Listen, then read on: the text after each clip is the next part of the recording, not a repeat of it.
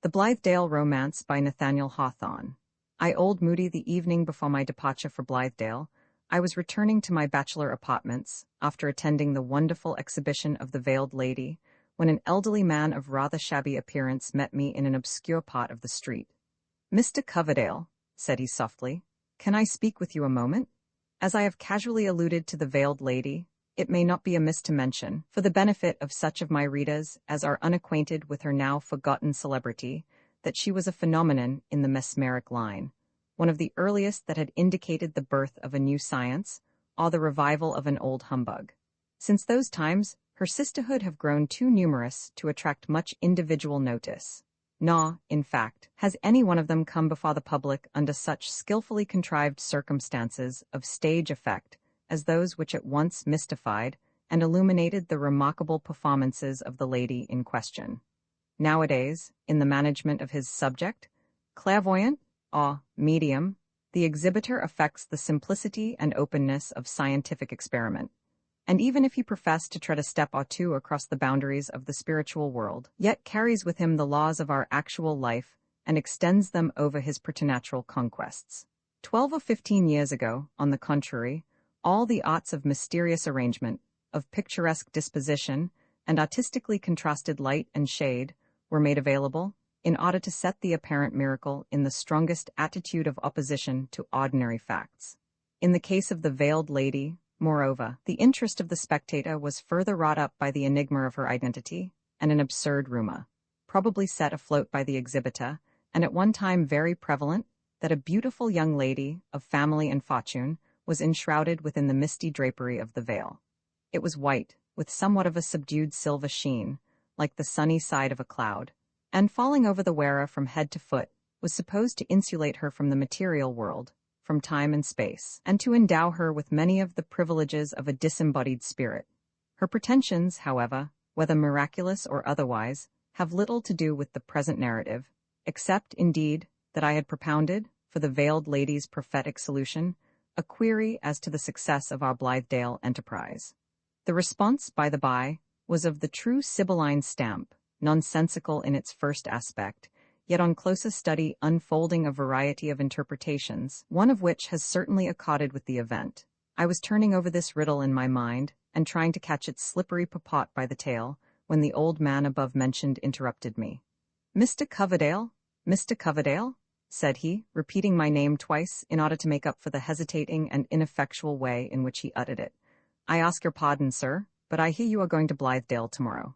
I knew the pale, elderly face with the red-tipped nose and the patch over one eye, and likewise saw something characteristic in the old fellow's way of standing under the arch of a gate, only revealing enough of himself to make me recognize him as an acquaintance. He was a very shy personage, this Mr. Moody, and the trait was the more singular, as his mode of getting his bread necessarily brought him into the stir and hubbub of the world more than the generality of men. "Yes, Mr. Moody," I answered, wondering what interest he could take in the fact. "It is my intention to go to Blithedale tomorrow. Can I be of any service to you before my departure?" "If you pleased, Mr. Coverdale," said he, "you might do me a very great favor." "A very great one?" repeated I, in a tone that must have expressed but little alacrity of beneficence, although I was ready to do the old man any amount of kindness involving no special trouble to myself. "A very great favor, do you say? My time is brief, Mr. Moody, and I have a good many preparations to make, but be good enough to tell me what you wish." "Ah, sir," replied old Moody, "I don't quite like to do that, and on further thoughts, Mr. Coverdale, perhaps I had better apply to some older gentleman, or to some lady, if you would have the kindness to make me known to one, who may happen to be going to Blithedale." "You are a young man, sir. Does that fact lessen my availability for your purpose?" asked I. "However, if an older man will suit you better, there is Mr. Hollingsworth, who has 3 or 4 years the advantage of me in age, and is a much more solid character, and a philanthropist to boot. I am only a poet, and, so the critics tell me, no great affair at that. But what can this business be, Mr. Moody? It begins to interest me, especially since your hint that a lady's influence might be found desirable. Come, I am really anxious to be of service to you." But the old fellow, in his civil and demure manner, was both freakish and obstinate, and he had now taken some notion or other into his head that made him hesitate in his former design. "I wonder, sir," said he, "whether you know a lady whom they call Zenobia?" Not personally, I answered, although I expect that pleasure tomorrow, as she has got the start of the rest of us and is already a resident at Blithedale. But have you a literary turn, Mr. Moody? Or have you taken up the advocacy of women's rights? Or what else can have interested you in this lady? Zenobia, by the by, as I suppose you know, is merely her public name, a sort of mask in which she comes before the world, retaining all the privileges of privacy, a contrivance, in short, like the white drapery of the veiled lady, only a little more transparent. But it is late. Will you tell me what I can do for you? Please to excuse me tonight, Mr. Coverdale, said Moody. You are very kind, but I am afraid I have troubled you when, after all, there may be no need. Perhaps with your good leave, I will come to your lodgings tomorrow morning before you set out for Blithedale. I wish you a good night, sir, and beg pardon for stopping you. And so he slipped away, and, as he did not show himself the next morning, it was only through subsequent events that I ever arrived at a plausible conjecture as to what his business could have been. Arriving at my room, I threw a lump of cannel coal upon the grate, lighted a cigar, and spent an hour in musings of every hue, from the brightest to the most sombre. Being, in truth, not so very confident as at some former periods that this final step, which would mix me up irrevocably with the Blithedale affair, was the wisest that could possibly be taken. It was nothing short of midnight when I went to bed, after drinking a glass of particularly fine sherry on which I used to pride myself in those days. It was the very last bottle, and I finished it, with a friend, the next forenoon, before setting out for Blithedale. Ex-visitor from town Hollingsworth and we had been hoeing potatoes that forenoon, while the rest of the fraternity were engaged in a distant quarter of the farm, sat under a clump of maples, eating our 11 o'clock lunch, when we saw a stranger approaching along the edge of the field. He had admitted himself from the roadside through a turnstile, and seemed to have a purpose of speaking with us.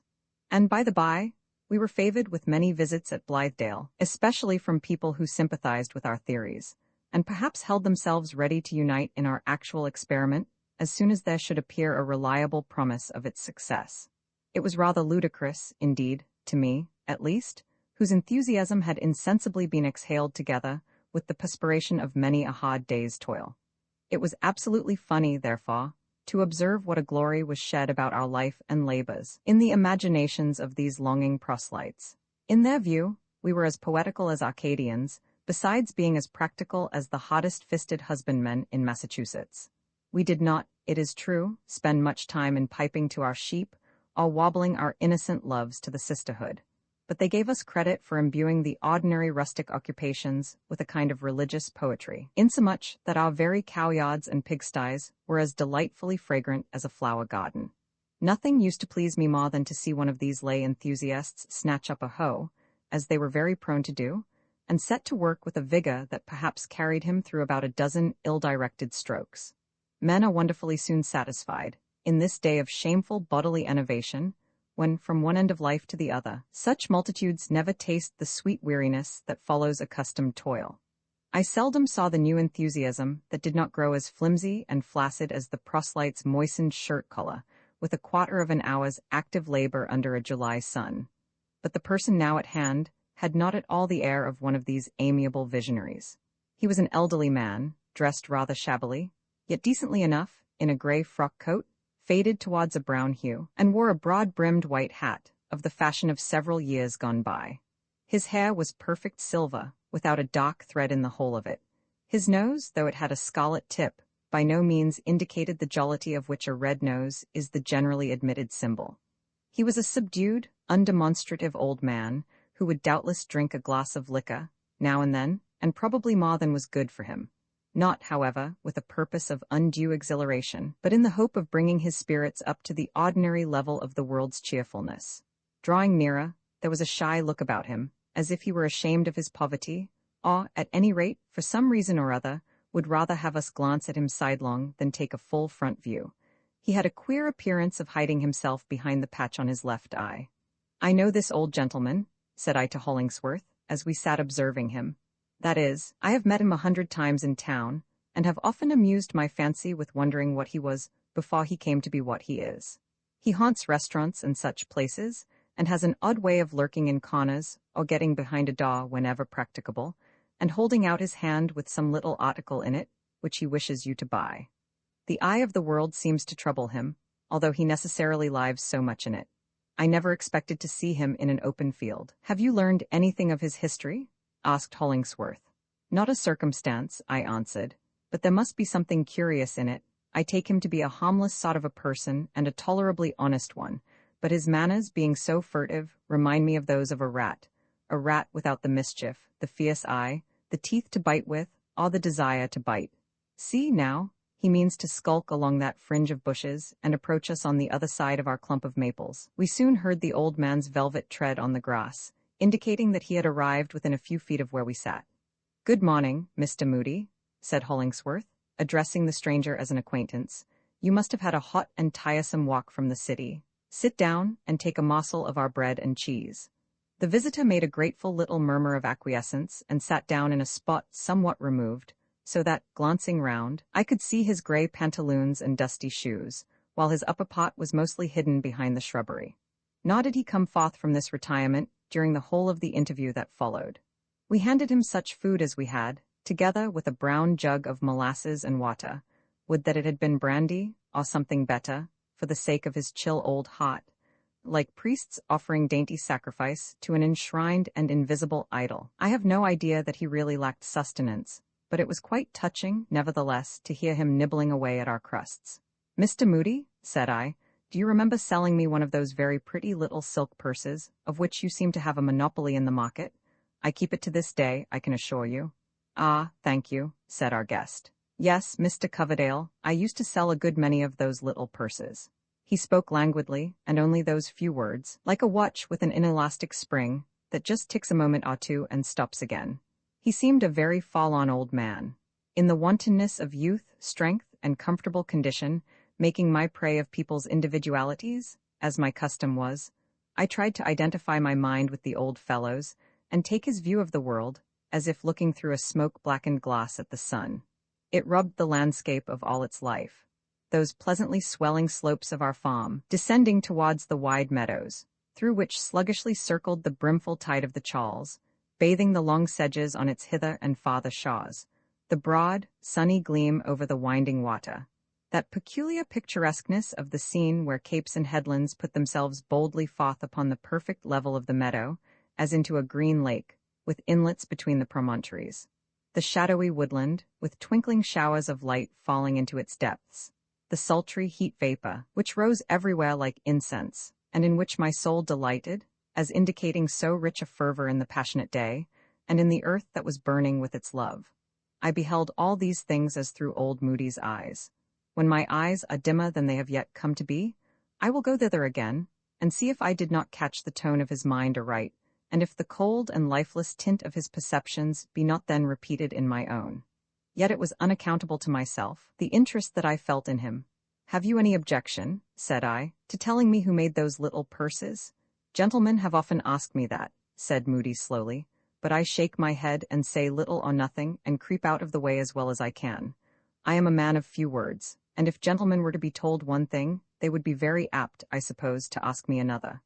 But it happens just now, Mr. Coverdale, that you can tell me more about the maker of those little purses than I can tell you.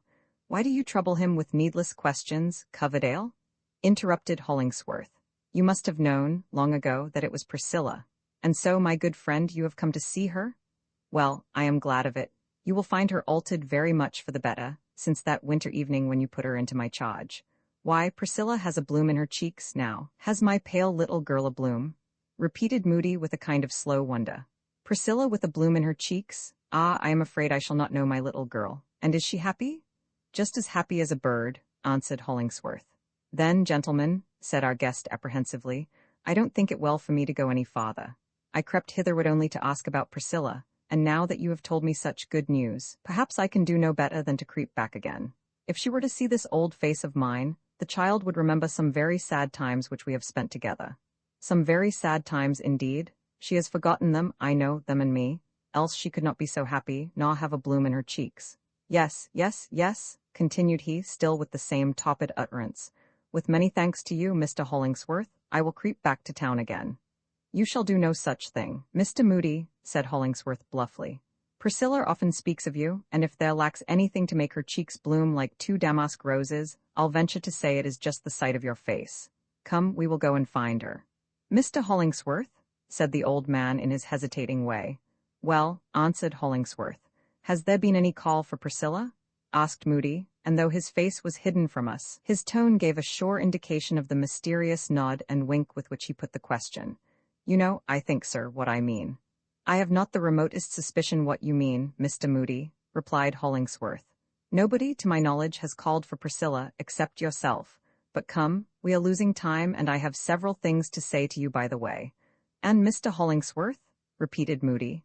Well, again? Cried my friend rather impatiently. What now? There is a lady here, said the old man, and his voice lost some of its wearisome hesitation. You will account it a very strange matter for me to talk about, but I chanced to know this lady when she was but a little child. If I am rightly informed, she has grown to be a very fine woman, and makes a brilliant figure in the world, with her beauty and her talents, and her noble way of spending her riches. I should recognize this lady, so people tell me, by a magnificent flower in her hair. What a rich tinge it gives to his colorless ideas when he speaks of Zenobia, I whispered to Hollingsworth. But how can there possibly be any interest or connecting link between him and her? The old man, for years past, whispered Hollingsworth, has been a little out of his right mind, as you probably see.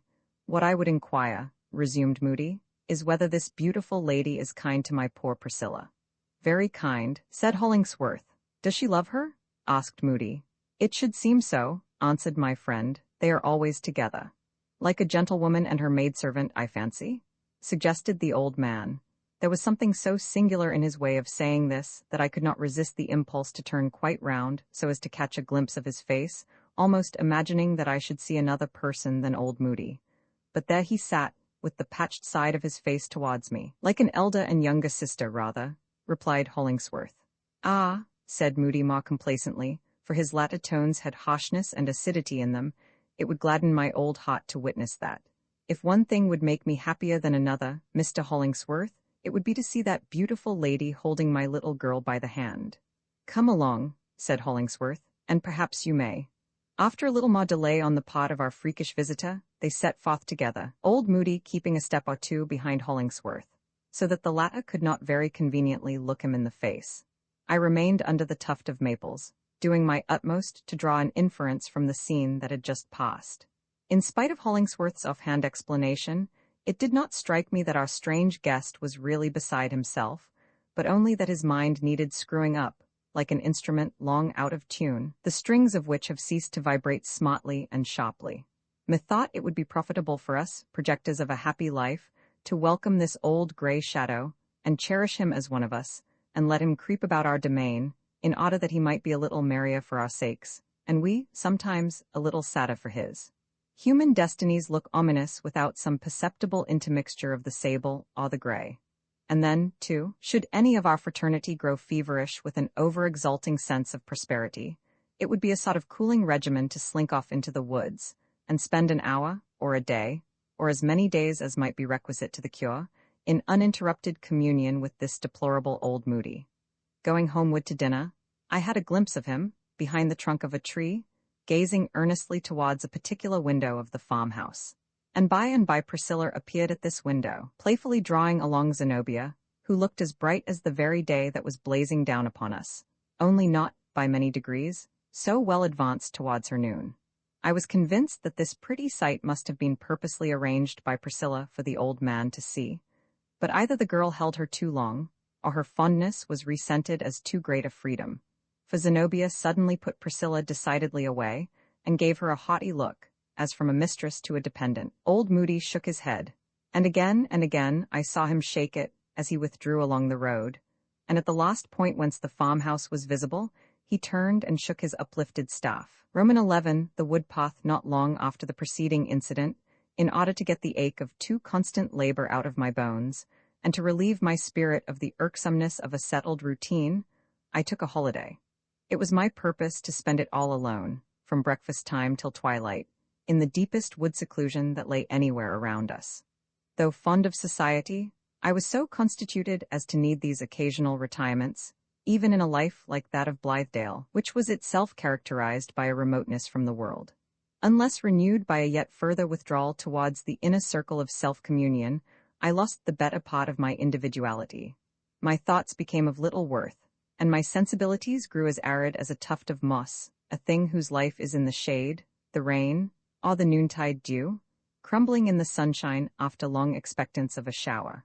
So, with my heart full of a drowsy pleasure, and cautious not to dissipate my mood by previous intercourse with anyone, I hurried away, and was soon pacing a wood path, arched overhead with boughs, and dusky brown beneath my feet.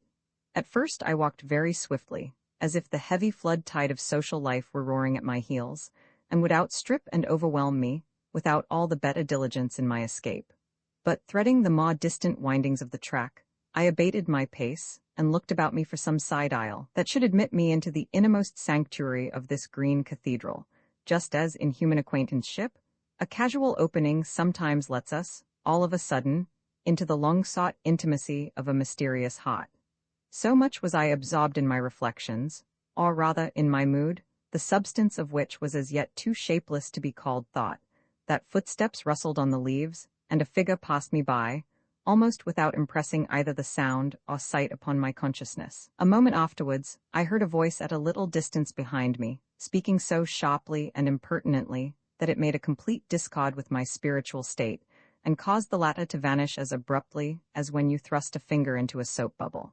"Halloo, friend," cried this most unseasonable voice. "Stop a moment, I say, I must have a word with you." I turned about in a humor ludicrously irate. In the first place, the interruption, at any rate, was a grievous injury, then, the tone displeased me.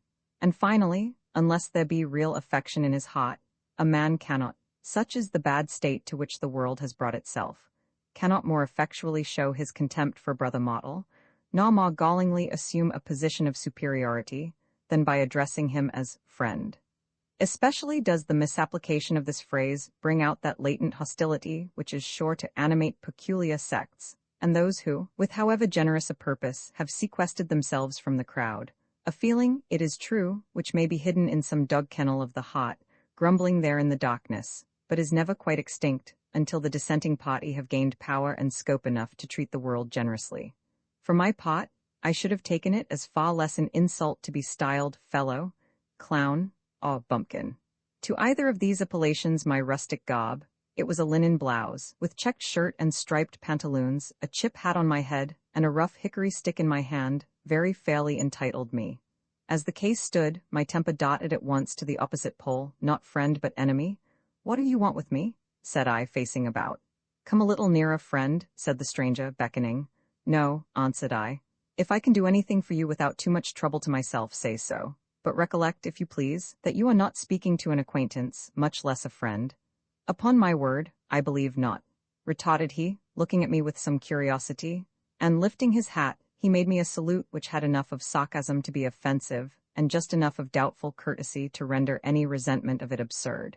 "But I ask your pardon? I recognize a little mistake. If I may take the liberty to suppose it, you, sir, are probably one of the aesthetic, or shall I rather say ecstatic, laborers who have planted themselves hereabouts. This is your forest of Auden, and you are either the banished duke in person, or one of the chief nobles in his train. The melancholy Jacques, perhaps? Be it so. In that case you can probably do me a favor.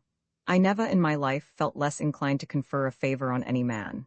"I am busy," said I. So unexpectedly had the stranger made me sensible of his presence that he had almost the effect of an apparition, and certainly a less appropriate one taking into view the dim woodland solitude about us, than if the savage man of antiquity, hirsute and cinctured with a leafy girdle, had started out of a thicket. He was still young, seemingly a little under 30, of a tall and well-developed figure, and as handsome a man as ever I beheld. The style of his beauty, however, though a masculine style, did not at all commend itself to my taste. His countenance, I hardly know how to describe the peculiarity, had an indecorum in it, a kind of rudeness, a hard, coarse, froth-pudding freedom of expression, which no degree of external polish could have abated one single jot. Not that it was vulgar. But he had no fineness of nature. There was in his eyes, although they might have artifice enough of another sort, the naked exposure of something that ought not to be left prominent. With these vague allusions to what I have seen in other faces as well as his, I leave the quality to be comprehended best, because with an intuitive repugnance, by those who possess least of it. His hair, as well as his beard and mustache, was coal-black. His eyes, too, were black and sparkling, and his teeth remarkably brilliant. He was rather carelessly but well and fashionably dressed in a summer morning costume. There was a gold chain, exquisitely wrought, across his vest. I never saw a smoother or whiter gloss than that upon his shirt bosom, which had a pin in it, set with a gem that glimmered in the leafy shadow where he stood, like a living tip of fire. He carried a stick with a wooden head, carved in vivid imitation of that of a serpent.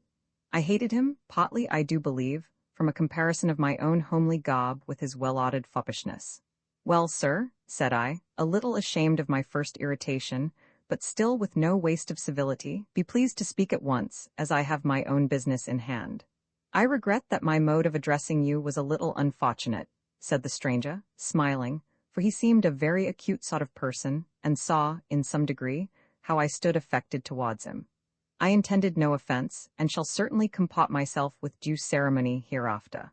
I merely wished to make a few inquiries respecting a lady, formerly of my acquaintance, who is now resident in your community, and, I believe, largely concerned in your social enterprise. You call her, I think, Zenobia." "That is her name in literature," observed I.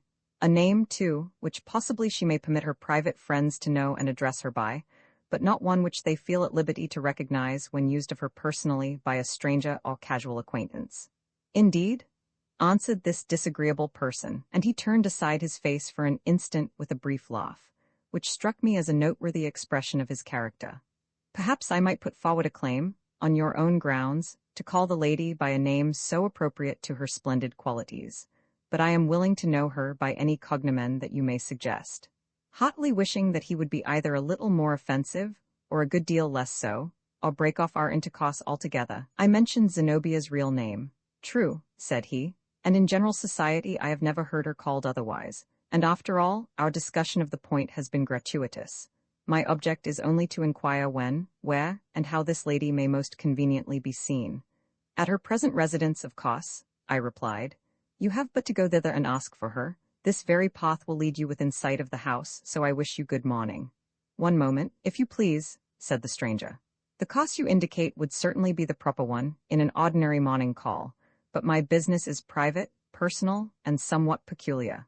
Now, in a community like this, I should judge that any little occurrence is likely to be discussed rather more minutely than would quite suit my views. I refer solely to myself, you understand, and without intimating that it would be other than a matter of entire indifference to the lady. In short, I especially desire to see her in private.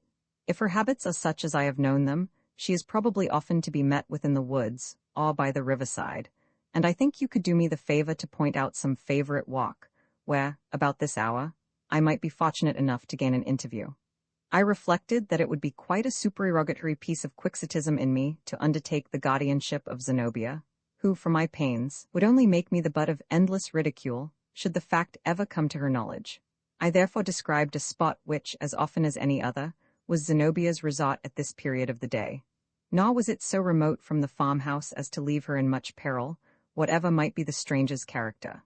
"A single word more," said he, and his black eyes sparkled at me, whether with fun or malice I knew not, but certainly as if the devil were peeping out of them. "Among your fraternity, I understand, there is a certain holy and benevolent blacksmith, a man of iron, in more senses than one, a rough, cross-grained, well-meaning individual, rather boorish in his manners, as might be expected, and by no means of the highest intellectual cultivation.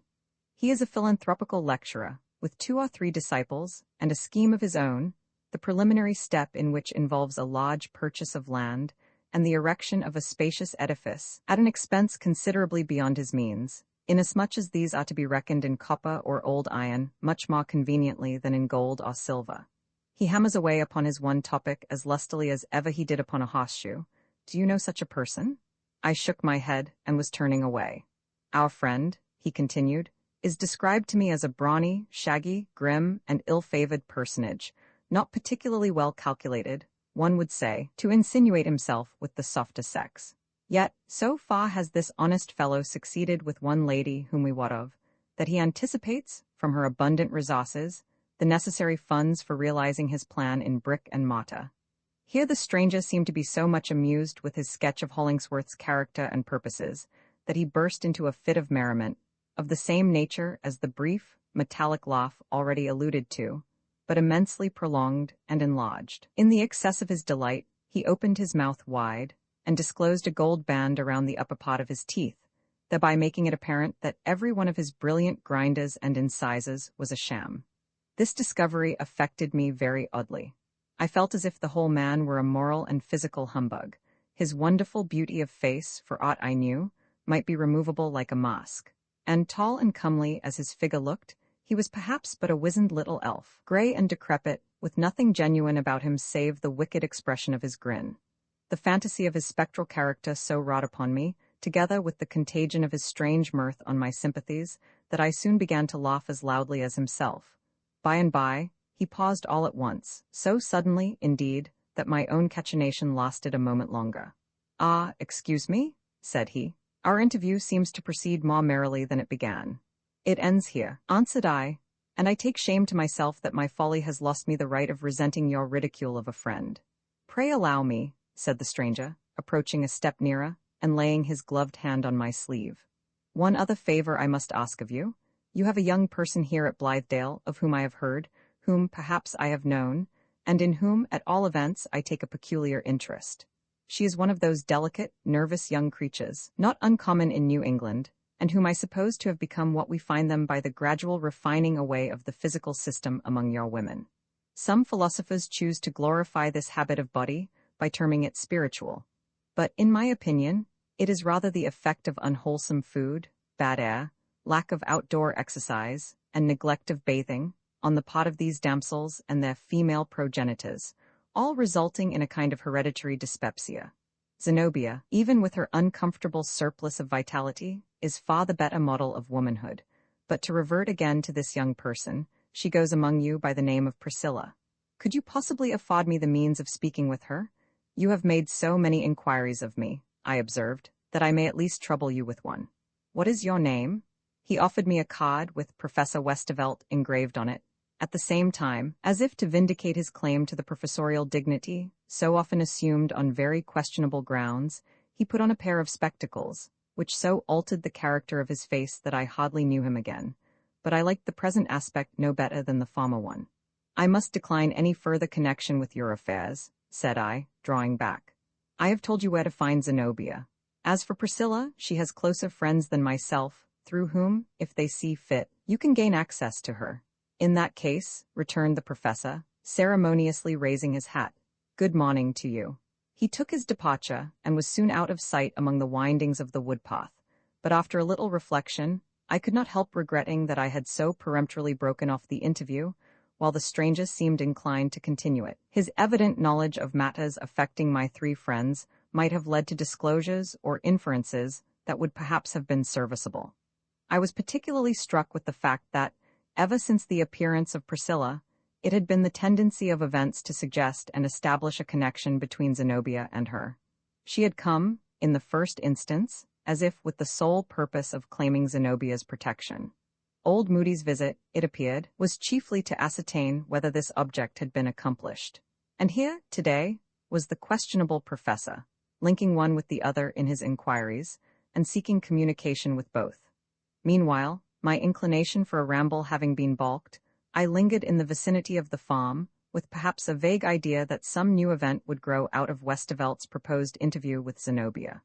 My own part in these transactions was singularly subordinate. It resembled that of the chorus in a classic play, which seems to be set aloof from the possibility of personal concernment, and bestows the whole measure of its hope or fear, its exultation or sorrow, on the fortunes of others, between whom and itself this sympathy is the only bond. Destiny, it may be, the most skillful of stage managers, seldom chooses to arrange its scenes and carry forward its drama, without securing the presence of at least one calm observer. It is his office to give applause when due, and sometimes an inevitable tear, to detect the final fitness of incident to character, and distill in his long brooding thought the whole morality of the performance. Not to be out of the way in case there were need of me in my vocation, and, at the same time, to avoid thrusting myself where neither destiny nor mortals might desire my presence, I remained pretty near the verge of the woodlands. My position was off the track of Zenobia's customary walk, yet not so remote but that a recognized occasion might speedily have brought me thither. Roman 12 Coverdale's hermitage long since, in this part of our circumjacent wood, I had found out for myself a little hermitage. It was a kind of leafy cave, high upward into the air, among the midmost branches of a white pine tree. A wild grapevine, of unusual size and luxuriance, had twined and twisted itself up into the tree, and after wreathing the entanglement of its tendrils around almost every bough, had caught hold of 3 or 4 neighboring trees, and married the whole clump with a perfectly inextricable knot of polygamy. Once, while sheltering myself from a summer shower, the fancy had taken me to clamber up into this seemingly impervious mass of foliage. The branches yielded me a passage, and closed again beneath, as if only a squirrel or a bird had passed. Far aloft, around the stem of the central pine, behold a perfect nest for Robinson Crusoe, or King Charles. A hollow chamber of rare seclusion had been formed by the decay of some of the pine branches, which the vine had lovingly strangled with its embrace, burying them from the light of day in an aerial sepulchre of its own leaves. It cost me but little ingenuity to enlarge the interior and open loopholes through the verdant walls. Had it ever been my fortune to spend a honeymoon, I should have thought seriously of inviting my bride up thither, where our next neighbors would have been 2 orioles in another part of the clump. It was an admirable place to make verses, tuning the rhythm to the breezy symphony that so often stirred among the vine leaves, or to meditate an essay for the dial, in which the many tongues of nature whispered mysteries, and seemed to ask only a little stronger puff of wind to speak out the solution of its riddle. Being so pervious to air currents, it was just the nook, too, for the enjoyment of a cigar. This hermitage was my one exclusive possession, while I counted myself a brother of the socialists. It symbolized my individuality, and aided me in keeping it inviolate. None ever found me out in it except once a squirrel. I brought thither no guest, because after Hollingsworth failed me, there was no longer the man alive with whom I could think of sharing all. So there I used to sit, owl-like, yet not without liberal and hospitable thoughts. I counted the innumerable clusters of my vine, and foreckoned the abundance of my vintage. It gladdened me to anticipate the surprise of the community, when, like an allegorical figure of rich October, I should make my appearance, with shoulders bent beneath the burden of ripe grapes, and some of the crushed ones crimsoning my brow as with a bloodstain. Ascending into this natural turret, I peeped in turn out of several of its small windows. The pine tree, being ancient, rose high above the rest of the wood, which was of comparatively recent growth. Even where I sat, about midway between the root and the topmost bough, my position was lofty enough to serve as an observatory, not for starry investigations, but for those sublunary matters in which lay a lore as infinite as that of the planets. Through one loophole, I saw the river lapsing calmly onward, while in the meadow, near its brink, a few of the brethren were digging peat for our winter's fuel. On the interior cart road of our farm I discerned Hollingsworth, with a yoke of oxen hitched to a drag of stones that were to be piled into a fence, on which we employed ourselves at the odd intervals of other labor. The harsh tones of his voice, shouting to the sluggish steers, made me sensible, even at such a distance, that he was ill at ease, and that the balked philanthropist had the battle spirit in his heart. "Ha, Buck," quoth he, "come along there, ye lazy ones. What are ye about? Now, mankind, in Hollingsworth's opinion, thought I, is but another yoke of oxen, as stubborn, stupid, and sluggish as our old Brown and Bright. He vituperates us aloud and curses us in his heart, and will begin to prick us with the goad stick by and by. But are we his oxen? And what right has he to be the driver? And why, when there is enough else to do, should we waste our strength in dragging home the ponderous load of his philanthropic absurdities? At my height above the earth, the whole matter looks ridiculous. Turning towards the farmhouse, I saw Priscilla, for though a great way off, the eye of faith assured me that it was she, sitting at Zenobia's window, and making little purses, I suppose, or perhaps mending the community's old linen. A bird flew past my tree, and as it clove its way onward into the sunny atmosphere, I flung it a message for Priscilla. "Tell her," said I, "that her fragile thread of life has inextricably knotted itself with other and tougher threads, and most likely it will be broken. Tell her that Zenobia will not be long her friend. Say that Hollingsworth's heart is on fire with his own purpose, but icy for all human affection, and that, if she has given him her love, it is like casting a flower into a sepulchre. And say that if any mortal really cares for her, it is myself, and not even I for her realities. Poor little seamstress, as Zenobia rightly called her, but for the fancy work with which I have idly decked her out. The pleasant scent of the wood, evolved by the hot sun, stole up to my nostrils, as if I had been an idol in its niche. Many trees mingled their fragrance into a thousandfold odor. Possibly there was a sensual influence in the broad light of noon that lay beneath me. It may have been the cause, in part, that I suddenly found myself possessed by a mood of disbelief in moral beauty or heroism, and a conviction of the folly of attempting to benefit the world. Our especial scheme of reform, which, from my observatory, I could take in with the bodily eye, looked so ridiculous that it was impossible not to laugh aloud. But the joke is a little too heavy, thought I. If I were wise, I should get out of the scrape with all diligence, and then laugh at my companions for remaining in it. While thus musing, I heard with perfect distinctness, somewhere in the wood beneath, the peculiar laugh which I have described as one of the disagreeable characteristics of Professor Westervelt. It brought my thoughts back to our recent interview. I recognized as chiefly due to this man's influence the skeptical and sneering view which just now had filled my mental vision in regard to all life's better purposes. And it was through his eyes, more than my own, that I was looking at Hollingsworth, with his glorious if impracticable dream, and at the noble earthliness of Zenobia's character, and even at Priscilla, whose impalpable grace lay so singularly between disease and beauty. The essential charm of each had vanished. There are some spheres the contact with which inevitably degrades the high, debases the pure, deforms the beautiful. It must be a mind of uncommon strength and little impressibility that can permit itself the habit of such intercourse, and not be permanently deteriorated. And yet the professor's tone represented that of worldly society at large, where a cold skepticism smothers what it can of our spiritual aspirations, and makes the rest ridiculous. I detested this kind of man, and all the more because a part of my own nature showed itself responsive to him. Voices were now approaching through the region of the wood, which lay in the vicinity of my tree. Soon I caught glimpses of two figures, a woman and a man, Zenobia and the stranger, earnestly talking together as they advanced. Zenobia had a rich though varying color. It was, most of the while, a flame and anon a sudden paleness. Her eyes glowed so that their light sometimes flashed upward to me, as when the sun throws a dazzle from some bright object on the ground. Her gestures were free and strikingly impressive. The whole woman was alive with a passionate intensity, which I now perceived to be the phase in which her beauty culminated. Any passion would have become her well, and passionate love, perhaps, the best of all. This was not love, but anger, largely intermixed with scorn. Yet the idea strangely forced itself upon me that there was a sort of familiarity between these two companions, necessarily the result of an intimate love on Zenobia's part, at least, in days gone by, but which had prolonged itself into as intimate a hatred, for all futurity. As they passed among the trees, reckless as her movement was, she took good heed that even the hem of her garment should not brush against the stranger's person. I wondered whether there had always been a chasm, guarded so religiously, betwixt these two. As for Westervelt, he was not a whit more warmed by Zenobia's passion than a salamander by the heat of its native furnace. He would have been absolutely statuesque, save for a look of slight perplexity, tinctured strongly with derision. It was a crisis in which his intellectual perceptions could not altogether help him out. He failed to comprehend, and cared but little for comprehending, why Zenobia should put herself into such a fume, but satisfied his mind that it was all folly, and only another shape of a woman's manifold absurdity, which men can never understand.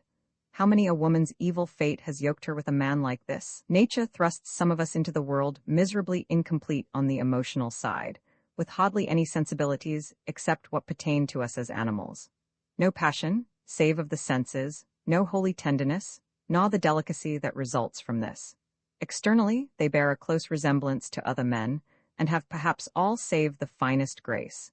But when a woman wrecks herself on such a being, she ultimately finds that the real womanhood within her has no corresponding part in him. Her deepest voice lacks a response. The deeper her cry, the more dead his silence. The fault may be none of his, he cannot give her what never lived within his soul. But the wretchedness on her side, and the moral deterioration attendant on a false and shallow life, without strength enough to keep itself sweet, are among the most pitiable wrongs that mortals suffer. Now, as I looked down from my upper region at this man and woman, outwardly so fair a sight, and wandering like two lovers in the wood, I imagined that Zenobia, at an earlier period of youth, might have fallen into the misfortune above indicated. And when her passionate womanhood, as was inevitable, had discovered its mistake, here had ensued the character of eccentricity and defiance which distinguished the more public portion of her life. Seeing how aptly matters had chanced thus far, I began to think it the design of fate to let me into all Zenobia's secrets, and that therefore the couple would sit down beneath my tree and carry on a conversation which would leave me nothing to inquire. No doubt, however, had it so happened, I should have deemed myself honorably bound to warn them of a listener's presence by flinging down a handful of unripe grapes, or by sending an unearthly groan out of my hiding place, as if this were one of the trees of Dante's ghostly forest. But real life never arranges itself exactly like a romance. In the first place, they did not sit down at all. Secondly, even while they passed beneath the tree, Zenobia's utterance was so hasty and broken, and Westevelt's so cool and low, that I hardly could make out an intelligible sentence on either side. What I seem to remember, I yet suspect, may have been patched together by my fancy in brooding over the matter afterwards. "Why not fling the girl off," said Westervelt, "and let her go?" "She clung to me from the first," replied Zenobia. "I neither know nor care what it is in me that so attaches her, but she loves me, and I will not fail her." "She will plague you then," said he, "in more ways than one." "The poor child," exclaimed Zenobia. "She can do me neither good nor harm. How should she?" I know not what reply Westervelt whispered, nor did Zenobia's subsequent exclamation give me any clue, except that it evidently inspired her with horror and disgust. "With what kind of a being am I linked?" cried she. "If my Creator cares aught for my soul, let him release me from this miserable bond." "I did not think it weighed so heavily," said her companion. "Nevertheless," answered Zenobia, "it will strangle me at last." And then I heard her utter a helpless sort of moan, a sound which, struggling out of the heart of a person of her pride and strength, affected me more than if she had made the wood dolorously vocal with 1,000 shrieks and wails. Other mysterious words, besides what are above written, they spoke together, but I understood no more, and even question whether I fairly understood so much as this. By long brooding over our recollections, we subtilized them into something akin to imaginary stuff, and hardly capable of being distinguished from it. In a few moments they were completely beyond earshot. A breeze stirred after them, and awoke the leafy tongues of the surrounding trees, which forthwith began to babble, as if innumerable gossips had all at once got wind of Zenobia's secret. But as the breeze grew stronger, its voice among the branches was as if it said, "Hush, hush," and I resolved that to no mortal would I disclose what I had heard. And though there might be room for casuistry, such, I conceive, is the most equitable rule in all similar conjunctures. Roman 13 Zenobia's legend the illustrious society of Blithedale, though it toiled in downright earnest for the good of mankind, yet not unfrequently illuminated its laborious life with an afternoon or evening of pastime. Picnics under the trees were considerably in vogue, and within doors, fragmentary bits of theatrical performance, such as single acts of tragedy or comedy, or dramatic proverbs and charades. Zenobia, besides, was fond of giving us readings from Shakespeare, and often with a depth of tragic power, or breadth of comic effect, that made one feel it an intolerable wrong to the world that she did not at once go upon the stage. Tableaux vivants were another of our occasional modes of amusement, in which scarlet shawls, old silken robes, ruffs, velvets, furs, and all kinds of miscellaneous trumpery converted our familiar companions into the people of a pictorial world. We had been thus engaged on the evening after the incident narrated in the last chapter. Several splendid works of art, either arranged after engravings from the old masters, or original illustrations of scenes in history or romance, had been presented, and we were earnestly entreating Zenobia for more. She stood with a meditative air, holding a large piece of gauze, or some such ethereal stuff, as if considering what picture should next occupy the frame, while at her feet lay a heap of many-colored garments, which her quick fancy and magic skill could so easily convert into gorgeous draperies for heroes and princesses. "I am getting weary of this," said she, after a moment's thought. "Our own features, and our own figures and airs, show a little too intrusively through all the characters we assume. We have so much familiarity with one another's realities that we cannot remove ourselves, at pleasure, into an imaginary sphere. Let us have no more pictures tonight, but to make you what poor amends I can, how would you like to have me trump up a wild, spectral legend on the spur of the moment?" Zenobia had the gift of telling a fanciful little story, offhand, in a way that made it greatly more effective than it was usually found to be when she afterwards elaborated the same production with her pen. Her proposal, therefore, was greeted with acclamation. "Oh, a story, by all means," cried the young girls. "No matter how marvelous, we will believe it, every word, and let it be a ghost story, if you please." "No, not exactly a ghost story," answered Zenobia, "but something so nearly like it that you shall hardly tell the difference. And, Priscilla, stand you before me where I may look at you, and get my inspiration out of your eyes.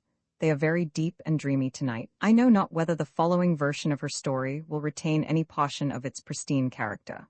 But, as Zenobia told it wildly and rapidly, hesitating at no extravagance, and dashing at absurdities which I am too timorous to repeat, giving it the varied emphasis of her inimitable voice, and the pictorial illustration of her mobile face, while through it all we caught the freshest aroma of the thoughts as they came bubbling out of her mind. Thus narrated, and thus heard, the legend seemed quite a remarkable affair. I scarcely knew at the time whether she intended us to laugh or be more seriously impressed. From beginning to end, it was undeniable nonsense, but not necessarily the worse for that. The silvery veil you have heard, my dear friends, of the veiled lady who grew suddenly so very famous a few months ago. And have you never thought how remarkable it was that this marvelous creature should vanish, all at once, while her renown was on the increase, before the public had grown weary of her, and when the enigma of her character, instead of being solved, presented itself more mystically at every exhibition? Her last appearance, as you know, was before a crowded audience. The next evening, although the bills had announced her, at the corner of every street, in red letters of a gigantic size, there was no veiled lady to be seen. Now, listen to my simple little tale, and you shall hear the very latest incident in the known life. If life it may be called, which seemed to have no more reality than the candlelight image of oneself which peeps at us outside of a dark window pane, the life of this shadowy phenomenon. A party of young gentlemen, you ought to understand, were enjoying themselves, one afternoon, as young gentlemen are sometimes fond of doing, over a bottle or two of champagne, and among other ladies less mysterious. The subject of the veiled lady, as was very natural, happened to come up before them for discussion. She rose, as it were, with the sparkling effervescence of their wine, and appeared in a more airy and fantastic light on account of the medium through which they saw her. They repeated to one another, between jest and earnest, all the wild stories that were in vogue. Nor, I presume, did they hesitate to add any small circumstance that the inventive whim of the moment might suggest, to heighten the marvelousness of their theme. But what an audacious report was that, observed one, which pretended to assert the identity of this strange creature with a young lady, and here he mentioned her name, the daughter of one of our most distinguished families. "Ah, there is more in that story than can well be accounted for," remarked another. "I have it on good authority that the young lady in question is invariably out of sight, and not to be traced, even by her own family, at the hours when the veiled lady is before the public, nor can any satisfactory explanation be given of her disappearance. And just look at the thing.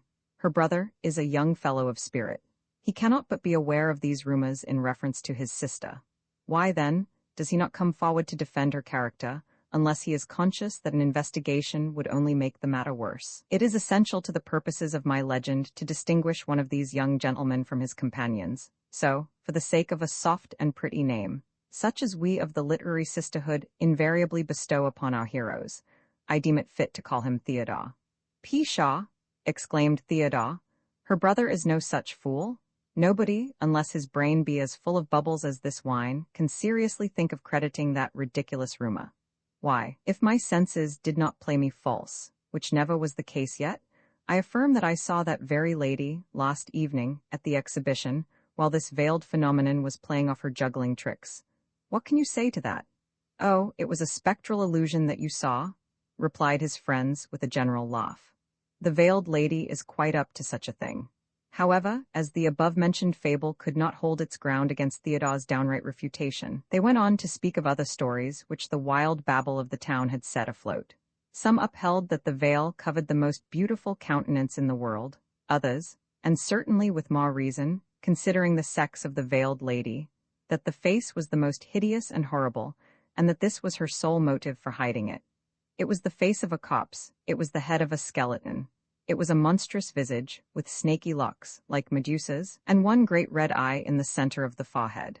Again, it was affirmed that there was no single and unchangeable set of features beneath the veil, but that whosoever should be bold enough to lift it would behold the features of that person, in all the world, who was destined to be his fate. Perhaps he would be greeted by the tender smile of the woman whom he loved, Quite as probably, the deadly scowl of his bitterest enemy would throw a blight over his life. They quoted, moreover, this startling explanation of the whole affair, that the magician who exhibited the veiled lady, and who, by the by, was the handsomest man in the whole world, had bought at his own soul for 7 years possession of a familiar fiend, and that the last year of the contract was wearing towards its close. If it were worth our while, I could keep you till an hour beyond midnight listening to 1,000 such absurdities as these. But finally our friend Theodore, who prided himself upon his common sense, found the matter getting quite beyond his patience. "I offer any wager you like," cried he, setting down his glass so forcibly as to break the stem of it, "that this very evening I find out the mystery of the veiled lady. Young men, I am told, boggle at nothing over their wine. So after a little more talk, a wager of considerable amount was actually laid, the money staked, and Theodore left to choose his own method of settling the dispute. How he managed it I know not, nor is it of any great importance to this veracious legend. The most natural way, to be sure, was by bribing the doorkeeper, or possibly he preferred clambering in at the window. But at any rate, that very evening, while the exhibition was going forward in the hall, Theodore contrived to gain admittance into the private withdrawing room, whither the veiled lady was accustomed to retire at the close of her performances. There he waited, listening, I suppose, to the stifled hum of the great audience, and no doubt he could distinguish the deep tones of the magician, causing the wonders that he wrought to appear more dark and intricate by his mystic pretense of an explanation. Perhaps, too, in the intervals of the wild, breezy music which accompanied the exhibition, he might hear the low voice of the veiled lady, conveying her sibylline responses.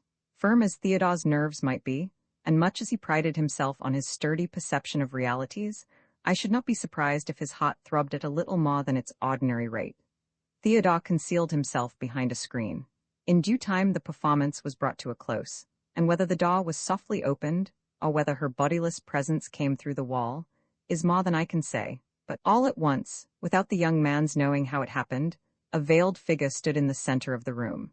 It was one thing to be in presence of this mystery in the hall of exhibition, where the warm, dense life of hundreds of other mortals kept up the beholder's courage and distributed her influence among so many. It was another thing to be quite alone with her, and that, too, with a hostile, or, at least, an unauthorized and unjustifiable purpose. I further imagine that Theodore now began to be sensible of something more serious in his enterprise than he had been quite aware of, while he sat with his boon companions over their sparkling wine.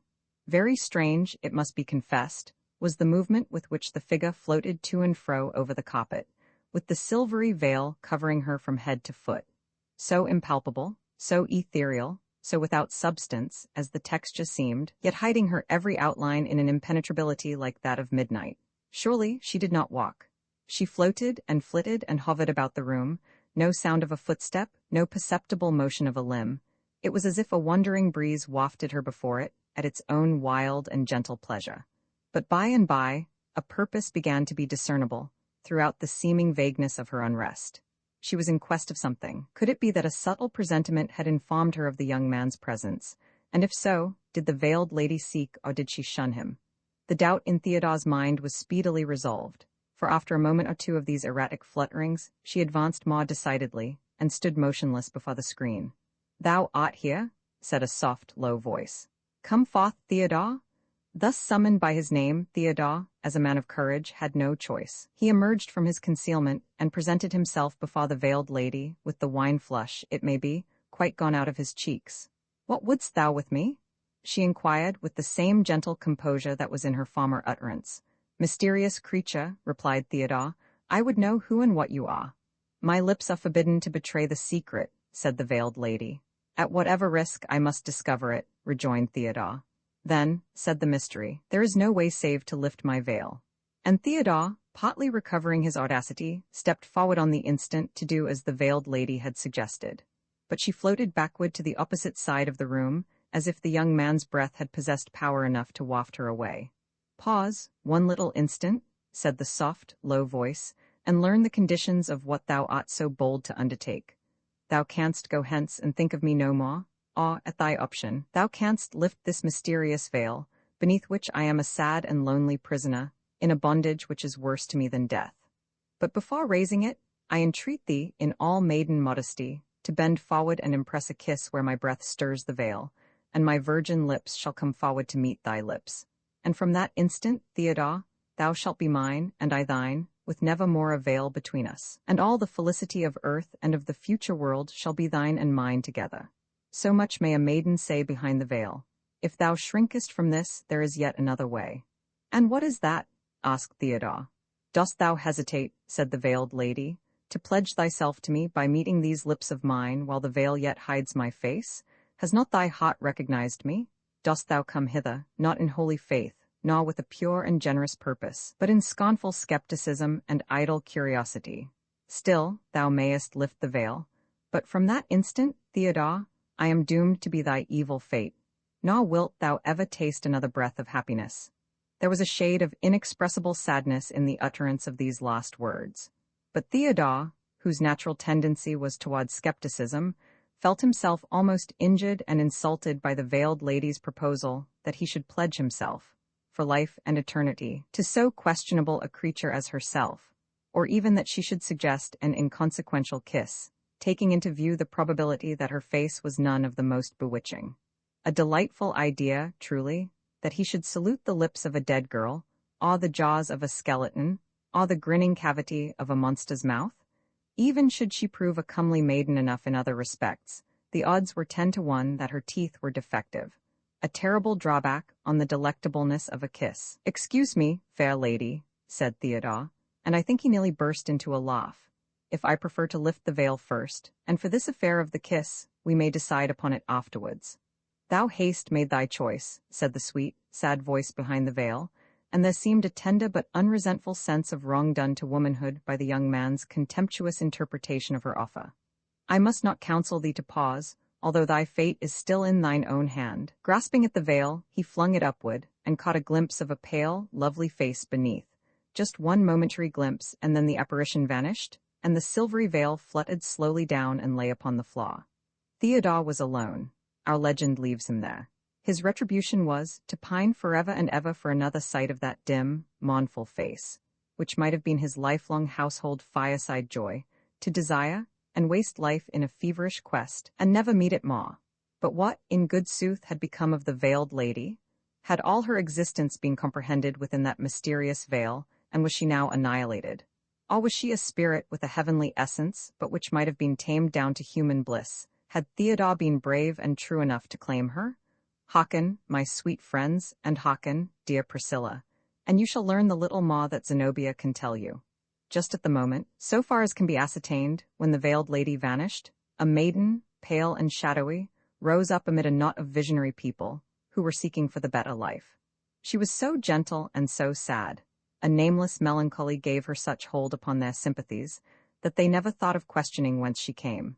She might have heretofore existed, or her thin substance might have been molded out of air at the very instant when they first beheld her.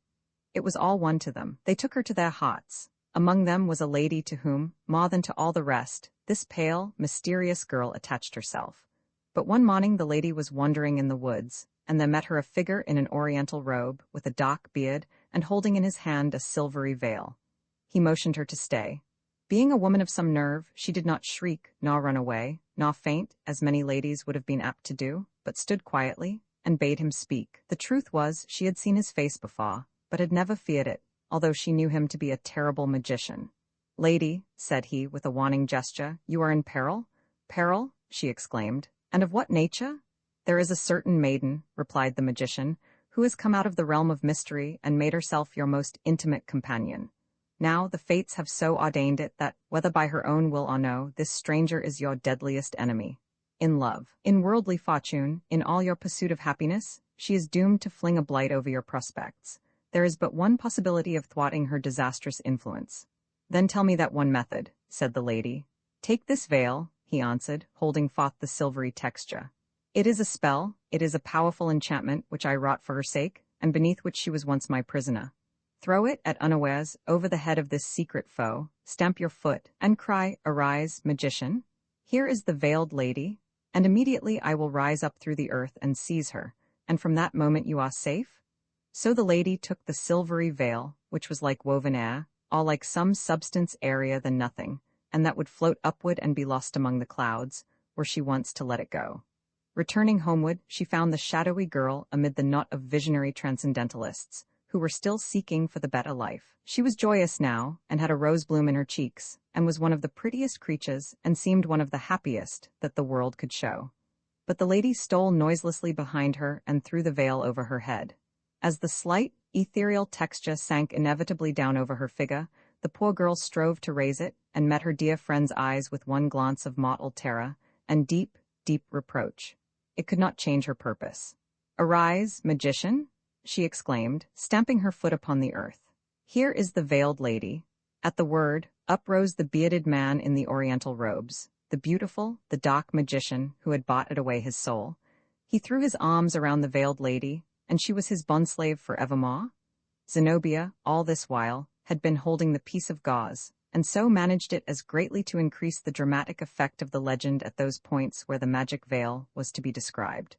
Arriving at the catastrophe, and uttering the fatal words, she flung the gauze over Priscilla's head, and for an instant her auditors held their breath, half expecting, I verily believe, that the magician would start up through the flaw, and carry off our poor little friend before our eyes.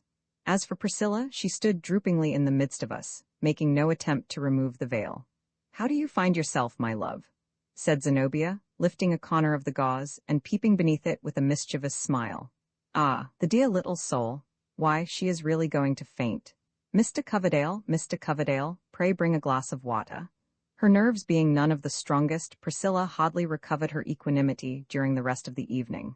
This, to be sure, was a great pity, but nevertheless we thought it a very bright idea of Zenobia's to bring her legend to so effective a conclusion. Roman 14 Eliot's pulpit our Sundays at Blithedale were not ordinarily kept with such rigid observance as might have befitted the descendants of the Pilgrims, whose high enterprise, as we sometimes flattered ourselves, we had taken up and were carrying it onward and aloft, to a point which they never dreamed of attaining.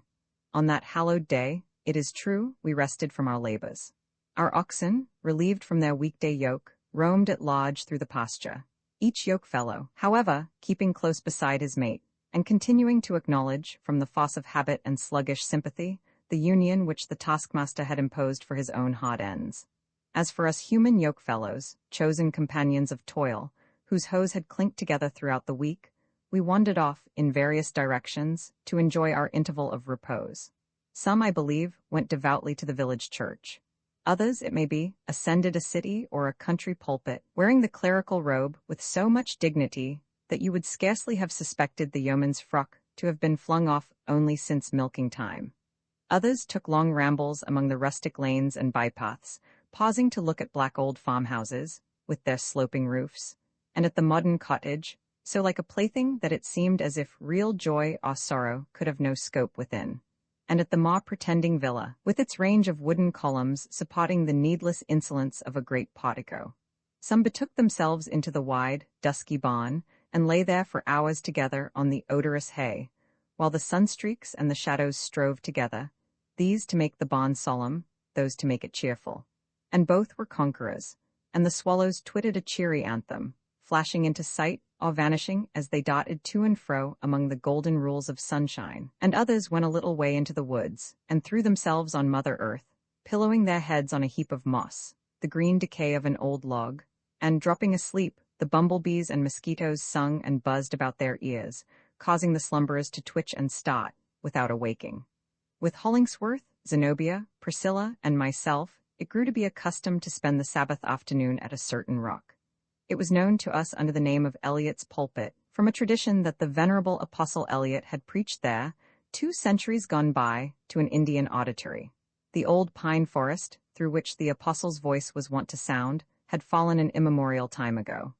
But the soil, being of the rudest and most broken surface, had apparently never been brought under tillage. Other growths, maple and beech and birch, had succeeded to the primeval trees, so that it was still as wild a tract of woodland as the great-great-great-great-grandson of one of Eliot's Indians, had any such posterity been in existence, could have desired for the site and shelter of his wigwam. These aftergrowths, indeed, lose the stately solemnity of the original forest. If left in due neglect, however, they run into an entanglement of softer wildness, among the rustling leaves of which the sun can scatter cheerfulness, as it never could among the dark-browed pines. The rock itself rose some 20 or 30 feet, a shattered granite boulder, or heap of boulders, with an irregular outline and many fissures, out of which sprang shrubs, bushes, and even trees, as if the scanty soil within those crevices were sweeter to their roots than any other earth. At the base of the pulpit, the broken boulders inclined towards each other, so as to form a shallow cave, within which our little party had sometimes found protection from a summer shower. On the threshold, or just across it, grew a tuft of pale columbines in their season, and violets, sad and shadowy recluses, such as Priscilla was when we first knew her. Children of the sun, who had never seen their father, but dwelt among damp mosses, though not akin to them. At the summit, the rock was overshadowed by the canopy of a birch tree, which served as a sounding board for the pulpit. Beneath this shade, with my eyes of sense half shut and those of the imagination widely opened, I used to see the holy apostle of the Indians, with the sunlight flickering down upon him through the leaves and glorifying his figure as with the half-perceptible glow of a transfiguration. I the more minutely described the rock, and this little Sabbath solitude, because Hollingsworth, at our solicitation, often ascended Eliot's pulpit, and not exactly preached, but talked to us, his few disciples, in a strain that rose and fell as naturally as the wind's breath among the leaves of the birch tree. No other speech of man has ever moved me like some of those discourses. It seemed most pitiful, a positive calamity to the world, that a treasury of golden thoughts should thus be scattered, by the liberal handful, down among us three, when 1,000 hearers might have been the richer for them, and Hollingsworth the richer, likewise, by the sympathy of multitudes. After speaking much or little, as might happen, he would descend from his grey pulpit, and generally fling himself at full length on the ground, face downward. Meanwhile, we talked around him on such topics as were suggested by the discourse. Since her interview with Westervelt, Zenobia's continual inequalities of temper had been rather difficult for her friends to bear.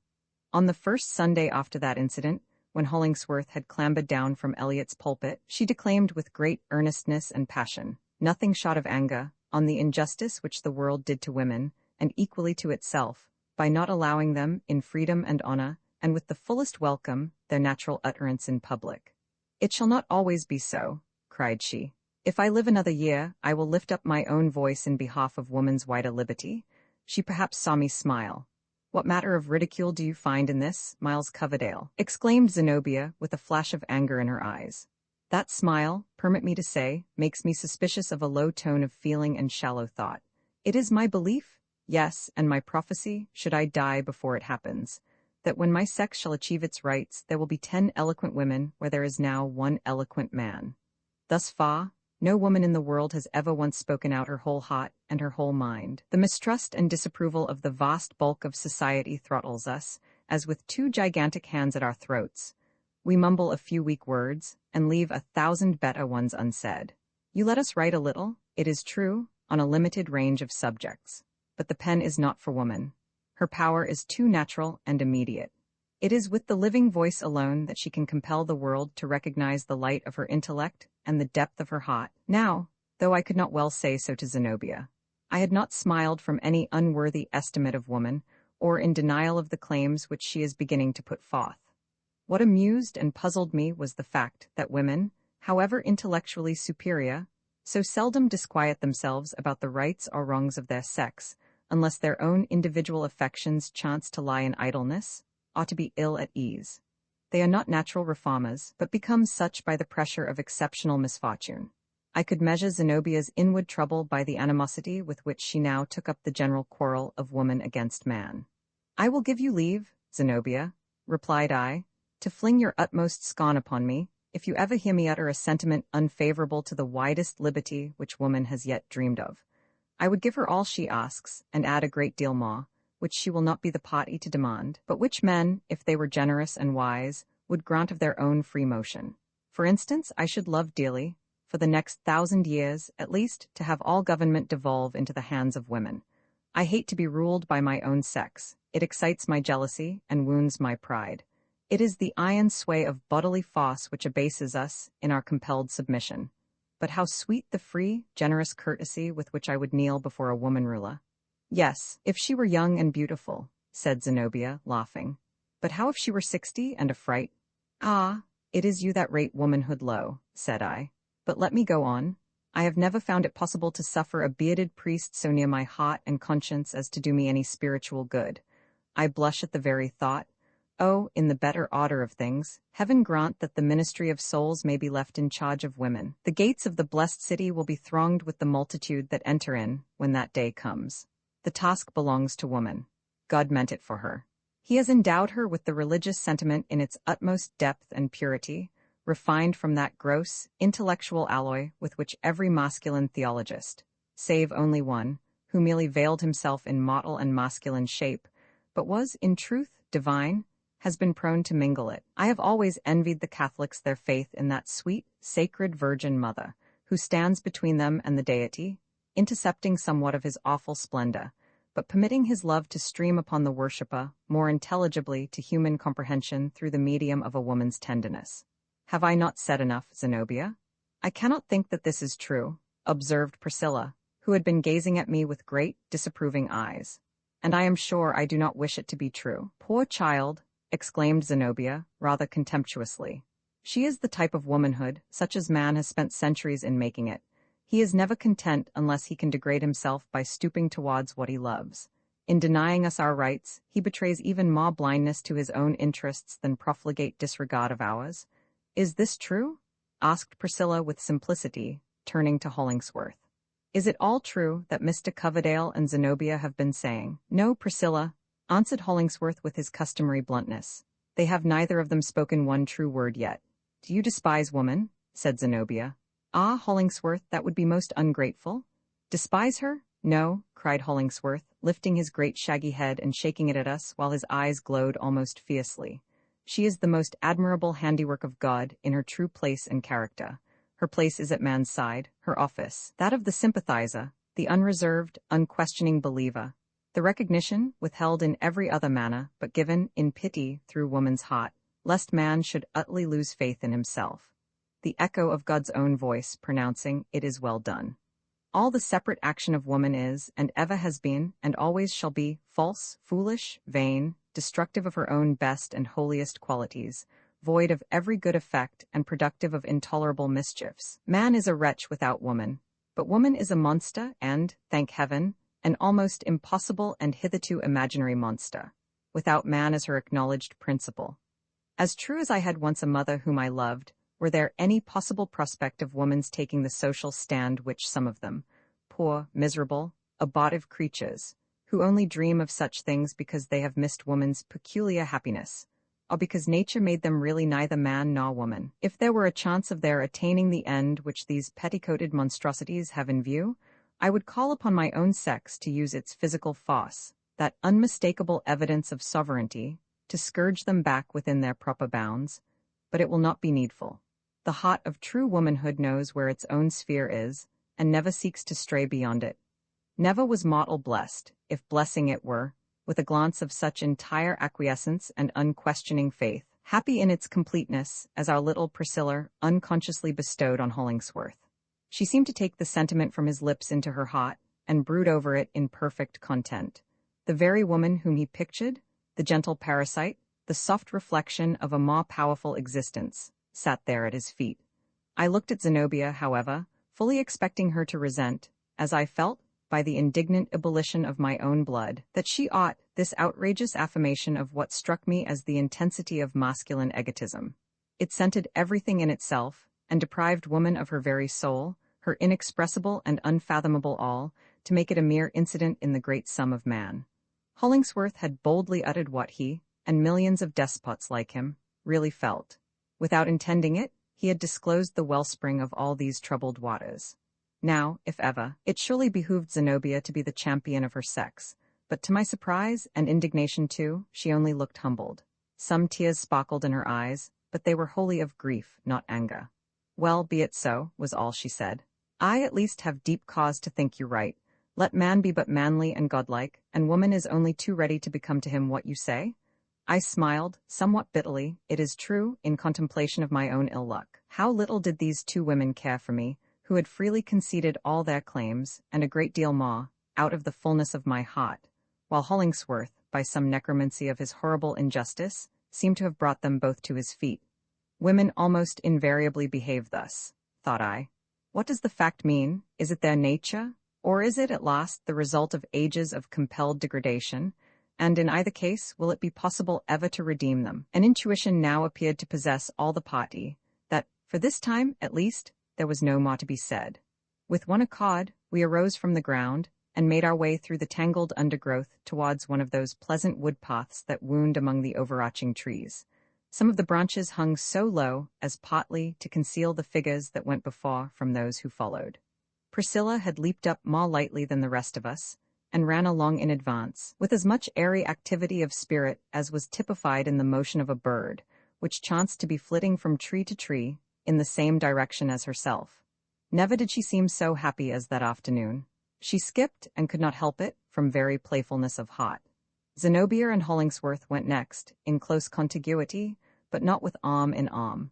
Now, just when they had passed the impending bough of a birch tree, I plainly saw Zenobia take the hand of Hollingsworth in both her own, press it to her bosom, and let it fall again. The gesture was sudden and full of passion. The impulse had evidently taken her by surprise. It expressed all. Had Zenobia knelt before him, or flung herself upon his breast and gasped out, "I love you, Hollingsworth?" I could not have been more certain of what it meant.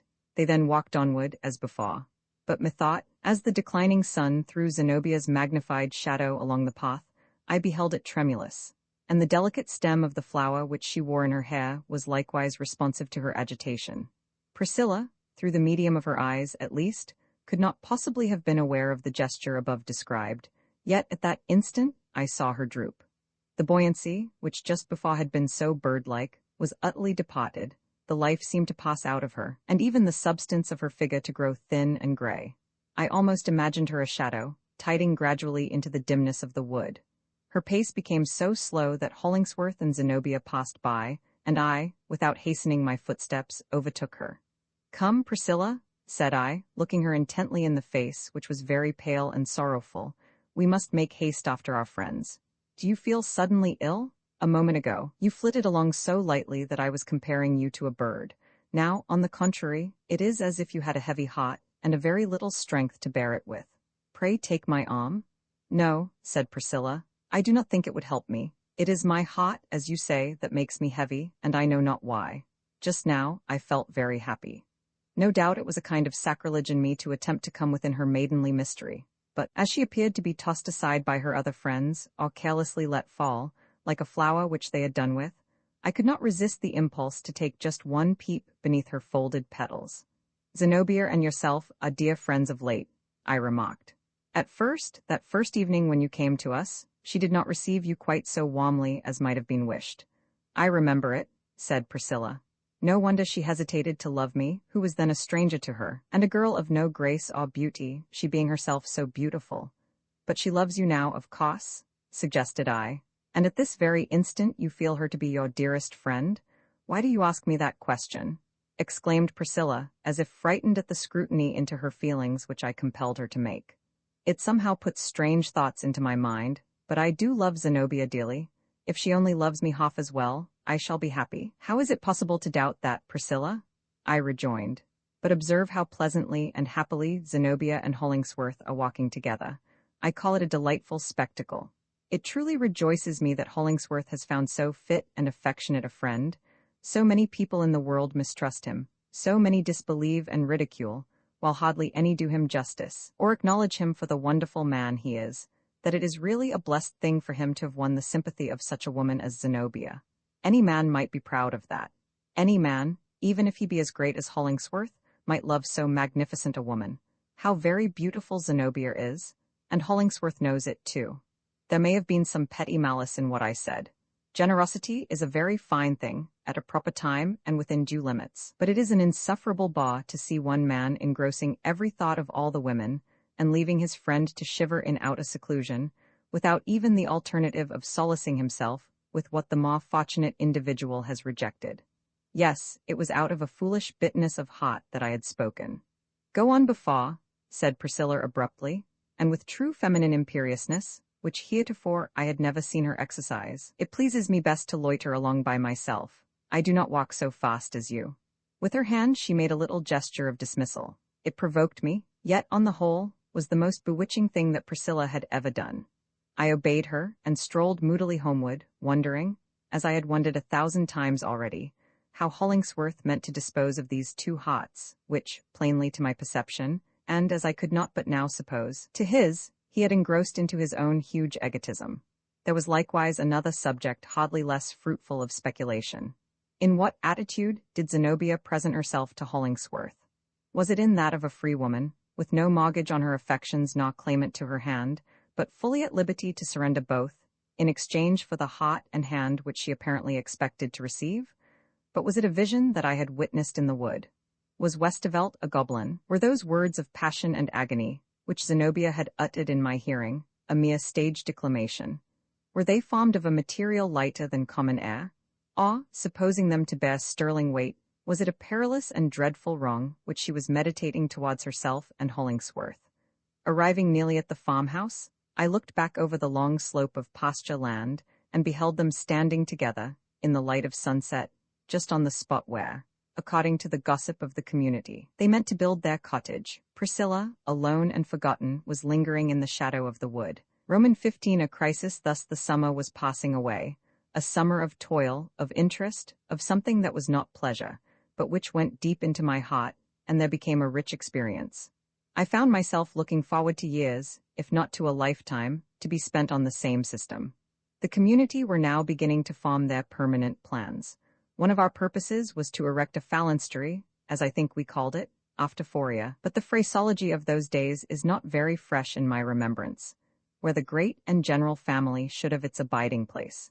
Individual members, too, who made it a point of religion to preserve the sanctity of an exclusive home, were selecting sites for their cottages, by the woodside, or on the breezy swells, or in the sheltered nook of some little valley, according as their taste might lean towards snugness or the picturesque.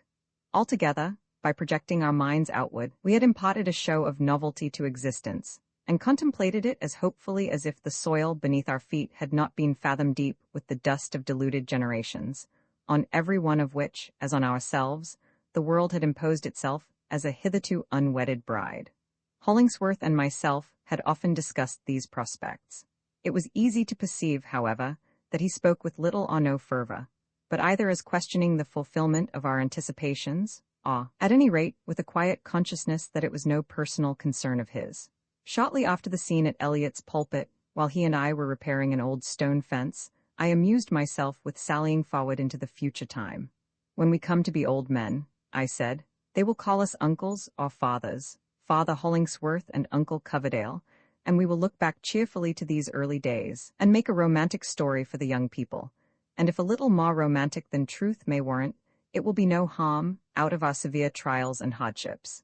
In a century or two, we shall, every one of us, be mythical personages, or exceedingly picturesque and poetical ones, at all events.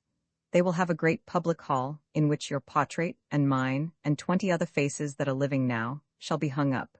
And as for me, I will be painted in my shirt sleeves, and with the sleeves rolled up, to show my muscular development.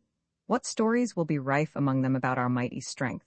Continued I, lifting a big stone and putting it into its place, though our posterity will really be far stronger than ourselves, after several generations of a simple, natural, and active life. What legends of Zenobia's beauty, and Priscilla's slender and shadowy grace, and those mysterious qualities which make her seem diaphanous with spiritual light.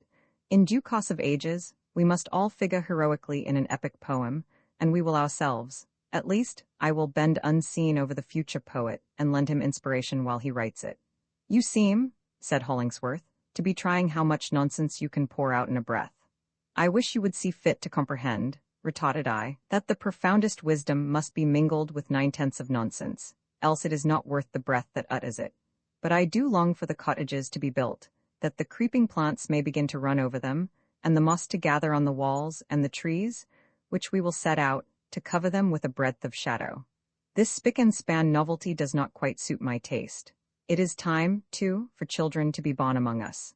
The first-born child is still to come, and I shall never feel as if this were a real, practical as well as poetical system of human life, until somebody has sanctified it by death.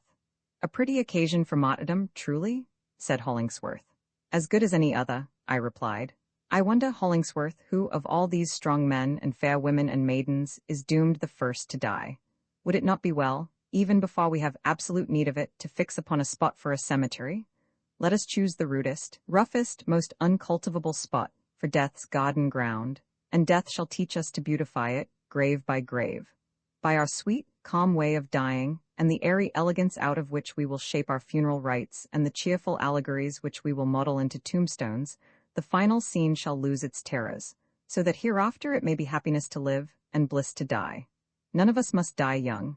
Yet, should Providence ordain it so, the event shall not be sorrowful, but affect us with a tender, delicious, only half melancholy, and almost smiling pathos.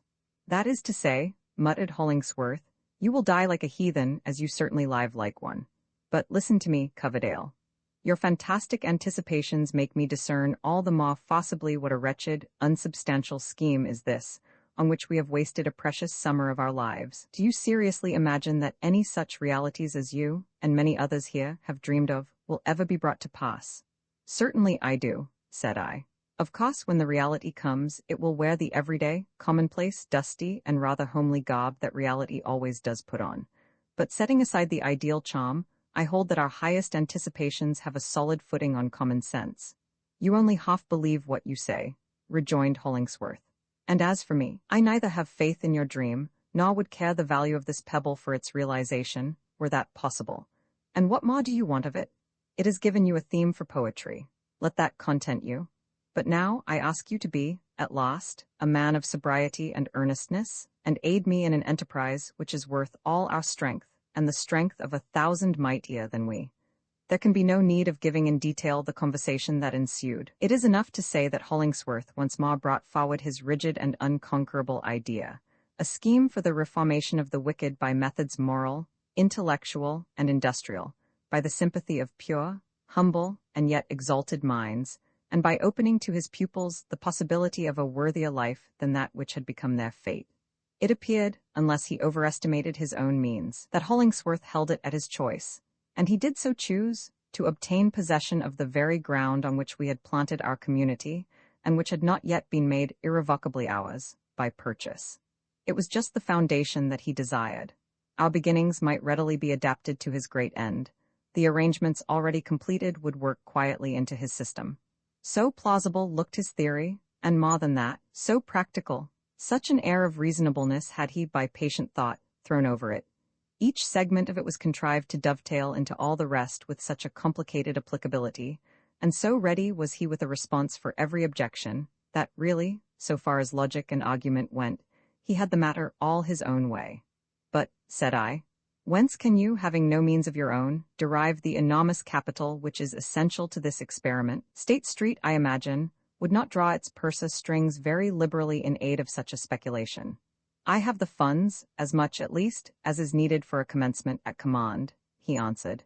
They can be produced within a month, if necessary. My thoughts reverted to Zenobia. It could only be her wealth which Hollingsworth was appropriating so lavishly, and on what conditions was it to be had? Did she fling it into the scheme with the uncalculating generosity that characterizes a woman when it is her impulse to be generous at all? And did she fling herself along with it?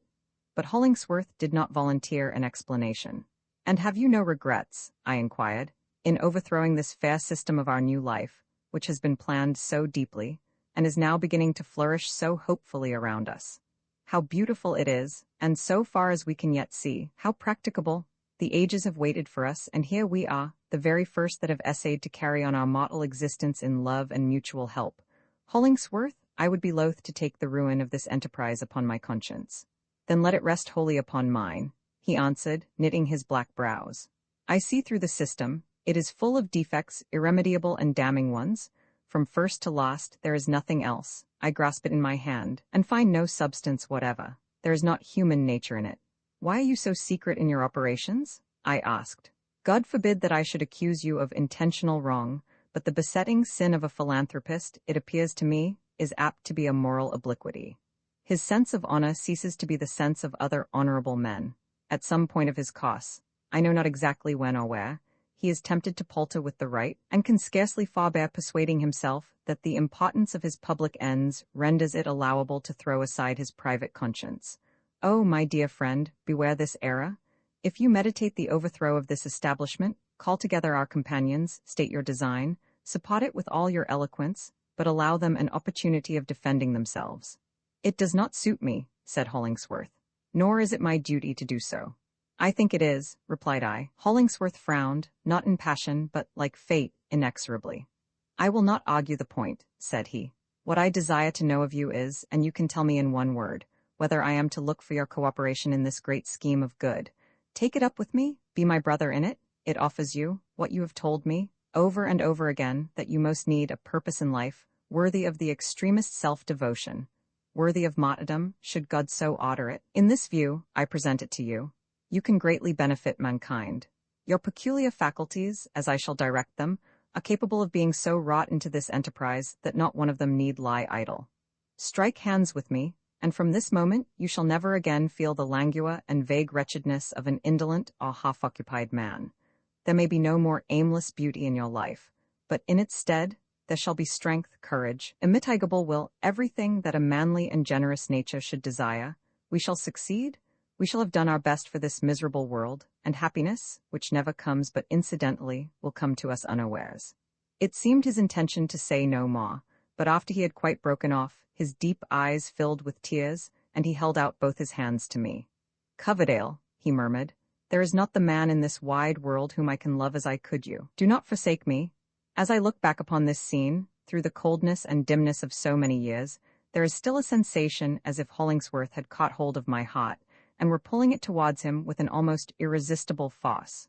It is a mystery to me how I withstood it, but in truth, I saw in his scheme of philanthropy nothing but what was odious, a loathsomeness that was to be forever in my daily work, a great black ugliness of sin, which he proposed to collect out of 1,000 human hearts, and that we should spend our lives in an experiment of transmuting it into virtue. Had I but touched his extended hand, Hollingsworth's magnetism would perhaps have penetrated me with his own conception of all these matters. But I stood aloof. I fortified myself with doubts whether his strength of purpose had not been too gigantic for his integrity, impelling him to trample on considerations that should have been paramount to every other. Is Zenobia to take a part in your enterprise? I asked. She is, said Hollingsworth. She, the beautiful, the gorgeous? I exclaimed. And how have you prevailed with such a woman to work in this squalid element? Through no base methods, as you seem to suspect, he answered, but by addressing whatever is best and noblest in her. Hollingsworth was looking on the ground, but, as he often did so, generally, indeed, in his habitual moods of thought, I could not judge whether it was from any special unwillingness now to meet my eyes. What it was that dictated my next question, I cannot precisely say. Nevertheless, it rose so inevitably into my mouth, and, as it were, asked itself so involuntarily, that there must needs have been an aptness in it. What is to become of Priscilla? Hollingsworth looked at me fiercely, and with glowing eyes. He could not have shown any other kind of expression than that, had he meant to strike me with a sod. Why do you bring in the names of these women? Said he, after a moment of pregnant silence. What have they to do with the proposal which I make you? I must have your answer. Will you devote yourself, and sacrifice all to this great end, and be my friend of friends forever? In heaven's name, Hollingsworth, cried I, getting angry and glad to be angry, because so only was it possible to oppose his tremendous concentrativeness and indomitable will. Cannot you conceive that a man may wish well to the world, and struggle for its good, on some other plan than precisely that which you have laid down? And will you cast off a friend for no unworthiness, but merely because he stands upon his right as an individual being, and looks at matters through his own optics instead of yours? Be with me, said Hollingsworth, or be against me. There is no third choice for you. Take this, then, as my decision, I answered. I doubt the wisdom of your scheme. Furthermore, I greatly fear that the methods by which you allow yourself to pursue it are such as cannot stand the scrutiny of an unbiased conscience. And you will not join me? No, I never said the word, and certainly can never have it to say hereafter. That cost me 1,000th part so hard an effort as did that one syllable. The hot pang was not merely figurative, but an absolute torture of the breast. I was gazing steadfastly at Hollingsworth. It seemed to me that it struck him, too, like a bullet. A ghastly paleness, always so terrific on a swarthy face, overspread his features. There was a convulsive movement of his throat, as if he were forcing down some words that struggled and fought for utterance. Whether words of anger, or words of grief, I cannot tell, although many and many a time I have vainly tormented myself with conjecturing which of the two they were. One other appeal to my friendship, such as once, already, Hollingsworth had made, taking me in the revulsion that followed a strenuous exercise of opposing will, would completely have subdued me. But he left the matter there. "Well," said he, "and that was all? I should have been thankful for one word more, even had it shot me through the heart, as mine did him." But he did not speak it, and after a few moments, with one accord, we set to work again, repairing the stone fence. Hollingsworth, I observed, wrought like a Titan, and for my own part, I lifted stones which at this day, or in a calmer mood at that one, I should no more have thought it possible to stir than to carry off the gates of Gaza on my back. Roman 16 leave-takings, a few days after the tragic passage at arms between Hollingsworth and me, I appeared at the dinner table actually dressed in a coat, instead of my customary blouse, with a satin cravat, too, a white vest, and several other things that made me seem strange and outlandish to myself. As for my companions, this unwanted spectacle caused a great stir upon the wooden benches that bordered either side of our homely board. "What's in the wind now, Miles?" asked one of them. "Are you deserting us?" "Yes, for a week or two," said I. "It strikes me that my health demands a little relaxation of labor and a short visit to the seaside during the dog days." "You look like it," grumbled Sailor's Foster, not greatly pleased with the idea of losing an efficient laborer before the stress of the season was well over. "Now, he is a pretty fellow. His shoulders have broadened a matter of 6 inches since he came among us. He can do his day's work, if he likes, with any man or ox on the farm, and yet he talks about going to the seashore for his health. Well, well, old woman," added he to his wife, "let me have a plateful of that pork and cabbage. I begin to feel in a very weakly way. When the others have had their turn, you and I will take a jaunt to Newport or Saratoga." "Well, but Mr. Foster," said I, "you must allow me to take a little breath." "Breath?" retorted the old yeoman. "Your lungs have the play of a pair of blacksmith's bellows already. What on earth do you want more? But go along. I understand the business. We shall never see your face here again. Here ends the reformation of the world, so far as Miles Coverdale has a hand in it?" "By no means," I replied. "I am resolute to die in the last ditch for the good of the cause." "Die in a ditch," muttered gruff Sealers, with genuine Yankee intolerance of any intermission of toil, except on Sunday, the 4th of July, the autumnal cattle show, Thanksgiving, or the annual fast. Die in a ditch. I believe, in my conscience, you would, if there were no steadier means than your own labor to keep you out of it. The truth was that an intolerable discontent and irksomeness had come over me. Blithedale was no longer what it had been. Everything was suddenly faded. The sunburnt and arid aspect of our woods and pastures, beneath the August sky, did but imperfectly symbolize the lack of dew and moisture, that since yesterday, as it were, had blighted my fields of thought, and penetrated to the innermost and shadiest of my contemplative recesses. The change will be recognized by many, who, after a period of happiness, have endeavored to go on with the same kind of life, in the same scene, in spite of the alteration or withdrawal of some principal circumstance. They discover, what heretofore, perhaps, they had not known, that it was this which gave the bright color and vivid reality to the whole affair. I stood on other terms than before, not only with Hollingsworth, but with Zenobia and Priscilla. As regarded the two latter, it was that dreamlike and miserable sort of change that denies you the privilege to complain, because you can assert no positive injury, nor lay your finger on anything tangible. It is a matter which you do not see, but feel, and which, when you try to analyze it, seems to lose its very existence and resolve itself into a sickly humor of your own. Your understanding, possibly, may put faith in this denial, but your heart will not so easily rest satisfied. It incessantly remonstrates, though, most of the time in a bass note, which you do not separately distinguish, but now and then, with a sharp cry, importunate to be heard, and resolute to claim belief. Things are not as they were. It keeps saying, "You shall not impose on me. I will never be quiet. I will throb painfully. I will be heavy and desolate and shiver with cold, for I, your deep heart, know when to be miserable, as once I knew when to be happy. All is changed for us. You are beloved no more? And were my life to be spent over again, I would invariably lend my ear to this Cassandra of the inward depths, however clamorous the music and the merriment of a more superficial region. My outbreak with Hollingsworth, though never definitely known to our associates, had really an effect upon the moral atmosphere of the community. It was incidental to the closeness of relationship into which we had brought ourselves, that an unfriendly state of feeling could not occur between any two members without the whole society being more or less commoted and made uncomfortable thereby. This species of nervous sympathy, though a pretty characteristic enough, sentimentally considered, and apparently betokening an actual bond of love among us, was yet found rather inconvenient in its practical operation, mortal tempers being so infirm and variable as they are. If one of us happened to give his neighbor a box on the ear, the tingle was immediately felt on the same side of everybody's head. Thus, even on the supposition that we were far less quarrelsome than the rest of the world, a great deal of time was necessarily wasted in rubbing our ears. Musing on all these matters, I felt an inexpressible longing for at least a temporary novelty. I thought of going across the Rocky Mountains, or to Europe, or up the Nile, of offering myself a volunteer on the exploring expedition, of taking a ramble of years, no matter in what direction, and coming back on the other side of the world. Then, should the colonists of Blithedale have established their enterprise on a permanent basis, I might fling aside my pilgrim staff and dusty shoon, and rest as peacefully here as elsewhere. Or, in case Hollingsworth should occupy the ground with his school of reform, as he now purposed, I might plead earthly guilt enough, by that time, to give me what I was inclined to think the only trustworthy hold on his affections.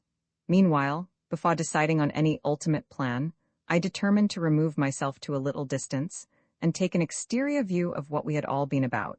In truth, it was dizzy work, amid such fermentation of opinions as was going on in the general brain of the community.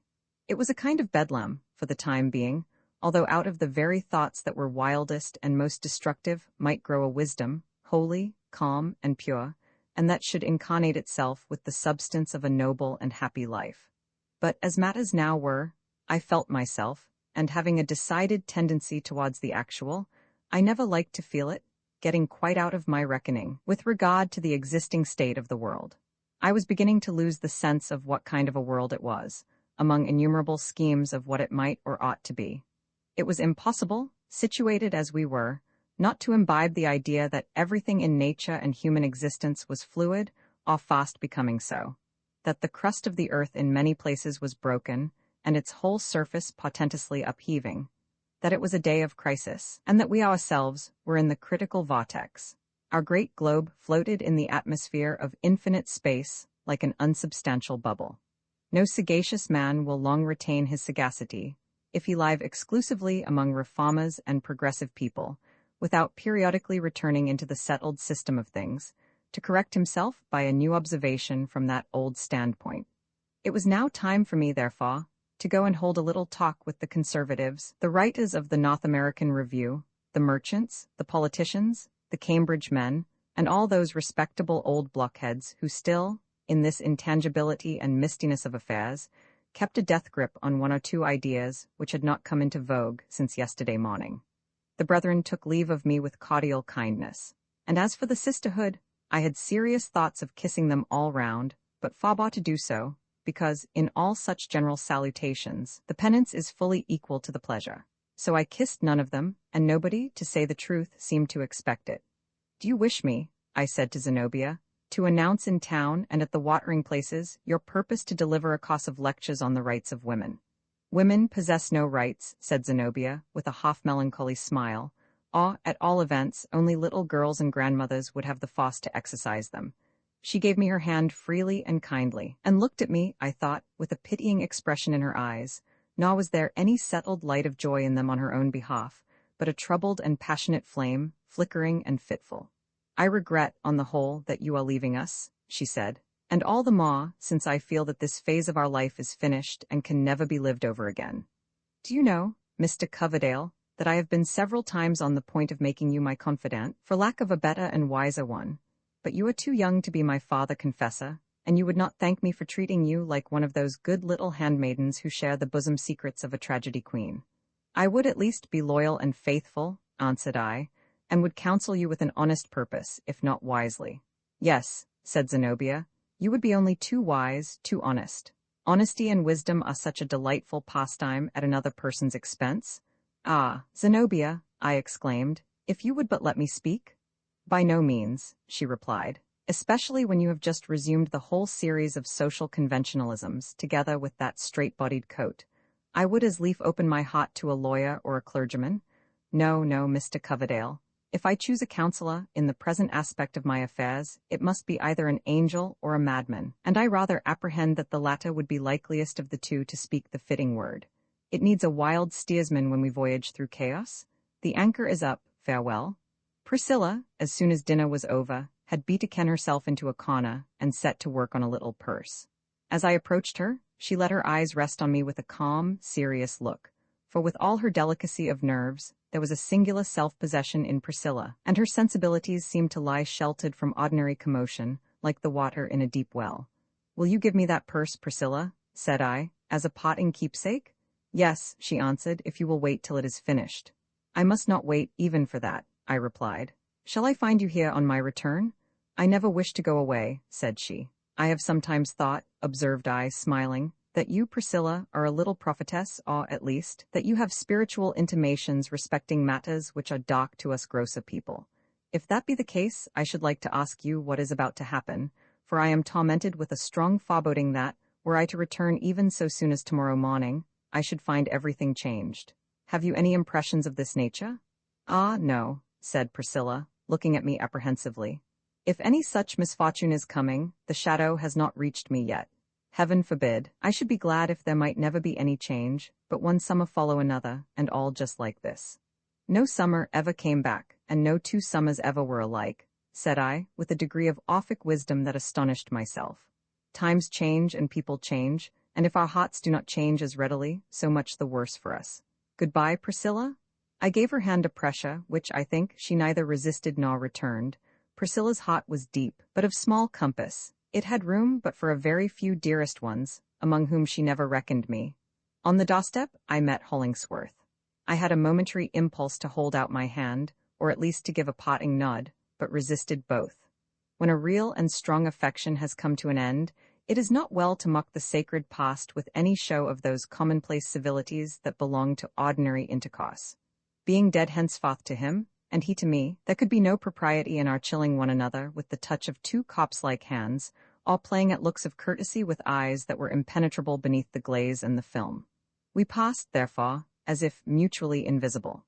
I can nowise explain what sort of whim, prank, or perversity it was, that, after all these leave-takings, induced me to go to the pigsty, and take leave of the swine. There they lay, buried as deeply among the straw as they could burrow, 4 huge black grunters, the very symbols of slothful ease and sensual comfort. They were asleep, drawing short and heavy breaths, which heaved their big sides up and down. Unclosing their eyes, however, at my approach, they looked dimly forth at the outer world, and simultaneously uttered a gentle grunt, not putting themselves to the trouble of an additional breath for that particular purpose, but grunting with their ordinary inhalation. They were involved, and almost stifled and buried alive, in their own corporeal substance. The very unreadiness and oppression wherewith these greasy citizens gained breath enough to keep their life machinery in sluggish movement appeared to make them only the more sensible of the ponderous and fat satisfaction of their existence.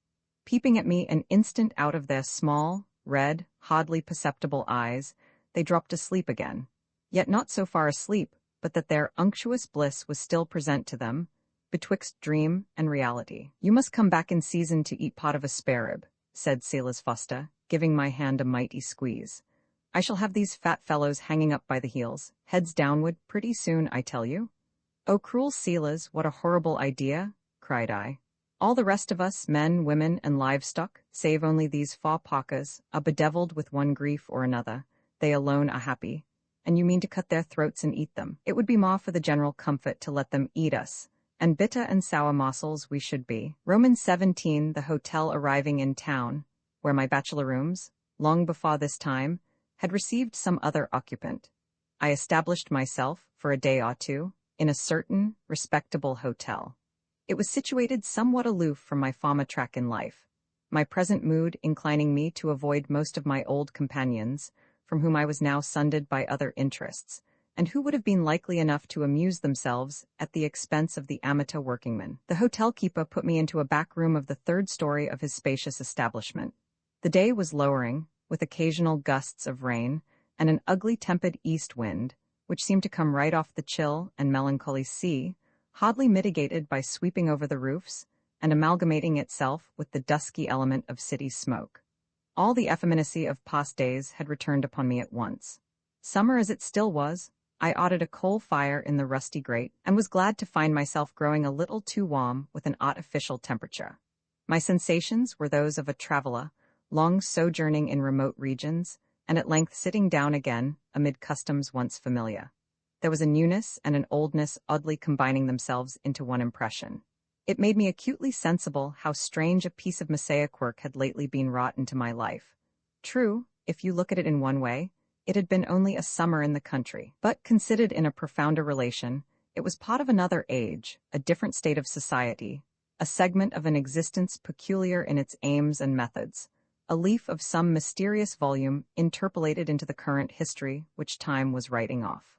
At one moment, the very circumstances now surrounding me, my coal fire and the dingy room in the bustling hotel, appeared far off and intangible. The next instant Blithedale looked vague, as if it were at a distance both in time and space, and so shadowy that a question might be raised whether the whole affair had been anything more than the thoughts of a speculative man. I had never before experienced a mood that so robbed the actual world of its solidity. It nevertheless involved a charm, on which, a devoted epicure of my own emotions, I resolved to pause and enjoy the moral syllabub until quite dissolved away. Whatever had been my taste for solitude and natural scenery, yet the thick, foggy, stifled element of cities, the entangled life of many men together, sodded as it was, and empty of the beautiful, took quite as strenuous a hold upon my mind. I felt as if there could never be enough of it. Each characteristic sound was too suggestive to be passed over unnoticed. Beneath and around me, I heard the stir of the hotel, the loud voices of guests, landlord, or barkeeper, steps echoing on the staircase, the ringing of a bell, announcing arrivals or departures, the porter lumbering past my door with baggage, which he thumped down upon the floors of neighboring chambers, the light of feet of chambermaids scudding along the passages. It is ridiculous to think what an interest they had for me. From the street came the tumult of the pavements, pervading the whole house with a continual uproar, so broad and deep that only an unaccustomed ear would dwell upon it. A company of the city soldiery, with a full military band, marched in front of the hotel, invisible to me, but stirringly audible both by its foot tramp and the clangor of its instruments. Once or twice all the city bells jangled together, announcing a fire, which brought out the engine men and their machines, like an army with its artillery rushing to battle. Hour by hour the clocks in many steeples responded one to another. In some public hall, not a great way off, there seemed to be an exhibition of a mechanical diorama. For 3 times during the day occurred a repetition of obstreperous music, winding up with the rattle of imitative cannon and musketry, and a huge final explosion. Then ensued the applause of the spectators, with clap of hands and thump of sticks, and the energetic pounding of their heels. All this was just as valuable, in its way, as the sighing of the breeze among the birch trees that overshadowed Eliot's pulpit. Yet I felt a hesitation about plunging into this muddy tide of human activity and pastime. It suited me better, for the present, to linger on the brink, or hover in the air above it. So I spent the first day, and the greater part of the second, in the laziest manner possible, in a rocking chair, inhaling the fragrance of a series of cigars, with my legs and slippered feet horizontally disposed, and in my hand a novel purchased of a railroad bibliopolist. The gradual waste of my cigar accomplished itself with an easy and gentle expenditure of breath. My book was of the dullest, yet had a sort of sluggish flow, like that of a stream in which your boat is as often aground as afloat. Had there been a more impetuous rush, a more absorbing passion of the narrative, I should the sooner have struggled out of its uneasy current, and have given myself up to the swell and subsidence of my thoughts. But, as it was, the topid life of the book served as an unobtrusive accompaniment to the life within me and about me. At intervals, however, when its effect grew a little too soporific, not for my patience, but for the possibility of keeping my eyes open, I bestirred myself, started from the rocking chair, and looked out of the window. A grey sky, the weathercock of a steeple that rose beyond the opposite range of buildings, pointing from the eastward, a sprinkle of small, spiteful-looking raindrops on the window-pane. In that ebb tide of my energies, had I thought of venturing abroad, these tokens would have checked the abortive purpose. After several such visits to the window, I found myself getting pretty well acquainted with that little portion of the backside of the universe which it presented to my view. Over against the hotel and its adjacent houses, at the distance of 40 or 50 yards, was the rear of a range of buildings which appeared to be spacious, modern, and calculated for fashionable residences. The interval between was apportioned into grass plots, and here and there an apology for a garden, pertaining severally to these dwellings. There were apple trees and pear and peach trees too, the fruit on which looked singularly large, luxuriant, and abundant, as well it might, in a situation so warm and sheltered, and where the soil had doubtless been enriched to a more than natural fertility. In 2 or 3 places grapevines clambered upon trellises, and bore clusters already purple, and promising the richness of Malta or Madeira in their ripened juice. The blighting winds of our rigid climate could not molest these trees and vines. The sunshine, though descending late into this area, and too early intercepted by the height of the surrounding houses, yet lay tropically there, even when less than temperate in every other region. Dreary as was the day, the scene was illuminated by not a few sparrows and other birds, which spread their wings, and flitted and fluttered, and alighted now here, now there, and busily scratched their food out of the wormy earth. Most of these winged people seemed to have their domicile in a robust and healthy buttonwood tree.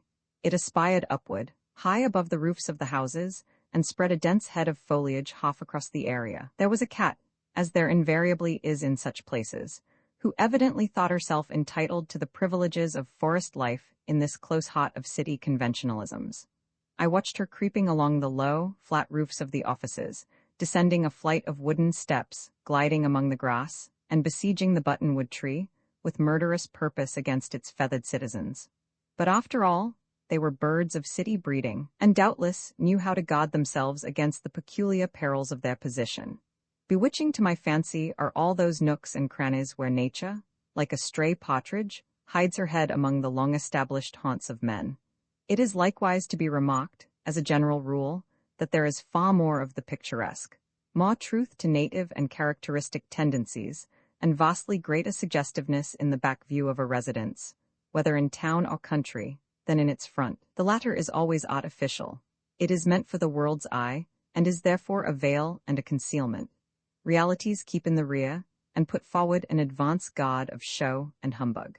The posterior aspect of any old farmhouse, behind which a railroad has unexpectedly been opened, is so different from that looking upon the immemorial highway, that the spectator gets new ideas of rural life and individuality in the puff or two of steam breath which shoots him past the premises.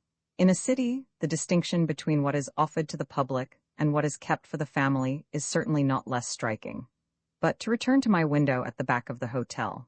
Together with a due contemplation of the fruit trees, the grapevines, the buttonwood tree, the cat, the birds, and many other particulars, I failed not to study the row of fashionable dwellings to which all these appertained. Here, it must be confessed, there was a general sameness. From the upper story to the first floor, they were so much alike that I could only conceive of the inhabitants as cut out on one identical pattern, like little wooden toy people of German manufacture. One long, united roof, with its thousands of slates glittering in the rain, extended over the whole. After the distinctness of separate characters to which I had recently been accustomed, it perplexed and annoyed me not to be able to resolve this combination of human interests into well-defined elements. It seemed hardly worth while for more than one of those families to be in existence, since they all had the same glimpse of the sky, all looked into the same area, all received just their equal share of sunshine through the front windows, and all listened to precisely the same noises of the street on which they boarded. Men are so much alike in their nature that they grow intolerable unless varied by their circumstances. Just about this time a waiter entered my room. The truth was, I had rung the bell and ordered a sherry cobbler. "Can you tell me," I inquired, "what families reside in any of those houses opposite?" "The one right opposite is a rather stylish boarding house," said the waiter. "2 of the gentlemen boarders keep horses at the stable of our establishment. They do things in very good style, sir, the people that live there." I might have found out nearly as much for myself on examining the house a little more closely.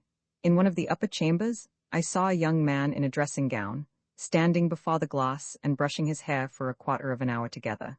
He then spent an equal space of time in the elaborate arrangement of his cravat, and finally made his appearance in a dress coat, which I suspected to be newly come from the tailor's, and now first put on for a dinner party. At a window of the next story below, 2 children, prettily dressed, were looking out. By and by a middle-aged gentleman came softly behind them, kissed the little girl, and playfully pulled the little boy's ear. It was a papa, no doubt, just come in from his counting-room or office. and a nun appeared Mamma, stealing as softly behind Papa as he had stolen behind the children, and laying her hand on his shoulder to surprise him. Then followed a kiss between Papa and Mamma, but a noiseless one, for the children did not turn their heads. I bless God for these good folks, thought I to myself. I have not seen a prettier bit of nature, in all my summer in the country, than they have shown me here, in a rather stylish boarding house. I will pay them a little more attention by and by. On the first floor, an iron balustrade ran along in front of the tall and spacious windows, evidently belonging to a back drawing-room. And far into the interior, through the arch of the sliding doors, I could discern a gleam from the windows of the front apartment. There were no signs of present occupancy in this suite of rooms, the curtains being enveloped in a protective covering, which allowed but a small portion of their crimson material to be seen. But 2 housemaids were industriously at work, so that there was good prospect that the boarding house might not long suffer from the absence of its most expensive and profitable guests. Meanwhile, until they should appear, I cast my eyes downward to the lower regions. There, in the dusk that so early settles into such places, I saw the red glow of the kitchen range. The hot cook, or one of her subordinates, with a ladle in her hand, came to draw a cool breath at the back door. As soon as she disappeared, an Irish manservant, in a white jacket, crept slyly forth, and threw away the fragments of a china dish, which, unquestionably, he had just broken. Soon afterwards, a lady, showily dressed, with a curling front of what must have been false hair, and reddish-brown, I suppose, in hue, though my remoteness allowed me only to guess at such particulars. This respectable mistress of the boarding house made a momentary transit across the kitchen window, and appeared no more. It was her final, comprehensive glance, in order to make sure that soup, fish, and flesh were in a proper state of readiness before the serving up of dinner. There was nothing else worth noticing about the house, unless it be that on the peak of one of the dormer windows which opened out of the roof sat a dove, looking very dreary and forlorn, insomuch that I wondered why she chose to sit there, in the chilly rain, while her kindred were doubtless nestling in a warm and comfortable dovecote. All at once this dove spread her wings, and, launching herself in the air, came flying so straight across the intervening space that I fully expected her to alight directly on my windowsill. In the latter part of her course, however, she swerved aside, flew upward, and vanished, as did, likewise, the slight, fantastic pathos with which I had invested her. Roman 18 The boarding house the next day. As soon as I thought of looking again towards the opposite house, there sat the dove again, on the peak of the same dormer window. It was by no means an early hour, for the preceding evening I had ultimately mustered enterprise enough to visit the theatre, had gone late to bed, and slept beyond all limit, in my remoteness from Sailor Foster's awakening horn. Dreams had tormented me throughout the night, the train of thoughts which, for months past, had worn a track through my mind, and to escape, which was one of my chief objects in leaving Blithedale, kept treading remorselessly to and fro in their old footsteps, while slumber left me impotent to regulate them. It was not till I had quitted my 3 friends that they first began to encroach upon my dreams. In those of the last night, Hollingsworth and Zenobia, standing on either side of my bed, had bent across it to exchange a kiss of passion. Priscilla, beholding this, for she seemed to be peeping in at the chamber window, had melted gradually away, and left only the sadness of her expression in my heart. There it still lingered after I awoke, one of those unreasonable sadnesses that you know not how to deal with, because it involves nothing for common sense to clutch. It was a grey and dripping forenoon, gloomy enough in town, and still gloomier in the haunts to which my recollections persisted in transporting me. For, in spite of my efforts to think of something else, I thought how the gusty rain was drifting over the slopes and valleys of our farm, how wet must be the foliage that overshadowed the pulpit rock, how cheerless, in such a day, my hermitage, the tree solitude of my owl-like humours, in the vine-encircled heart of the tall pine. It was a phase of homesickness. I had wrenched myself too suddenly out of an accustomed sphere. There was no choice now but to bear the pang of whatever heartstrings were snapped asunder, and that elusive torment, like the ache of a limb long ago cut off, by which a past mode of life prolongs itself into the succeeding one. I was full of idle and shapeless regrets. The thought impressed itself upon me that I had left duties unperformed. With the power, perhaps, to act in the place of destiny and avert misfortune from my friends, I had resigned them to their fate. That cold tendency, between instinct and intellect, which made me pry with a speculative interest into people's passions and impulses, appeared to have gone far towards unhumanizing my heart. but a man cannot always decide for himself whether his own heart is cold or warm. It now impresses me that, if I erred at all in regard to Hollingsworth, Zenobia, and Priscilla, it was through too much sympathy, rather than too little. To escape the irksomeness of these meditations, I resumed my post at the window. At first sight, there was nothing new to be noticed. The general aspect of affairs was the same as yesterday, except that the more decided inclemency of today had driven the sparrows to shelter and kept the cat within doors. Whence, however, she soon emerged, pursued by the cook, and with what looked like the better half of a roast chicken in her mouth. The young man in the dress coat was invisible. The two children, in the story below, seemed to be romping about the room, under the superintendence of a nursery maid. The damask curtains of the drawing-room, on the first floor, were now fully displayed, festooned gracefully from top to bottom of the windows, which extended from the ceiling to the carpet. A narrower window, at the left of the drawing-room, gave light to what was probably a small boudoir, within which I caught the faintest imaginable glimpse of a girl's figure, in airy drapery. Her arm was in regular movement, as if she were busy with her German worsted, or some other such pretty and unprofitable handiwork.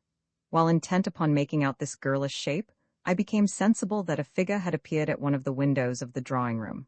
There was a presentiment in my mind, or perhaps my first glance, imperfect and sidelong as it was, had sufficed to convey subtle information of the truth. At any rate, it was with no positive surprise, but as if I had all along expected the incident, that directing my eyes thitherward, I beheld, like a full-length picture, in the space between the heavy festoons of the window curtains, no other than Zenobia. At the same instant, my thoughts made sure of the identity of the figure in the boudoir.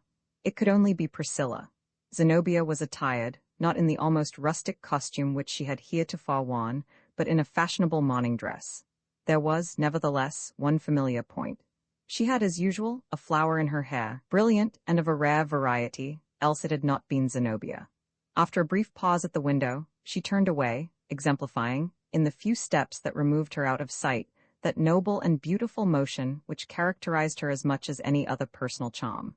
Not one woman in 1,000 could move so admirably as Zenobia. Many women can sit gracefully, some can stand gracefully, and a few, perhaps, can assume a series of graceful positions. But natural movement is the result and expression of the whole being, and cannot be well and nobly performed unless responsive to something in the character. I often used to think that music, light and airy, wild and passionate, or the full harmony of stately marches, in accordance with her varying mood, should have attended Zenobia's footsteps. I waited for her reappearance. It was one peculiarity, distinguishing Zenobia from most of her sex, that she needed for her moral well-being, and never would forego, a large amount of physical exercise. At Blithedale, no inclemency of sky or muddiness of earth had ever impeded her daily walks. Here in town, she probably preferred to tread the extent of the two drawing-rooms, and measure out the miles by spaces of 40 feet, rather than bedraggle her skirts over the sloppy pavements. Accordingly, in about the time requisite to pass through the arch of the sliding doors to the front window, and to return upon her steps, there she stood again, between the festoons of the crimson curtains. But another personage was now added to the scene. Behind Zenobia appeared that face which I had first encountered in the wood-path, the man who had passed, side by side with her, in such mysterious familiarity and estrangement, beneath my vine-curtained hermitage in the tall pine tree. It was Westervelt. And though he was looking closely over her shoulder, it still seemed to me, as on the former occasion, that Zenobia repelled him, that, perchance, they mutually repelled each other, by some incompatibility of their spheres. This impression, however, might have been altogether the result of fancy and prejudice in me. The distance was so great as to obliterate any play of feature by which I might otherwise have been made a partaker of their counsels. There now needed only Hollingsworth and old Moody to complete the knot of characters, whom a real intricacy of events, greatly assisted by my method of insulating them from other relations, had kept so long upon my mental stage as actors in a drama. In itself, perhaps, it was no very remarkable event that they should thus come across me, at the moment when I imagined myself free. Zenobia, as I well knew, had retained an establishment in town, and had not unfrequently withdrawn herself from Blithedale during brief intervals, on one of which occasions she had taken Priscilla along with her. Nevertheless, there seemed something fatal in the coincidence that had bound me to this one spot, of all others in a great city, and transfixed me there, and compelled me again to waste my already wearied sympathies on affairs which were none of mine, and persons who cared little for me. It irritated my nerves, it affected me with a kind of heartsickness. After the effort which it cost me to fling them off, after consummating my escape, as I thought, from these goblins of flesh and blood, and pausing to revive myself with a breath or two of an atmosphere in which they should have no share, it was a positive despair to find the same figures arraying themselves before me, and presenting their old problem in a shape that made it more insoluble than ever. I began to long for a catastrophe. If the noble temper of Hollingsworth's soul were doomed to be utterly corrupted by the too powerful purpose which had grown out of what was noblest in him, if the rich and generous qualities of Zenobia's womanhood might not save her, if Priscilla must perish by her tenderness and faith, so simple and so devout, then be it so. Let it all come. As for me, I would look on, as it seemed my part to do, understandingly, if my intellect could fathom the meaning and the moral, and, at all events, reverently and sadly. The curtain fallen, I would pass onward with my poor individual life, which was now attenuated of much of its proper substance, and diffused among many alien interests. Meanwhile, Zenobia and her companion had retreated from the window. Then followed an interval, during which I directed my eyes towards the figure in the boudoir. Most certainly it was Priscilla, although dressed with a novel and fanciful elegance. The vague perception of it, as viewed so far off, impressed me as if she had suddenly passed out of a chrysalis state and put forth wings. Her hands were not now in motion. She had dropped her work, and sat with her head thrown back, in the same attitude that I had seen several times before, when she seemed to be listening to an imperfectly distinguished sound. Again, the two figures in the drawing-room became visible. They were now a little withdrawn from the window, face to face, and, as I could see by Zenobia's emphatic gestures, were discussing some subject in which she, at least, felt a passionate concern. By and by she broke away, and vanished beyond my ken. Westervelt approached the window, and leaned his forehead against a pane of glass, displaying the sort of smile on his handsome features which, when I before met him, had let me into the secret of his gold-borded teeth. Every human being, when given over to the devil, is sure to have the wizard mark upon him, in one form or another. I fancied that this smile, with its peculiar revelation, was the devil's signet on the professor. This man, as I had soon reason to know, was endowed with a cat-like circumspection, and though precisely the most unspiritual quality in the world, it was almost as effective as spiritual insight in making him acquainted with whatever it suited him to discover. He now proved it, considerably to my discomfiture, by detecting and recognizing me at my post of observation. Perhaps I ought to have blushed at being caught in such an evident scrutiny of Professor Westervelt and his affairs. Perhaps I did blush. Be that as it might, I retained presence of mind enough not to make my position yet more irksome by the poltroonery of drawing back. Westervelt looked into the depths of the drawing-room, and beckoned. Immediately afterwards, Zenobia appeared at the window, with color much heightened, and eyes which, as my conscience whispered me, were shooting bright arrows, bobbed with scorn, across the intervening space, directed full at my sensibilities as a gentleman. If the truth must be told, far as her flight shot was, those arrows hit the mark. She signified her recognition of me by a gesture with her head and hand, comprising at once a salutation and dismissal. The next moment she administered one of those pitiless rebukes which a woman always has at hand, ready for any offense, and which she so seldom spares on due occasion, by letting down a white linen curtain between the festoons of the damask ones. It fell like the drop curtain of a theatre, in the interval between the acts. Priscilla had disappeared from the boudoir, but the dove still kept her desolate perch on the peak of the attic window. Roman 19 Zenobia's drawing-room the remainder of the day, so far as I was concerned, was spent in meditating on these recent incidents. I contrived, and alternately rejected, innumerable methods of accounting for the presence of Zenobia and Priscilla, and the connection of Westervelt with both. It must be owned, too, that I had a keen, revengeful sense of the insult inflicted by Zenobia's scornful recognition, and more particularly by her letting down the curtain, as if such were the proper barrier to be interposed between a character like hers and a perceptive faculty like mine. For was mine a mere vulgar curiosity? Zenobia should have known me better than to suppose it.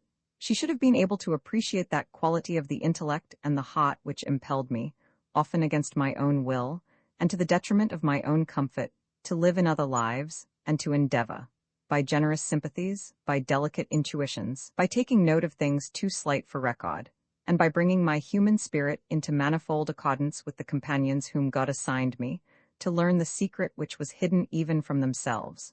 Of all possible observers, methought a woman like Zenobia and a man like Hollingsworth should have selected me.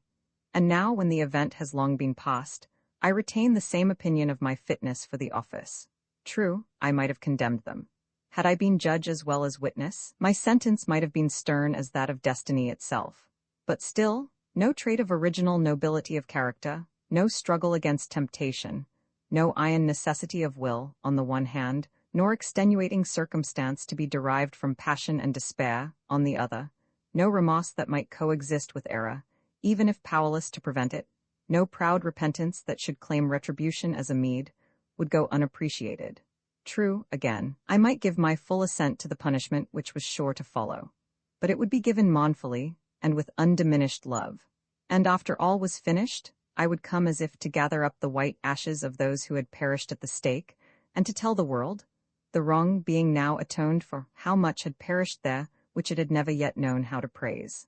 I sat in my rocking chair, too far withdrawn from the window to expose myself to another rebuke like that already inflicted. My eyes still wandered towards the opposite house, but without effecting any new discoveries.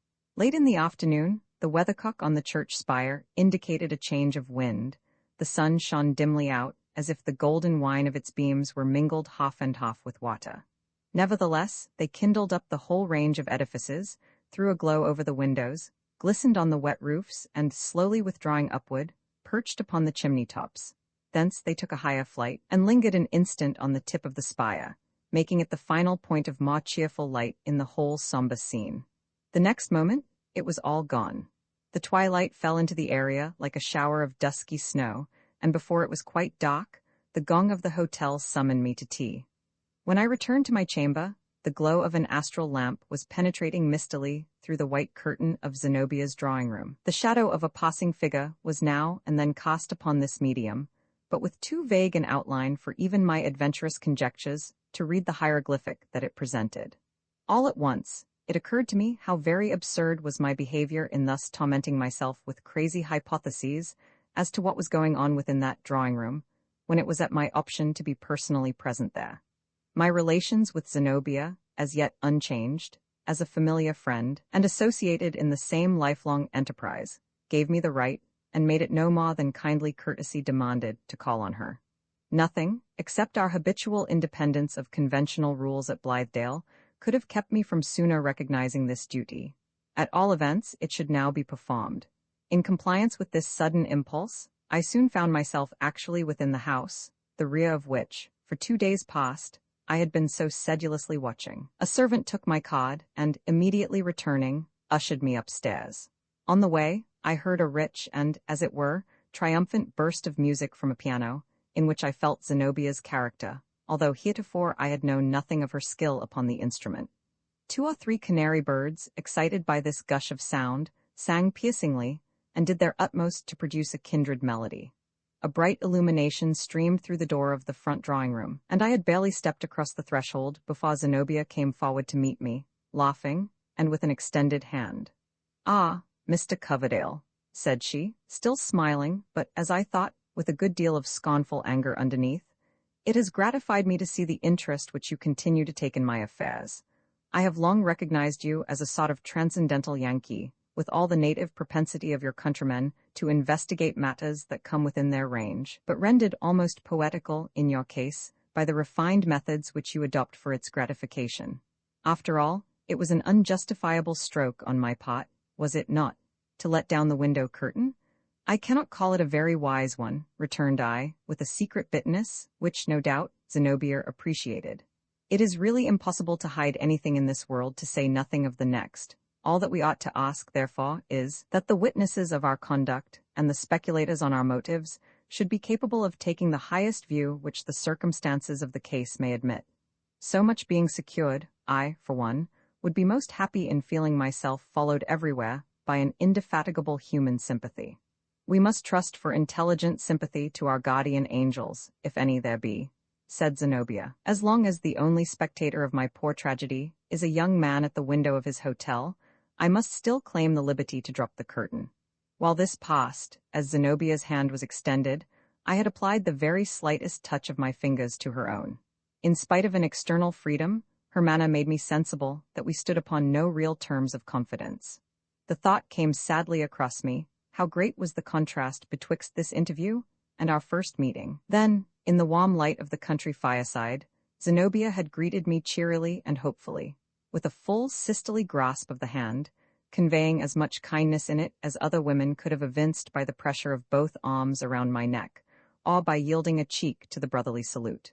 The difference was as complete as between her appearance at that time, so simply attired, and with only the one superb flower in her hair, and now, when her beauty was set off by all that dress and ornament could do for it. And they did much. Not, indeed, that they created or added anything to what nature had lavishly done for Zenobia. But those costly robes which she had on, those flaming jewels on her neck, served as lamps to display the personal advantages which required nothing less than such an illumination to be fully seen. Even her characteristic flower, though it seemed to be still there, had undergone a cold and bright transfiguration. It was a flower exquisitely imitated in jeweler's work, and imparting the last touch that transformed Zenobia into a work of art. I scarcely feel, I could not forbear saying, as if we had ever met before. How many years ago it seems since we last sat beneath Eliot's pulpit, with Hollingsworth extended on the fallen leaves, and Priscilla at his feet?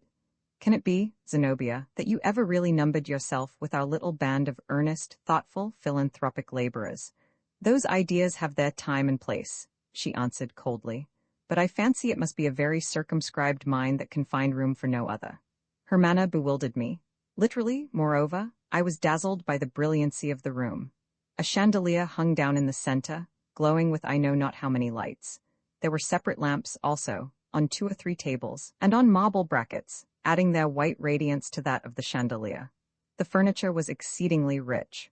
Fresh from our old farmhouse, with its homely board and benches in the dining room, and a few wicker chairs in the best parlor, it struck me that here was the fulfillment of every fantasy of an imagination reveling in various methods of costly self-indulgence and splendid ease. Pictures, marbles, vases, in brief, more shapes of luxury than there could be any object in enumerating, except for an auctioneer's advertisement, and the whole repeated and doubled by the reflection of a great mirror, which showed me Zenobia's proud figure, likewise, and my own. It cost me, I acknowledge, a bitter sense of shame, to perceive in myself a positive effort to bear up against the effect which Zenobia sought to impose on me. I reasoned against her, in my secret mind, and strove so to keep my footing, in the gorgeousness with which she had surrounded herself, in the redundance of personal ornament, which the largeness of her physical nature and the rich type of her beauty caused to seem so suitable. I malevolently beheld the true character of the woman, passionate, luxurious, lacking simplicity, not deeply refined, incapable of pure and perfect taste. But the next instant she was too powerful for all my opposing struggles. I saw how fit it was that she should make herself as gorgeous as she pleased, and should do 1,000 things that would have been ridiculous in the poor, thin, weakly characters of other women. To this day, however, I hardly know whether I then beheld Zenobia in her truest attitude, or whether that were the truer one in which she had presented herself at Blithedale. In both, there was something like the illusion which a great actress flings around her. "Have you given up Blithedale forever?" I inquired. "Why should you think so?" asked she. "I cannot tell," answered I, "except that it appears all like a dream that we were ever there together." "It is not so to me," said Zenobia. "I should think it a poor and meager nature that is capable of but one set of forms and must convert all the past into a dream merely because the present happens to be unlike it. Why should we be content with our homely life of a few months past, to the exclusion of all other modes? It was good, but there are other lives as good, or better. Not, you will understand, that I condemn those who give themselves up to it more entirely than I, for myself, should deem it wise to do." It irritated me, this self-complacent, condescending, qualified approval and criticism of a system to which many individuals, perhaps as highly endowed as our gorgeous Zenobia, had contributed their all of earthly endeavor and their loftiest aspirations. I determined to make proof if there were any spell that would exorcise her out of the pot which she seemed to be acting. She should be compelled to give me a glimpse of something true, some nature, some passion, no matter whether right or wrong, provided it were real. Your allusion to that class of circumscribed characters who can live only in one mode of life, remarked I coolly, reminds me of our poor friend Hollingsworth. Possibly he was in your thoughts when you spoke thus. Poor fellow. It is a pity that, by the fault of a narrow education, he should have so completely immolated himself to that one idea of his, especially as the slightest modicum of common sense would teach him its utter impracticability. Now that I have returned into the world, and can look at his project from a distance, it requires quite all my real regard for this respectable and well-intentioned man to prevent me laughing at him, as I find society at large does. Zenobia's eyes dotted lightning, her cheeks flushed. The vividness of her expression was like the effect of a powerful light flaming up suddenly within her. My experiment had fully succeeded. She had shown me the true flesh and blood of her heart, by thus involuntarily resenting my slight, pitying, half-kind, half-scornful mention of the man who was all in all with her. She herself probably felt this, for it was hardly a moment before she tranquilized her uneven breath, and seemed as proud and self-possessed as ever. I rather imagine, said she quietly, that your appreciation falls short of Mr. Hollingsworth's just claims. Blind enthusiasm, absorption in one idea, I grant, is generally ridiculous, and must be fatal to the respectability of an ordinary man. It requires a very high and powerful character to make it otherwise. But a great man, as perhaps you do not know, attains his normal condition only through the inspiration of one great idea. As a friend of Mr. Hollingsworth, and at the same time a calm observer, I must tell you that he seems to me such a man. But you are very pardonable for fancying him ridiculous. Doubtless he is so, to you? There can be no truer test of the noble and heroic, in any individual, than the degree in which he possesses the faculty of distinguishing heroism from absurdity. I dared make no retort to Zenobia's concluding apothegm. In truth, I admired her fidelity. It gave me a new sense of Hollingsworth's native power, to discover that his influence was no less potent with this beautiful woman here, in the midst of artificial life, than it had been at the foot of the grey rock, and among the wild birch trees of the wood-path, when she so passionately pressed his hand against her heart. The great, rude, shaggy, swarthy man, and Zenobia loved him. Did you bring Priscilla with you? I resumed. Do you know, I have sometimes fancied it not quite safe, considering the susceptibility of her temperament, that she should be so constantly within the sphere of a man like Hollingsworth. Such tender and delicate natures, among your sex, have often, I believe, a very adequate appreciation of the heroic element in men. But then, again, I should suppose them as likely as any other women to make a reciprocal impression. Hollingsworth could hardly give his affections to a person capable of taking an independent stand, but only to one whom he might absorb into himself. He has certainly shown great tenderness for Priscilla. Zenobia had turned aside, but I caught the reflection of her face in the mirror, and saw that it was very pale, as pale, in her rich attire, as if a shroud were round her. Priscilla is here, said she, her voice a little lower than usual. Have not you learnt as much from your chamber window? Would you like to see her? She made a step or two into the back drawing-room and called, Priscilla? Dear Priscilla, Roman 2 Blithedale, there can hardly remain for me, who am really getting to be a frosty bachelor, with another white hair, every week or so, in my mustache, that can hardly flicker up again so cheery a blaze upon the hearth, as that which I remember, the next day, at Blithedale. It was a wood fire, in the parlor of an old farmhouse, on an April afternoon, but with the fitful gusts of a wintry snowstorm roaring in the chimney. Vividly does that fireside recreate itself, as I rake away the ashes from the embers in my memory, and blow them up with a sigh, for lack of more inspiring breath. Vividly for an instant but anon, with the dimmest gleam, and with just as little fervency for my heart as for my finger ends, the staunch oaken logs were long ago burnt out. Their genial glow must be represented, if at all, by the merest phosphoric glimmer, like that which exudes, rather than shines, from damp fragments of decayed trees, deluding the benighted wanderer through a forest. Around such chill mockery of a fire some few of us might sit on the withered leaves, spreading out each a palm towards the imaginary warmth, and talk over our exploded scheme for beginning the life of paradise anew. Paradise, indeed? Nobody else in the world, I am bold to affirm, nobody, at least, in our bleak little world of New England, had dreamed of paradise that day, except as the pole suggests the tropic. Nah, with such materials as were at hand, could the most skillful architect have constructed any better imitation of Eve's bower than might be seen in the snow hut of an Eskimo. But we made a summer of it, in spite of the wild drifts. It was an April day, as already hinted, and well towards the middle of the month. When morning dawned upon me, in town, its temperature was mild enough to be pronounced even balmy, by a lodger, like myself, in one of the midmost houses of a brick block, each house partaking of the warmth of all the rest, besides the sultriness of its individual furnace heat. But towards noon there had come snow, driven along the street by a northeasterly blast, and whitening the roofs and sidewalks with a businesslike perseverance that would have done credit to our severest January tempest. It set about its task apparently as much in earnest as if it had been guaranteed from a thaw for months to come. The greater, surely, was my heroism when, puffing out a final whiff of cigar smoke, I quitted my cozy pair of bachelor rooms, with a good fire burning in the grate and a closet right at hand, where there was still a bottle or two in the champagne basket and a residuum of claret in a box. Quitted, I say, these comfortable quarters, and plunged into the heart of the pitiless snowstorm in quest of a better life. The better life? Possibly, it would hardly look so now. It is enough if it looked so then. The greatest obstacle to being heroic is the doubt whether one may not be going to prove oneself a fool. The truest heroism is to resist the doubt, and the profoundest wisdom to know when it ought to be resisted, and when to be obeyed. Yet, after all, let us acknowledge it wiser, if not more sagacious, to follow out one's daydream to its natural consummation, although, if the vision have been worth the having, it is certain never to be consummated otherwise than by a failure. And what of that? Its airiest fragments, impalpable as they may be, will possess a value that lurks not in the most ponderous realities of any practicable scheme. They are not the rubbish of the mind. Whatever else I may repent of, therefore, let it be reckoned neither among my sins nor follies that I once had faith and force enough to form generous hopes of the world's destiny.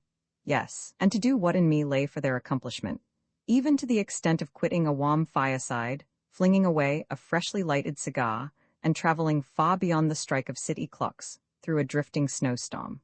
There were 4 of us who rode together through the storm, and Hollingsworth, who had agreed to be of the number, was accidentally delayed, and set forth at a later hour alone. As we threaded the streets, I remember how the buildings on either side seemed to press too closely upon us, insomuch that our mighty hearts found barely room enough to throb between them. The snowfall, too, looked inexpressibly dreary. I had almost called it dingy, coming down through an atmosphere of city smoke, and alighting on the sidewalk only to be molded into the impress of somebody's patched boot or overshoe. Thus the track of an old conventionalism was visible on what was freshest from the sky. But when we left the pavements, and our muffled hoof-tramps beat upon a desolate extent of country road, and were effaced by the unfettered blast as soon as stamped, then there was better air to breathe. Air that had not been breathed once and again, air that had not been spoken into words of falsehood, formality, and error, like all the air of the dusky city. How pleasant it is, remarked I, while the snowflakes flew into my mouth the moment it was opened. How very mild and balmy is this country air. Ah, Coverdale, don't laugh at what little enthusiasm you have left, said one of my companions. I maintain that this nitrous atmosphere is really exhilarating, and at any rate, we can never call ourselves regenerated men till a February northeaster shall be as grateful to us as the softest breeze of June. So we all of us took courage, riding fleetly and merrily along, by stone fences that were half buried in the wave-like drifts, and through patches of woodland, where the tree trunks opposed a snow-encrusted side towards the northeast, and within ken of deserted villas, with no footprints in their avenues, and past scattered dwellings, whence puffed the smoke of country fires, strongly impregnated with the pungent aroma of burning peat. Sometimes, encountering a traveler, we shouted a friendly greeting, and he, unmuffling his ears to the bluster and the snow spray, and listening eagerly, appeared to think our courtesy worth less than the trouble which it cost him. The churl? He understood the shrill whistle of the blast, but had no intelligence for our blithe tones of brotherhood.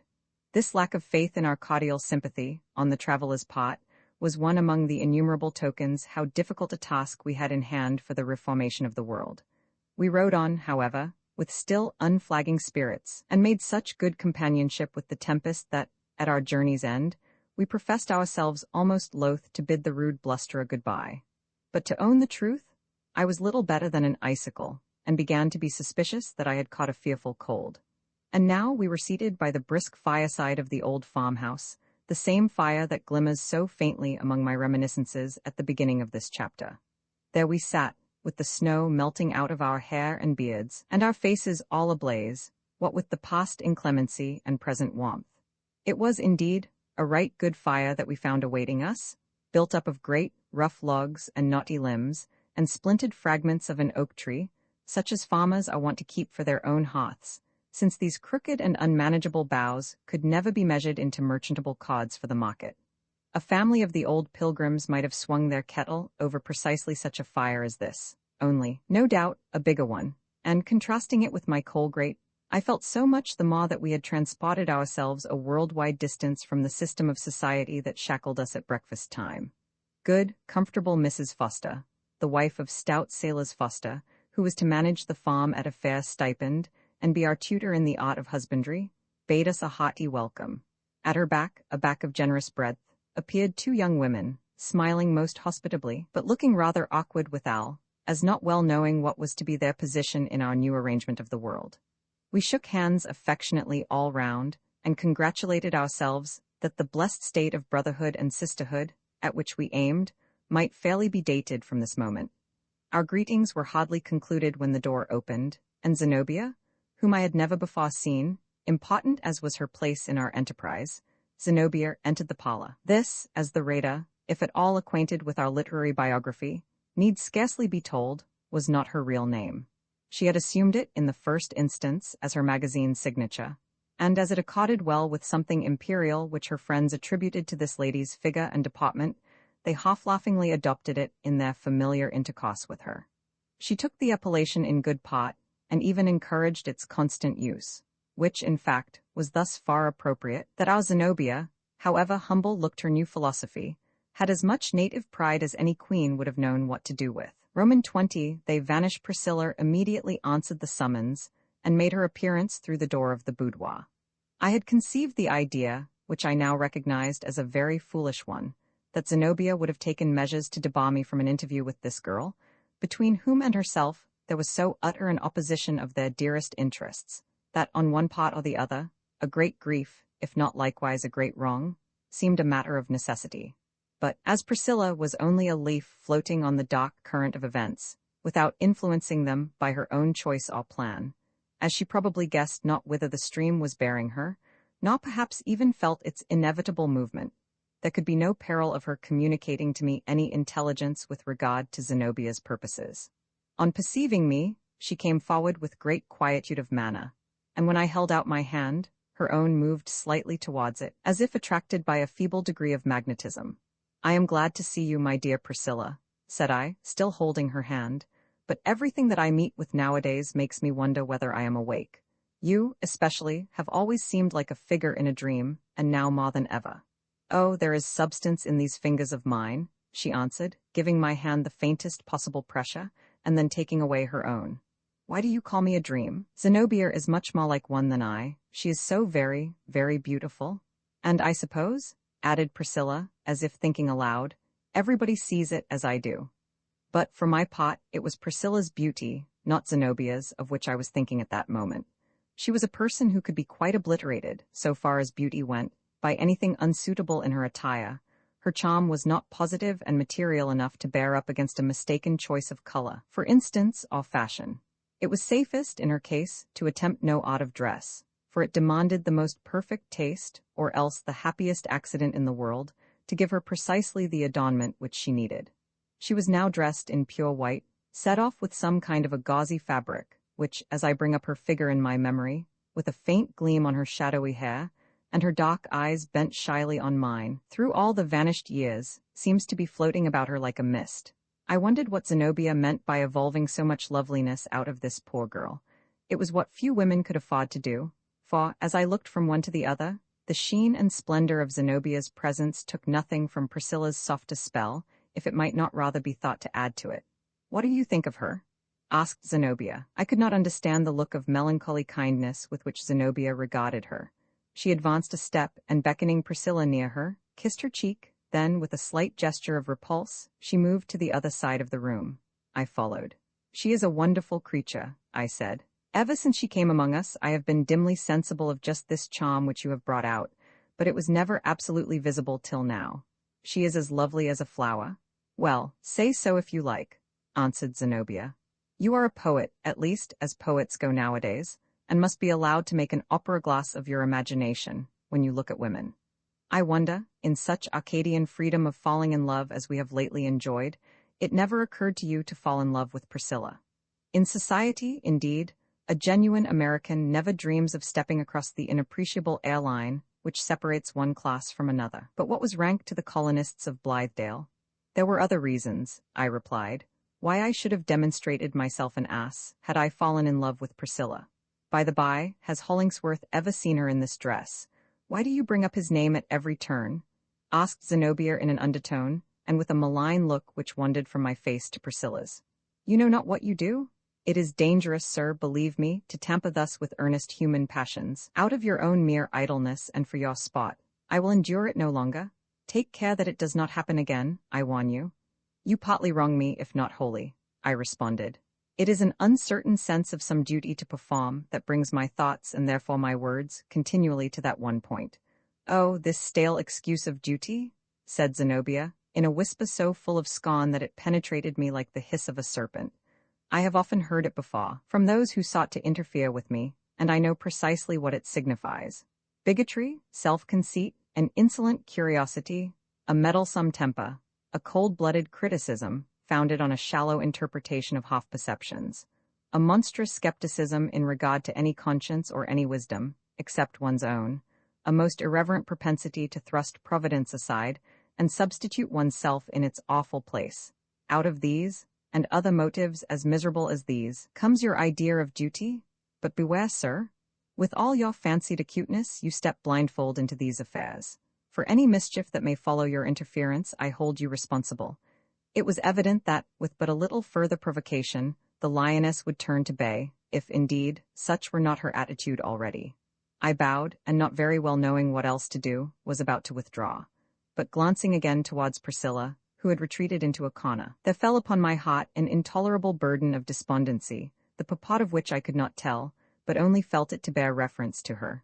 I approached and held out my hand, a gesture, however, to which she made no response. It was always one of her peculiarities that she seemed to shrink from even the most friendly touch, unless it were Zenobia's or Hollingsworth's.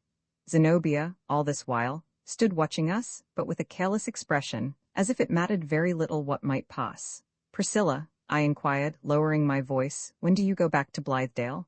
Whenever they please to take me, said she. Did you come away of your own free will? I asked. I am blown about like a leaf, she replied. I never have any free will. Does Hollingsworth know that you are here? Said I. He bade me come, answered Priscilla. She looked at me, I thought, with an air of surprise, as if the idea were incomprehensible that she should have taken this step without his agency. What a grip this man has laid upon her whole being, muttered I between my teeth.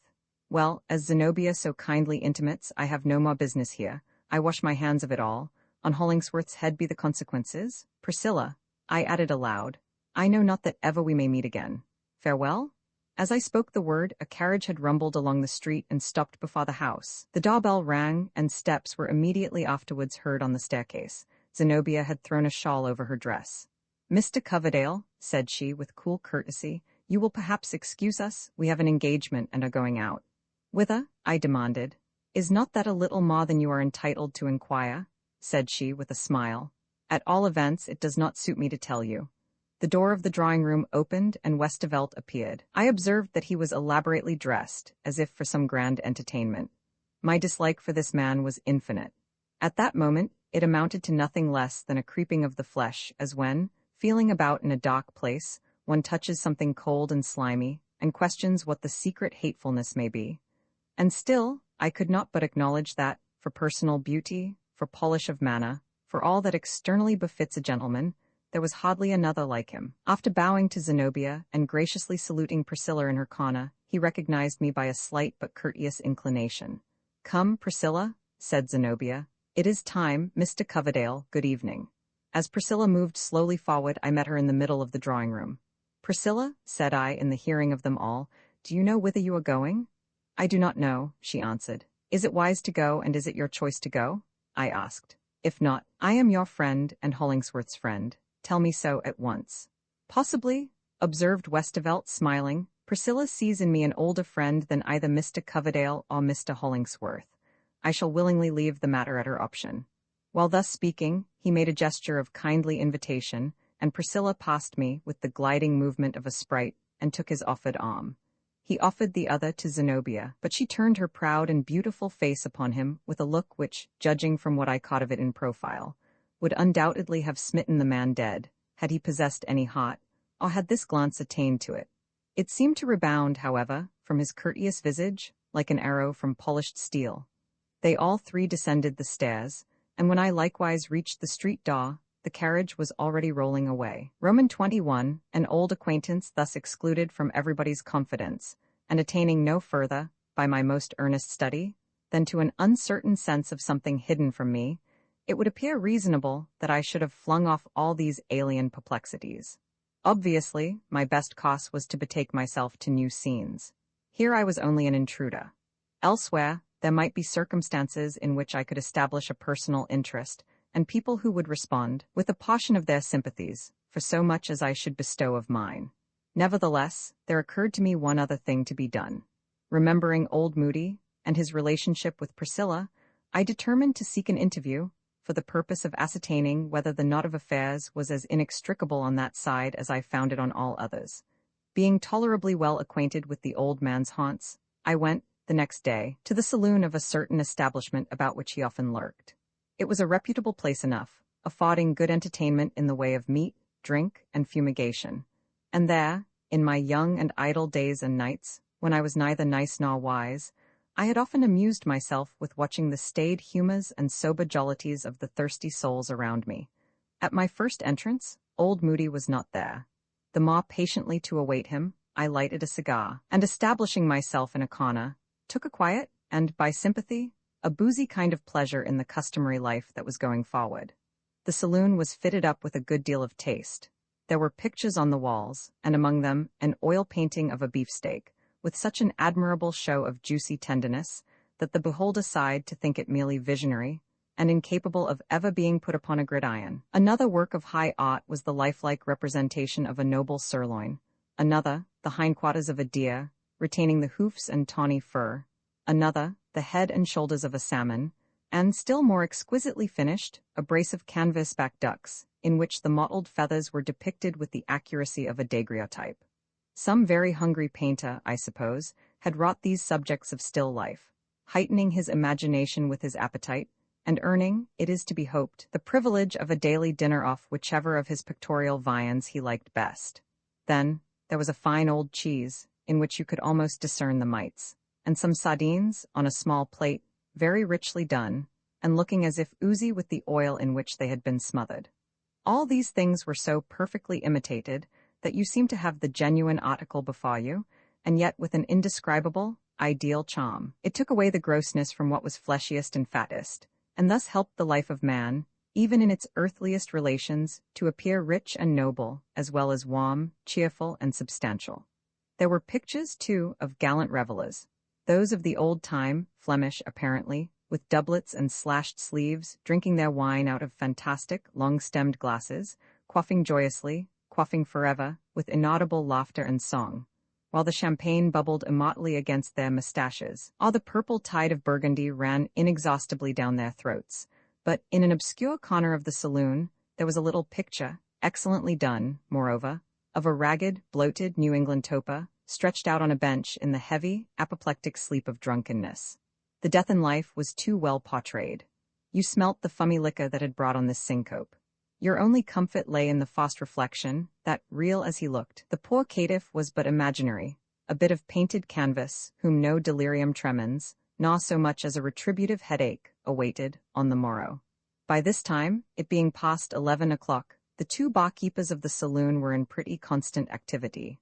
One of these young men had a rare faculty in the concoction of gin cocktails. It was a spectacle to behold how, with a tumbler in each hand, he tossed the contents from one to the other.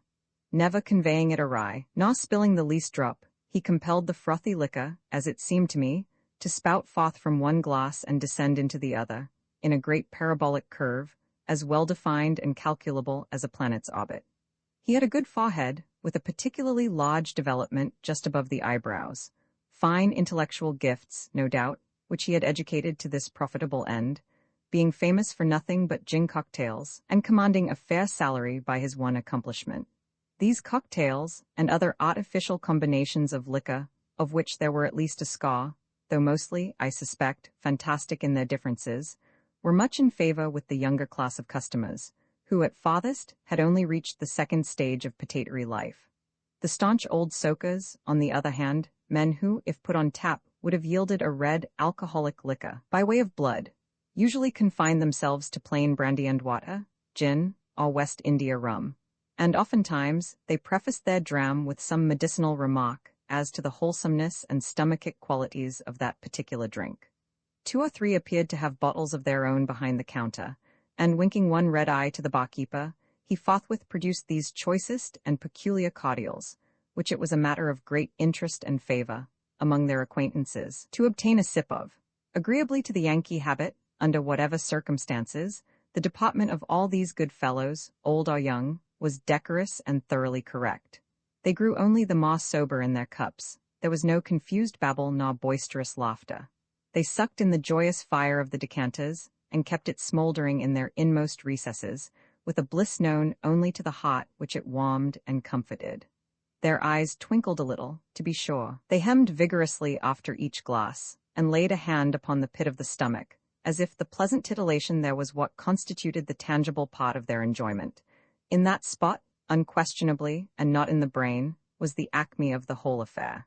But the true purpose of their drinking, and one that will induce men to drink, or do something equivalent, as long as this weary world shall endure, was the renewed youth and vigor, the brisk, cheerful sense of things present and to come, with which, for about a quarter of an hour, the dram permeated their systems. And when such quarters of an hour can be obtained in some mode less baneful to the great sum of a man's life, but nevertheless, with a little spice of impropriety, to give it a wild flavor, we temperance people may ring out our bells for victory. The prettiest object in the saloon was a tiny fountain, which threw up its feathery jet through the counter, and sparkled down again into an oval basin, all lakelet, containing several goldfishes.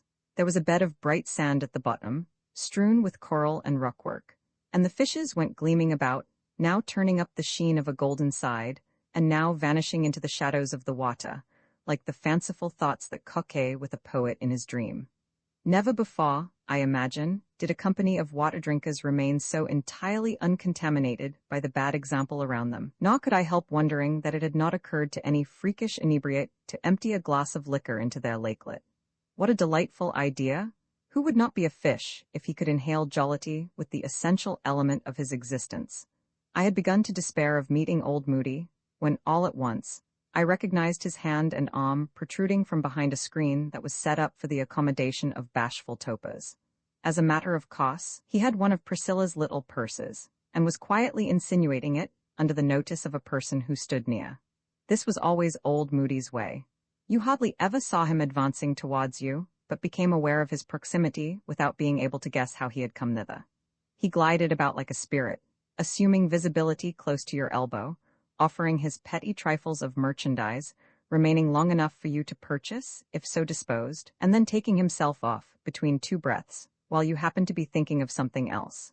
By a sort of sympathetic impulse that often controlled me in those more impressible days of my life, I was induced to approach this old man in a mode as undemonstrative as his own. Thus, when, according to his custom, he was probably just about to vanish, he found me at his elbow. "Ah," said he, with more emphasis than was usual with him. "It is Mr. Coverdale?" "Yes, Mr. Moody, your old acquaintance," answered I. "It is some time now since we ate luncheon together at Blithedale, and a good deal longer since our little talk together at the street corner." "That was a good while ago," said the old man, and he seemed inclined to say not a word more. His existence looked so colorless and topid, so very faintly shadowed on the canvas of reality, that I was half afraid lest he should altogether disappear, even while my eyes were fixed full upon his figure. He was certainly the wretchedest old ghost in the world, with his crazy hat, the dingy handkerchief about his throat, his suit of threadbare gray, and especially that patch over his right eye, behind which he always seemed to be hiding himself. There was one method, however, of bringing him out into somewhat stronger relief. A glass of brandy would effect it. Perhaps the gentler influence of a bottle of claret might do the same. Nor could I think it a matter for the recording angel to write down against me, if, with my painful consciousness of the frost in this old man's blood, and the positive ice that had congealed about his heart. I should thaw him out, were it only for an hour, with the summer warmth of a little wine. What else could possibly be done for him? How else could he be imbued with energy enough to hope for a happier state hereafter? How else be inspired to say his prayers? For there are states of our spiritual system when the throb of the soul's life is too faint and weak to render us capable of religious aspiration. "Mr. Moody," said I, "shall we lunch together, and would you like to drink a glass of wine?" His one eye gleamed. He bowed, and it impressed me that he grew to be more of a man at once, either in anticipation of the wine, or as a grateful response to my good fellowship in offering it. "With pleasure," he replied. The barkeeper, at my request, showed us into a private room, and soon afterwards set some fried oysters and a bottle of claret on the table, and I saw the old man glance curiously at the label of the bottle, as if to learn the brand. "It should be good wine," I remarked, "if it have any right to its label." "You cannot suppose, sir," said Moody, with a sigh, "that a poor old fellow like me knows any difference in wines. And yet, in his way of handling the glass, in his preliminary snuff at the aroma, in his first cautious sip of the wine, and the gustatory skill with which he gave his palate the full advantage of it, it was impossible not to recognize the connoisseur. I fancy, Mr. Moody," said I, "you are a much better judge of wines than I have yet learned to be. Tell me fairly, did you never drink it where the grape grows?" "How should that have been, Mr. Coverdale?" answered old Moody shyly, but then he took courage, as it were, and uttered a feeble little laugh. "The flavor of this wine," added he, "and its perfume still more than its taste, makes me remember that I was once a young man."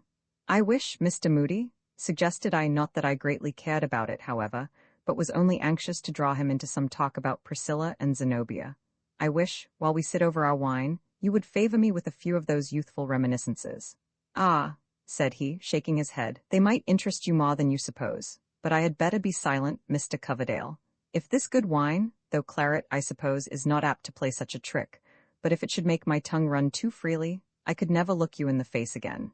"You never did look me in the face, Mr. Moody," I replied, "until this very moment." "Ah," sighed old Moody. It was wonderful, however, what an effect the mild grape juice wrought upon him. It was not in the wine, but in the associations which it seemed to bring up. Instead of the mean, slouching, furtive, painfully depressed air of an old city vagabond, more like a gray kennel rat than any other living thing, he began to take the aspect of a decayed gentleman. Even his garments, especially after I had myself quaffed a glass or two, looked less shabby than when we first sat down. There was, by and by, a certain exuberance and elaborateness of gesture and manner, oddly in contrast with all that I had hitherto seen of him. Anon, with hardly any impulse from me, old Moody began to talk. His communications referred exclusively to a long past and more fortunate period of his life, with only a few unavoidable allusions to the circumstances that had reduced him to his present state.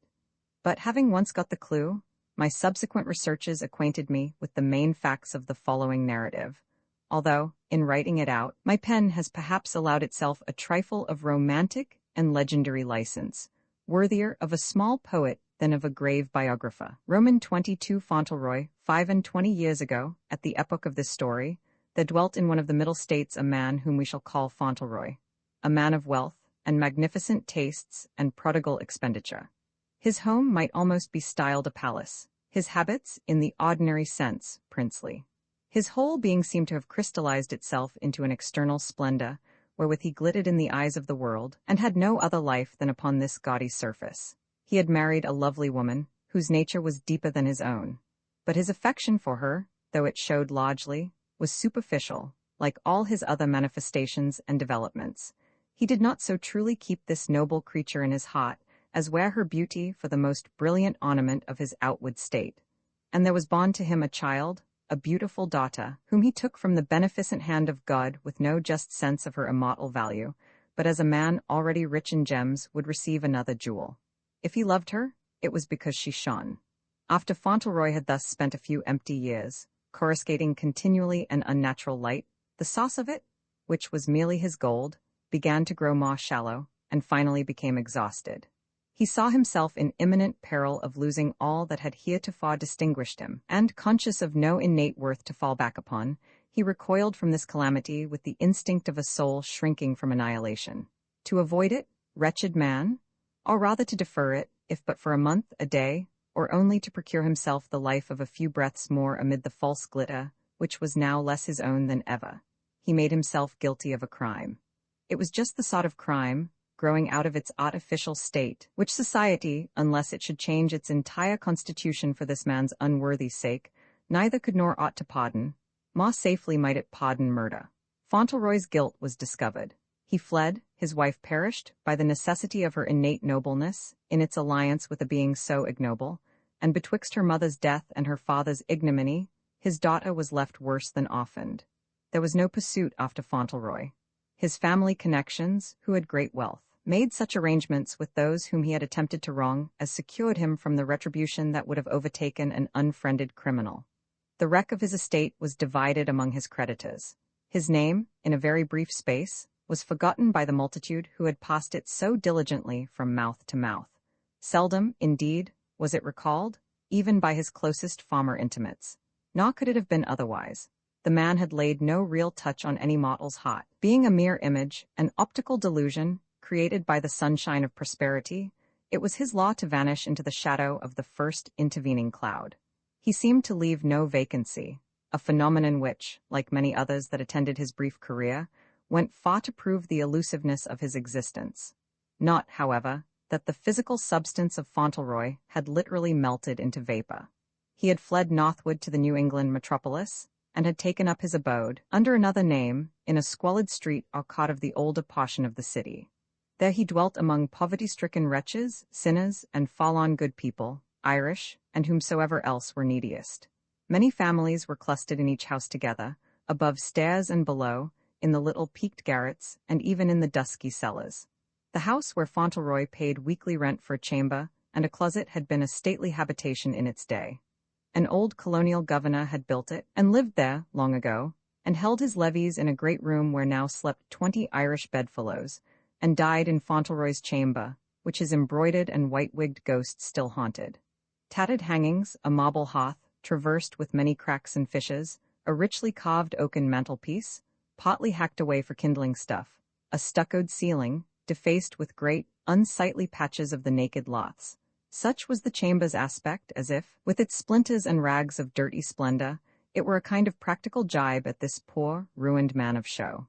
At first, and at irregular intervals, his relatives allowed Fauntleroy a little pittance to sustain life, not from any love, perhaps, but lest poverty should compel him, by new offenses, to add more shame to that with which he had already stained them. But he showed no tendency to further guilt. His character appeared to have been radically changed as, indeed, from its shallowness it well might, by his miserable fate. Or, it may be, the traits now seen in him were portions of the same character, presenting itself in another phase. Instead of any longer seeking to live in the sight of the world, his impulse was to shrink into the nearest obscurity, and to be unseen of men, were it possible, even while standing before their eyes.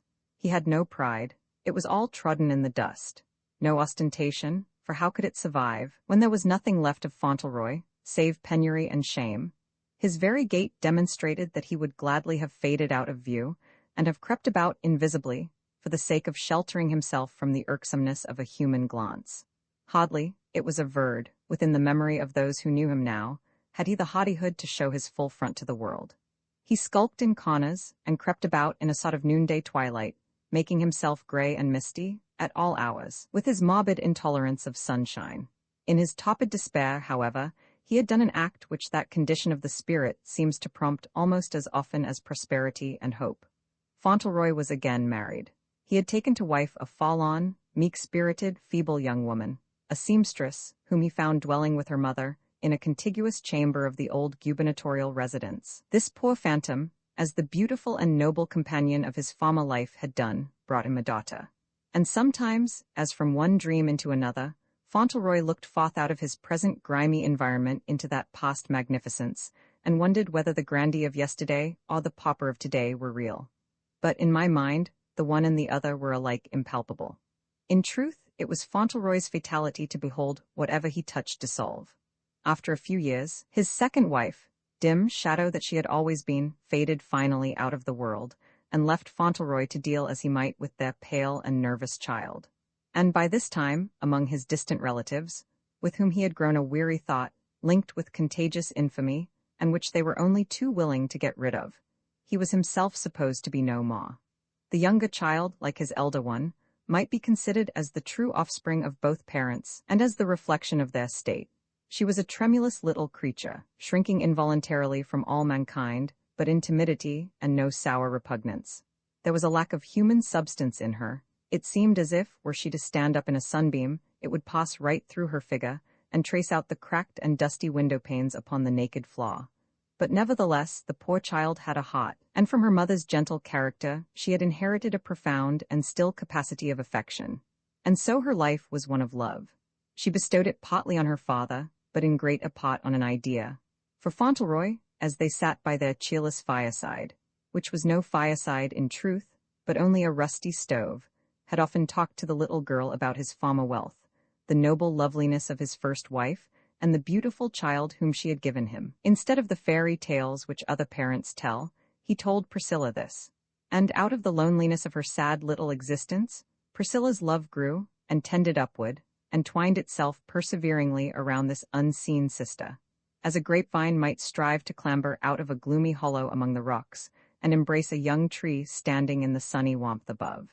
It was almost like worship, both in its earnestness and its humility, nor was it the less humble, though the more earnest, because Priscilla could claim human kindred with the being whom she so devoutly loved.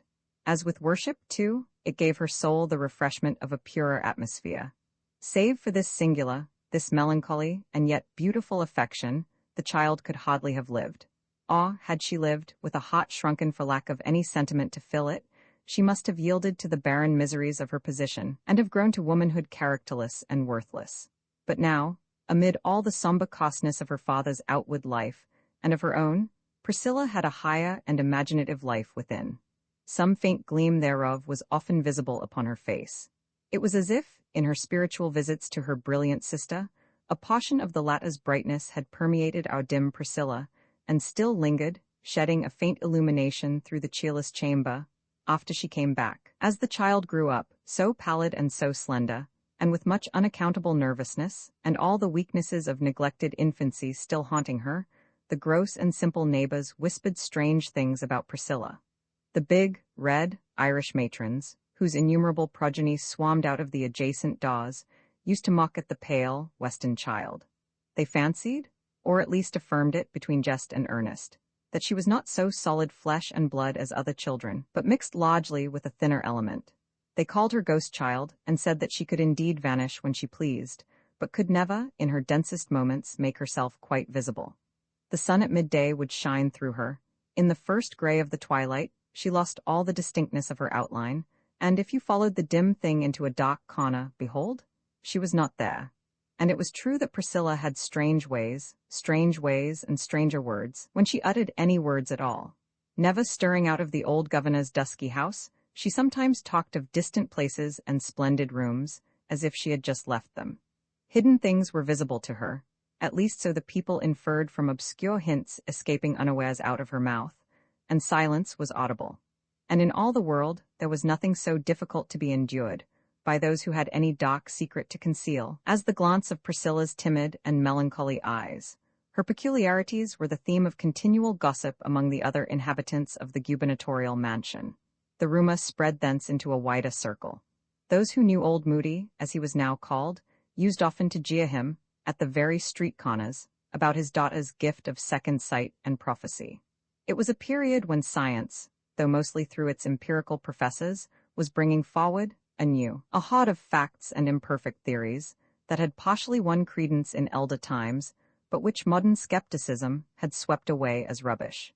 These things were now tossed up again, out of the surging ocean of human thought and experience. The story of Priscilla's preternatural manifestations, therefore, attracted a kind of notice of which it would have been deemed wholly unworthy a few years earlier. One day, a gentleman ascended the creaking staircase, and inquired which was old Moody's chamber door. And several times he came again. He was a marvelously handsome man, still youthful, too, and fashionably dressed. Except that Priscilla, in those days, had no beauty, and, in the languor of her existence, had not yet blossomed into womanhood, there would have been rich food for scandal in these visits, for the girl was unquestionably their sole object, although her father was supposed always to be present.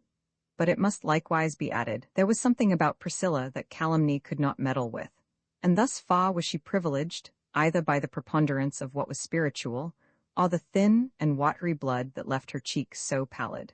Yet, if the busy tongues of the neighborhood spared Priscilla in one way, they made themselves amends by renewed and wilder babble on another score. They averred that the strange gentleman was a wizard, and that he had taken advantage of Priscilla's lack of earthly substance to subject her to himself, as his familiar spirit, through whose medium he gained cognizance of whatever happened, in regions near or remote.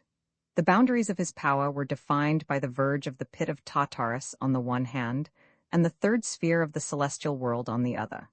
Again, they declared their suspicion that the wizard, with all his show of manly beauty, was really an aged and wizened figure, or else that his semblance of a human body was only a necromantic, or perhaps a mechanical contrivance, in which a demon walked about. In proof of it, however, they could merely instance a gold band around his upper teeth, which had once been visible to several old women, when he smiled at them from the top of the governor's staircase. Of course this was all absurdity, or mostly so. But after every possible deduction, there remained certain very mysterious points about the stranger's character, as well as the connection that he established with Priscilla. Its nature at that period was even less understood than now, when miracles of this kind have grown so absolutely stale, that I would gladly, if the truth allowed, dismiss the whole matter from my narrative. We must now glance backward, in quest of the beautiful daughter of Fauntleroy's prosperity. What had become of her? Fauntleroy's only brother, a bachelor, and with no other relative so near, had adopted the forsaken child. She grew up in affluence, with native graces clustering luxuriantly about her. In her triumphant progress towards womanhood, she was adorned with every variety of feminine accomplishment, but she lacked a mother's care. With no adequate control, on any hand, for a man, however stern, however wise, can never sway and guide a female child, her character was left to shape itself. There was good in it, and evil. Passionate, self-willed, and imperious, she had a warm and generous nature, showing the richness of the soil, however, chiefly by the weeds that flourished in it and choked up the herbs of grace. In her girlhood her uncle died. As Fauntleroy was supposed to be likewise dead, and no other heir was known to exist, his wealth devolved on her, although, dying suddenly, the uncle left no will. After his death, there were obscure passages in Zenobia's history. There were whispers of an attachment, and even a secret marriage, with a fascinating and accomplished but unprincipled young man. The incidents and appearances, however, which led to this surmise soon passed away, and were forgotten. Nor was her reputation seriously affected by the report. In fact, so great was her native power and influence, and such seemed the careless purity of her nature, that whatever Zenobia did was generally acknowledged as right for her to do. The world never criticized her so harshly as it does most women who transcend its rules. It almost yielded its assent when it beheld her stepping out of the common path, and asserting the more extensive privileges of her sex, both theoretically and by her practice. The sphere of ordinary womanhood was felt to be narrower than her development required. A portion of Zenobia's more recent life is told in the foregoing pages. Partly in earnest, and, I imagine, as was her disposition, half in a proud jest, or in a kind of recklessness that had grown upon her, out of some hidden grief, she had given her countenance and promised liberal pecuniary aid to our experiment of a better social state. And Priscilla followed her to Blithedale. The sole bliss of her life had been a dream of this beautiful sister, who had never so much as known of her existence. By this time, too, the poor girl was enthralled in an intolerable bondage, from which she must either free herself or perish. She deemed herself safest near Zenobia, into whose large hut she hoped to nestle. One evening, months after Priscilla's departure, when Moody, or shall we call him Fauntleroy, was sitting alone in the state chamber of the old governor, there came footsteps up the staircase. There was a pause on the landing place. A lady's musical yet haughty accents were heard making an inquiry from some denizen of the house, who had thrust a head out of a contiguous chamber. There was then a knock at Moody's door. "Come in," said he, and Zenobia entered. The details of the interview that followed being unknown to me, while, notwithstanding, it would be a pity quite to lose the picturesqueness of the situation, I shall attempt to sketch it, mainly from fancy, although with some general grounds of surmise in regard to the old man's feelings. She gazed wonderingly at the dismal chamber. Dismal to her, who beheld it only for an instant, and how much more so to him, into whose brain each bare spot on the ceiling, every tatter of the paper hangings, and all the splintered carvings of the mantelpiece, seen wearily through long years, had worn their several prints. Inexpressibly miserable is this familiarity with objects that have been from the first disgustful. "I have received a strange message," said Zenobia, after a moment's silence, "requesting, or rather enjoining it upon me, to come hither, rather from curiosity than any other motive, and because, though a woman, I have not all the timidity of one, I have complied. Can it be you, sir, who thus summoned me?" "It was," answered Moody. "And what was your purpose?" she continued. "You require charity, perhaps. In that case the message might have been more fitly worded. But you are old and poor, and age and poverty should be allowed their privileges. Tell me, therefore, to what extent you need my aid." "Put up your purse," said the supposed mendicant with an inexplicable smile. Keep all your wealth, until I demand it all or none." My message had no such end in view. "You are beautiful, they tell me, and I desired to look at you." He took the one lamp that showed the discomfort and sordidness of his abode, and approaching Zenobia held it up so as to gain the more perfect view of her, from top to toe. So obscure was the chamber, that you could see the reflection of her diamonds thrown upon the dingy wall, and flickering with the rise and fall of Zenobia's breath. It was the splendor of those jewels on her neck, like lamps that burn before some fair temple, and the jeweled flower in her hair, more than the murky, yellow light that helped him to see her beauty. But he beheld it, and grew proud at heart. His own figure, in spite of his mean habiliments, assumed an air of state and grandeur. "It is well," cried old Moody. "Keep your wealth, you are right worthy of it. Keep it therefore, but with one condition only." Zenobia thought the old man beside himself, and was moved with pity. "Have you none to care for you?" asked she. "No daughter, no kind-hearted neighbor, no means of procuring the attendance which you need? Tell me once again, can I do nothing for you?" "Nothing," he replied. "I have beheld what I wished, now leave me. Linger not a moment longer, or I may be tempted to say what would bring a cloud over that queenly brow. Keep all your wealth, but with only this one condition. Be kind, be no less kind than sisters are to my poor Priscilla." And it may be, after Zenobia withdrew, Fauntleroy paced his gloomy chamber, and communed with himself as follows, or, at all events, it is the only solution which I can offer of the enigma presented in his character. "I am unchanged, the same man as of yore," said he. "True, my brother's wealth, he dying intestate, is legally my own. I know it, yet of my own choice I live a beggar, and go meanly clad, and hide myself behind a forgotten ignominy. Looks this like ostentation?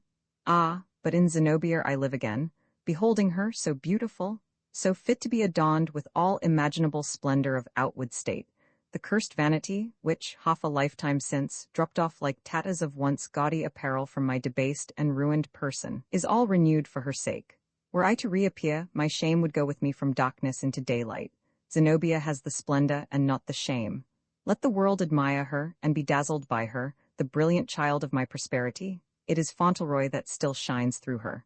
But then, perhaps, another thought occurred to him. "My poor Priscilla, and am I just to her, in surrendering all to this beautiful Zenobia? Priscilla, I love her best, I love her only, but with shame, not pride, so dim, so pallid, so shrinking, the daughter of my long calamity. Wealth were but a mockery in Priscilla's hands. What is its use except to fling a golden radiance around those who grasp it? Yet let Zenobia take heed, Priscilla shall have no wrong."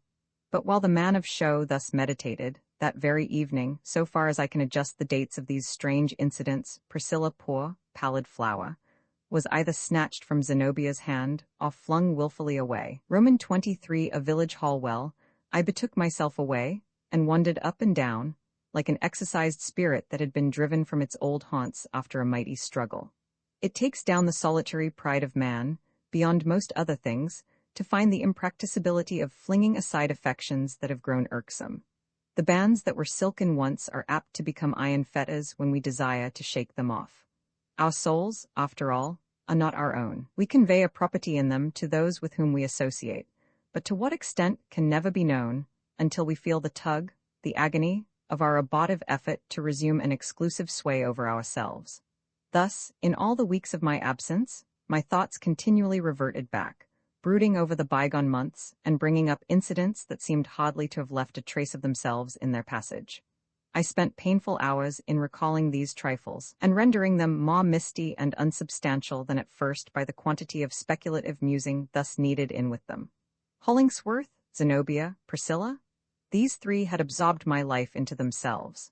Together with an inexpressible longing to know their fortunes, there was likewise a morbid resentment of my own pain, and a stubborn reluctance to come again within their sphere.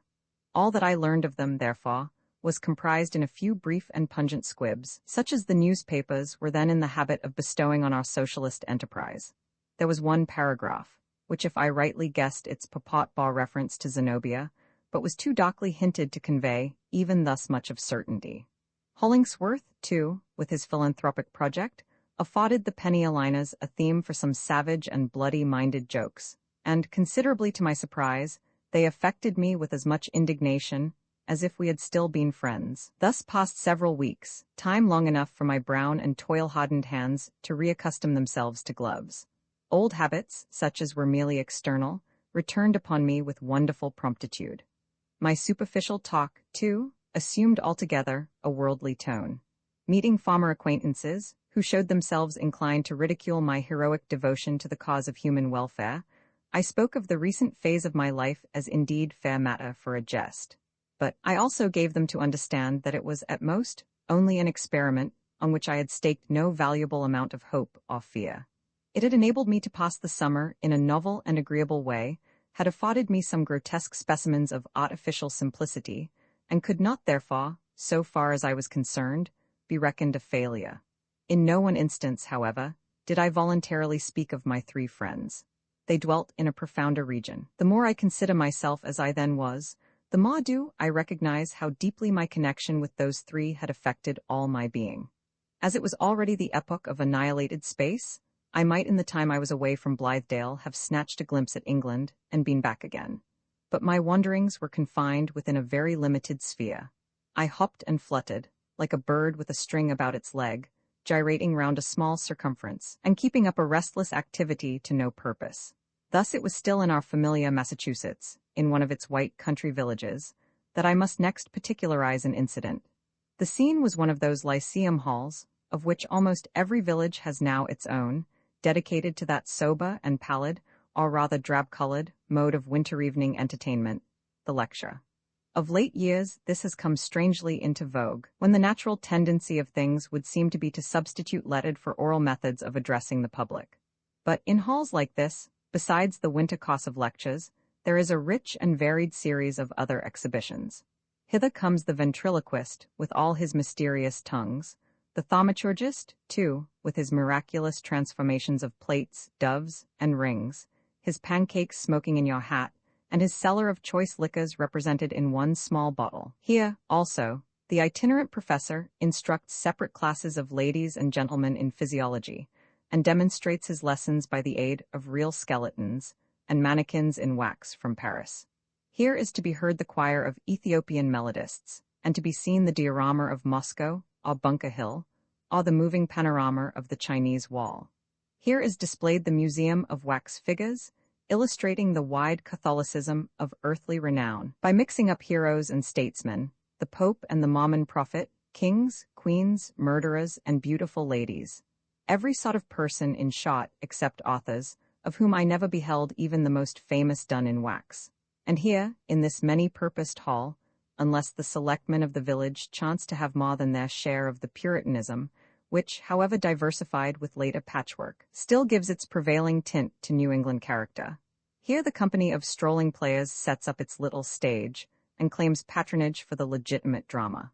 But on the autumnal evening which I speak of, a number of printed handbills, stuck up in the barroom, and on the signpost of the hotel, and on the meeting-house porch, and distributed largely through the village, had promised the inhabitants an interview with that celebrated and hitherto inexplicable phenomenon, the Veiled Lady. The hall was fitted up with an amphitheatrical descent of seats towards a platform, on which stood a desk, 2 lights, a stool, and a capacious antique chair. The audience was of a generally decent and respectable character. Old farmers in their Sunday black coats with shrewd, hard, sun-dried faces, and a cynical humor, oftener than any other expression in their eyes, pretty girls in many-colored attire, pretty young men, the schoolmaster, the lawyer, or student at law, the shopkeeper, all looking rather suburban than rural. In these days there is absolutely no rusticity, except when the actual labor of the soil leaves its earth mold on the person. There was likewise a considerable proportion of young and middle-aged women, many of them stern in feature, with mocked foreheads and a very definite line of eyebrow. A type of womanhood in which a bold intellectual development seems to be keeping pace with the progressive delicacy of the physical constitution. Of all these people I took note at first, according to my custom. But I ceased to do so the moment that my eyes fell on an individual who sat 2 or 3 seats below me, immovable, apparently deep in thought, with his back, of course, towards me, and his face turned steadfastly upon the platform. After sitting a while in contemplation of this person's familiar contour, I was irresistibly moved to step over the intervening benches, lay my hand on his shoulder, put my mouth close to his ear, and address him in a sepulchral, melodramatic whisper. "Hollingsworth, where have you left Zenobia?" His nerves, however, were proof against my attack. He turned half around and looked me in the face with great sad eyes, in which there was neither kindness nor resentment, nor any perceptible surprise. "Zenobia, when I last saw her," he answered, "was at Blithedale." He said no more, but there was a great deal of talk going on near me, among a knot of people who might be considered as representing the mysticism, or rather the mystic sensuality, of this singular age. The nature of the exhibition that was about to take place had probably given the turn to their conversation. I heard, from a pale man in blue spectacles, some stranger stories than ever were written in a romance, told, too, with a simple, unimaginative steadfastness, which was terribly efficacious in compelling the auditor to receive them into the category of established facts. He cited instances of the miraculous power of one human being over the will and passions of another, insomuch that settled grief was but a shadow beneath the influence of a man possessing this potency, and the strong love of years melted away like a vapor. At the bidding of one of these wizards, the maiden, with her lover's kiss still burning on her lips, would turn from him with icy indifference. The newly made widow would dig up her buried heart out of her young husband's grave before the sods had taken root upon it. A mother with her babe's milk in her bosom would thrust away her child. Human character was but soft wax in his hands, and guilt, or virtue, only the forms into which he should see fit to mold it. The religious sentiment was a flame which he could blow up with his breath, or a spark that he could utterly extinguish. It is unutterable, the horror and disgust with which I listened, and saw that, if these things were to be believed, the individual soul was virtually annihilated, and all that is sweet and pure in our present life debased, and that the idea of man's eternal responsibility was made ridiculous, and immortality rendered at once impossible, and not worth acceptance. But I would have perished on the spot sooner than believe it. The epoch of rapping spirits, and all the wonders that have followed in their train, such as tables upset by invisible agencies, bells self-tolled at funerals, and ghostly music performed on Jews' harps, had not yet arrived. Alas, my countrymen, methinks we have fallen on an evil age. If these phenomena have not humbug at the bottom, so much the worse for us. What can they indicate in a spiritual way, except that the soul of man is descending to a lower point than it has ever before reached while incarnate? We are pursuing a downward course in the eternal march, and thus bring ourselves into the same range with beings whom death, in requital of their gross and evil lives, has degraded below humanity. To hold intercourse with spirits of this order, we must stoop and grovel in some element more vile than earthly dust. These goblins, if they exist at all, are but the shadows of past mortality, outcasts, mere refused stuff, adjudged unworthy of the eternal world, and, on the most favorable supposition, dwindling gradually into nothingness. The less we have to say to them the better, lest we share their fate. The audience now began to be impatient. They signified their desire for the entertainment to commence by thump of sticks and stamp of boot heels.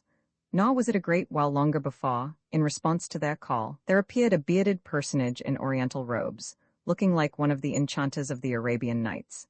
He came upon the platform from a side door, saluted the spectators, not with a salaam, but a bow, took his station at the desk, and first blowing his nose with a white handkerchief, prepared to speak. The environment of the homely village hall, and the absence of many ingenious contrivances of stage effect with which the exhibition had heretofore been set off, seemed to bring the artifice of this character more openly upon the surface. No sooner did I behold the bearded enchanter, than laying my hand again on Hollingsworth's shoulder, I whispered in his ear, "Do you know him?" "I never saw the man before," he muttered, without turning his head, "but I had seen him 3 times already. Once, on occasion of my first visit to the veiled lady, a second time in the woodpath at Blithedale, and lastly, in Zenobia's drawing room. It was Westervelt. A quick association of ideas made me shudder from head to foot, and again, like an evil spirit bringing up reminiscences of a man's sins, I whispered a question in Hollingsworth's ear. "What have you done with Priscilla?" He gave a convulsive start, as if I had thrust a knife into him, writhed himself round on his seat, glared fiercely into my eyes, but answered not a word. The professor began his discourse explanatory of the psychological phenomena, as he termed them, which it was his purpose to exhibit to the spectators. There remains no very distinct impression of it on my memory. It was eloquent, ingenious, plausible, with a delusive show of spirituality, yet really imbued throughout with a cold and dead materialism. I shivered, as at a current of chill, air issuing out of a sepulchral vault and bringing the smell of corruption along with it. He spoke of a new era that was dawning upon the world, an era that would link soul to soul, and the present life to what we call futurity, with a closeness that should finally convert both worlds into one great, mutually conscious brotherhood. He described, in a strange, philosophical guise, with terms of art, as if it were a matter of chemical discovery, the agency by which this mighty result was to be effected. Nor would it have surprised me had he pretended to hold up a portion of his universally pervasive fluid, as he affirmed it to be, in a glass vial. At the close of his exordium, the professor beckoned with his hand, once, twice, thrice, and a figure came gliding upon the platform, enveloped in a long veil of silvery whiteness. It fell about her like the texture of a summer cloud, with a kind of vagueness, so that the outline of the form beneath it could not be accurately discerned. But the movement of the veiled lady was graceful, free, and unembarrassed, like that of a person accustomed to be the spectacle of thousands, or, possibly, a blindfold prisoner within the sphere with which this dark, earthly magician had surrounded her. She was wholly unconscious of being the central object to all those straining eyes. Pliant to his gesture, which had even an obsequious courtesy, but at the same time a remarkable decisiveness, the figure placed itself in the great chair. Sitting there, in such visible obscurity, it was, perhaps, as much like the actual presence of a disembodied spirit as anything that stage trickery could devise. The hushed breathing of the spectators proved how high-wrought were their anticipations of the wonders to be performed through the medium of this incomprehensible creature. I, too, was in breathless suspense, but with a far different presentiment of some strange event at hand.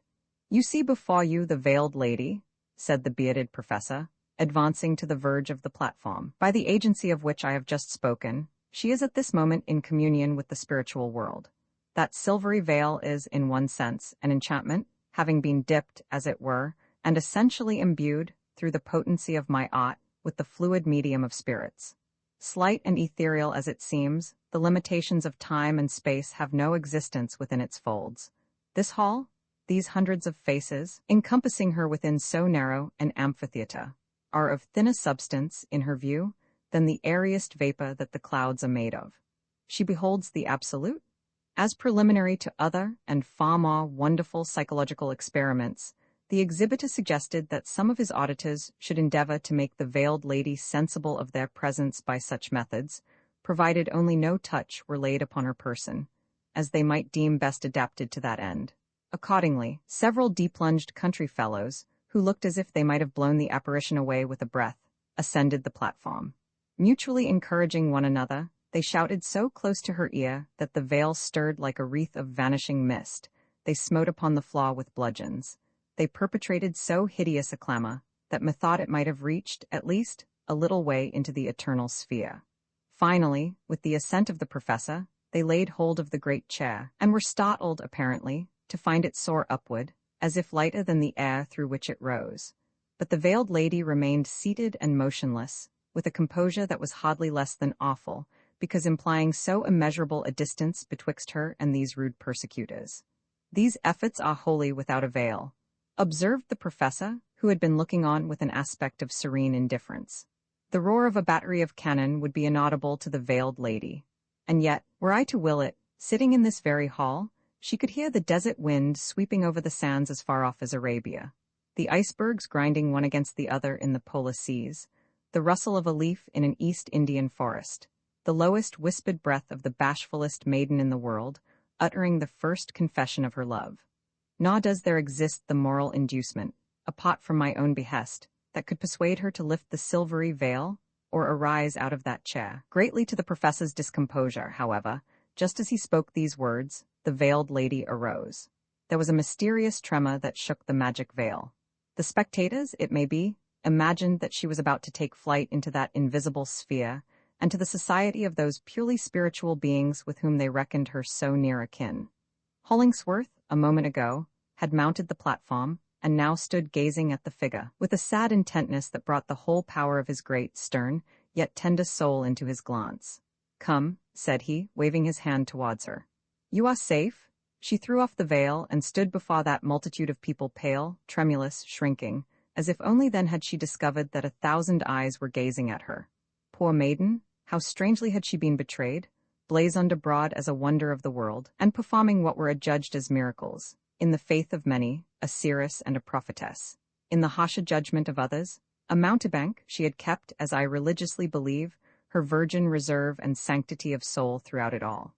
Within that encircling veil, though an evil hand had flung it over her, there was as deep a seclusion as if this forsaken girl had, all the while, been sitting under the shadow of Eliot's pulpit, in the Blithedale woods, at the feet of him who now summoned her to the shelter of his arms, and the true heart-throb of a woman's affection was too powerful for the jugglery that had hitherto environed her.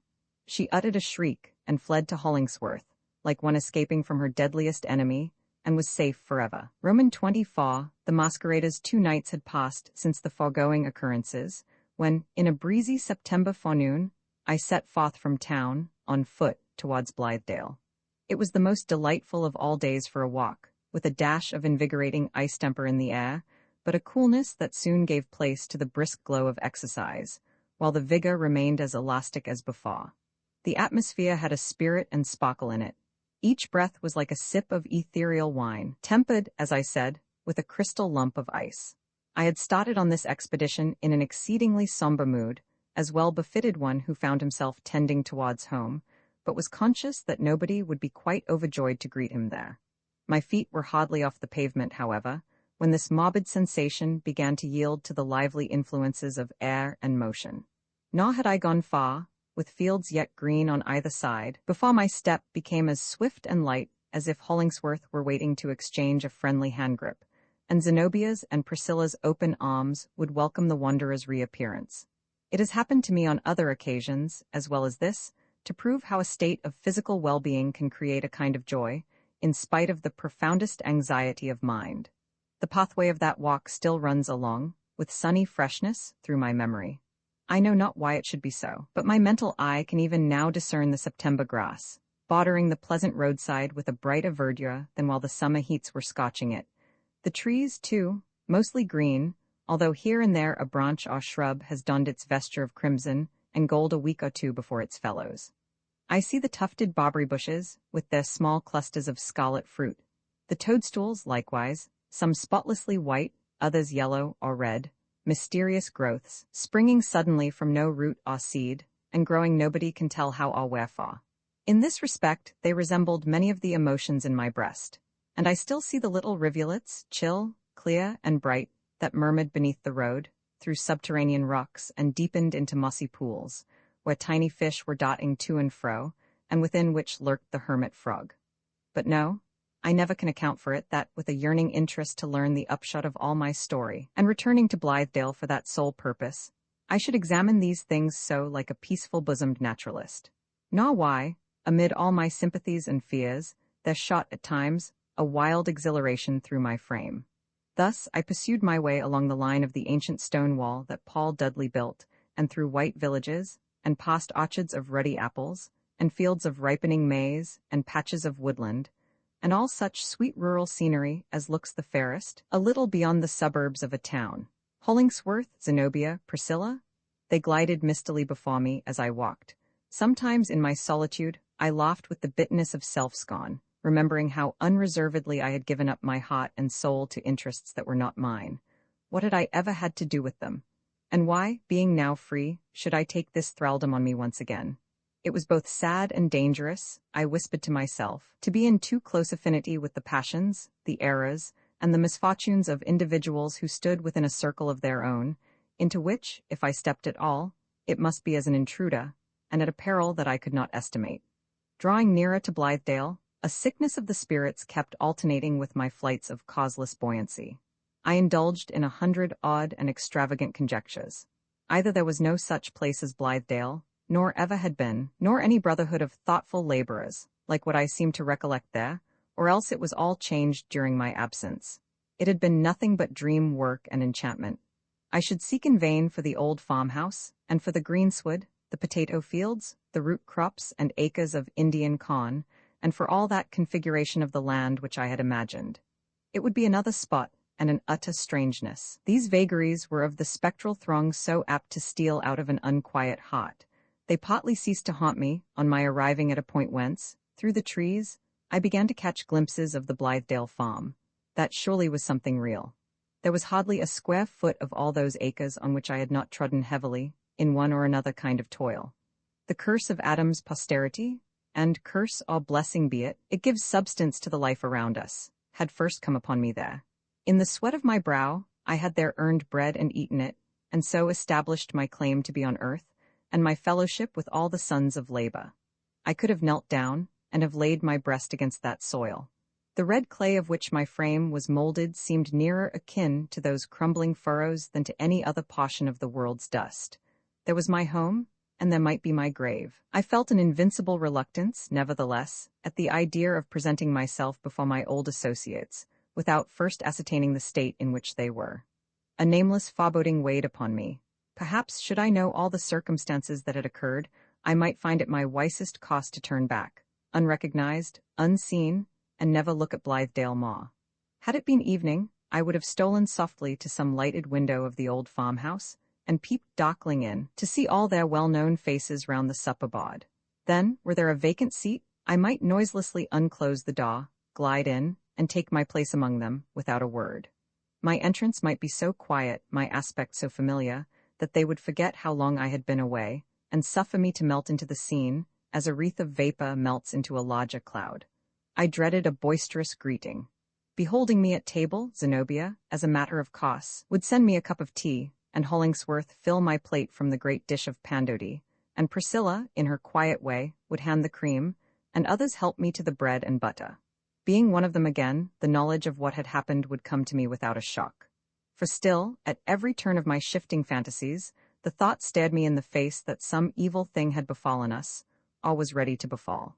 Yielding to this ominous impression, I now turned aside into the woods, resolving to spy out the posture of the community as craftily as the wild Indian before he makes his onset. I would go wandering about the outskirts of the farm, and perhaps, catching sight of a solitary acquaintance, would approach him amid the brown shadows of the trees, a kind of medium fit for spirits departed and revisitant, like myself, and entreat him to tell me how all things were. The first living creature that I met was a partridge, which sprung up beneath my feet and whirred away. The next was a squirrel, who chatted angrily at me from an overhanging bough. I trod along by the dark, sluggish river, and remember pausing on the bank, above one of its blackest and most placid pools.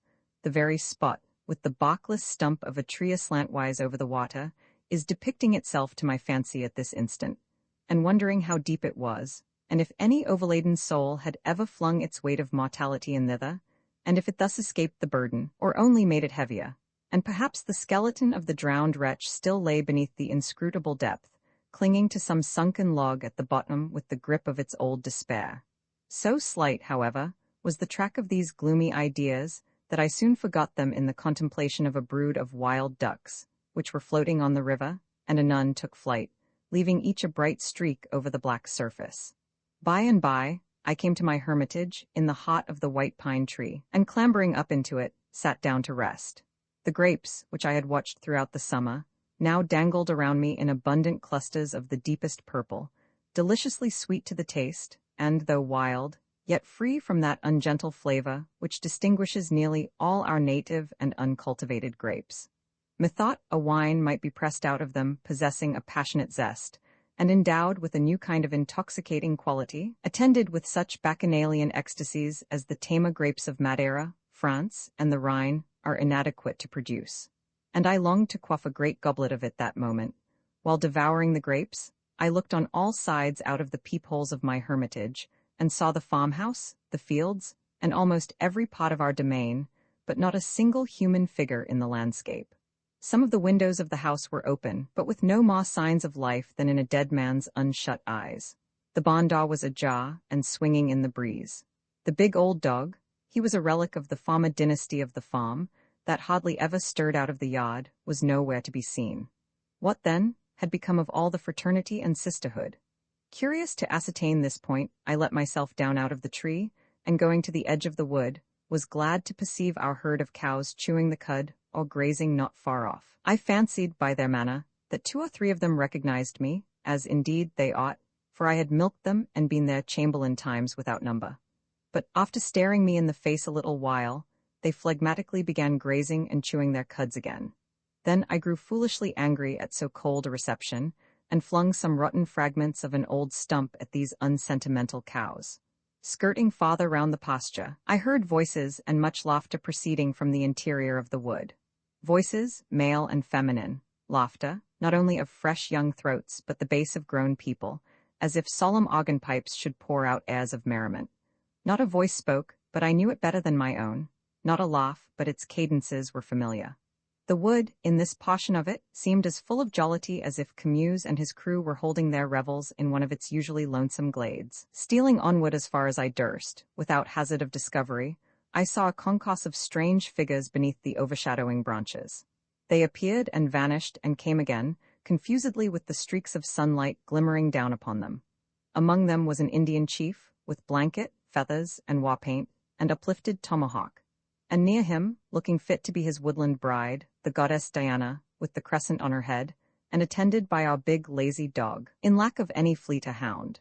Drawing an arrow from her quiver, she let it fly at a venture, and hit the very tree behind which I happened to be lurking. Another group consisted of a Bavarian broom girl, a Negro of the Jim Crow order, 1 or 2 foresters of the Middle Ages, a Kentucky woodsman in his trimmed hunting shirt and deerskin leggings, and a Shaker elder, quaint, demure, broad-brimmed, and square-skirted. Shepherds of Arcadia and allegoric figures from the Fairy Queen were oddly mixed up with these. Arm in arm, or otherwise huddled together in strange discrepancy, stood grim Puritans, gay cavaliers, and revolutionary officers with 3-cornered cocked hats, and queues longer than their swords. A bright-complexioned, dark-haired, vivacious little gypsy, with a red shawl over her head, went from one group to another, telling fortunes by palmistry. And Moll Pitcher, the renowned old witch of Lynn, broomstick in hand, showed herself prominently in the midst, as if announcing all these apparitions to be the offspring of her necromantic art.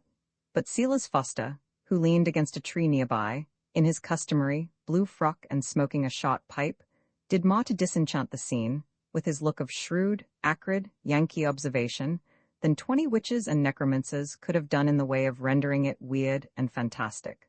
A little farther off, some old-fashioned skinkers and draws, all with portentously red noses, were spreading a banquet on the leaf-strewn earth, while a horned and long-tailed gentleman, in whom I recognized the fiendish musician erst seen by Tam O'Shanter, tuned his fiddle and summoned the whole motley rout to a dance before partaking of the festal cheer.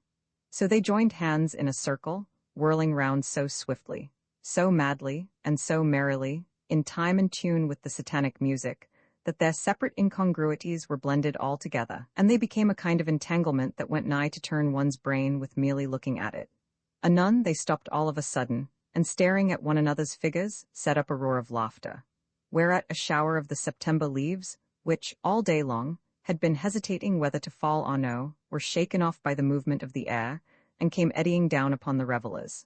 Then, for lack of breath, ensued a silence, at the deepest point of which, tickled by the oddity of surprising my grave associates in this masquerading trim, I could not possibly refrain from a burst of laughter on my own separate account.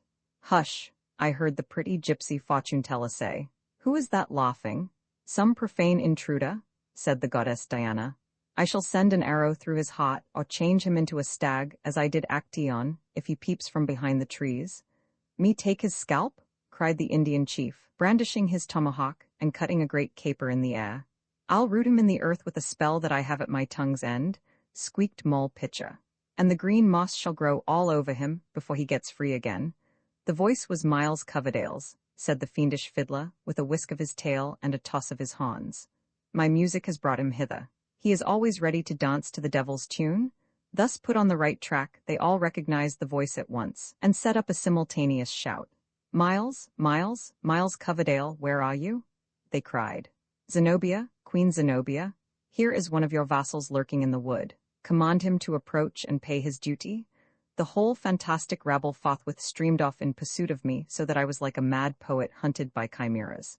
Having fairly the start of them, however, I succeeded in making my escape, and soon left their merriment and riot at a good distance in the rear. Its fainter tones assumed a kind of mournfulness, and were finally lost in the hush and solemnity of the wood.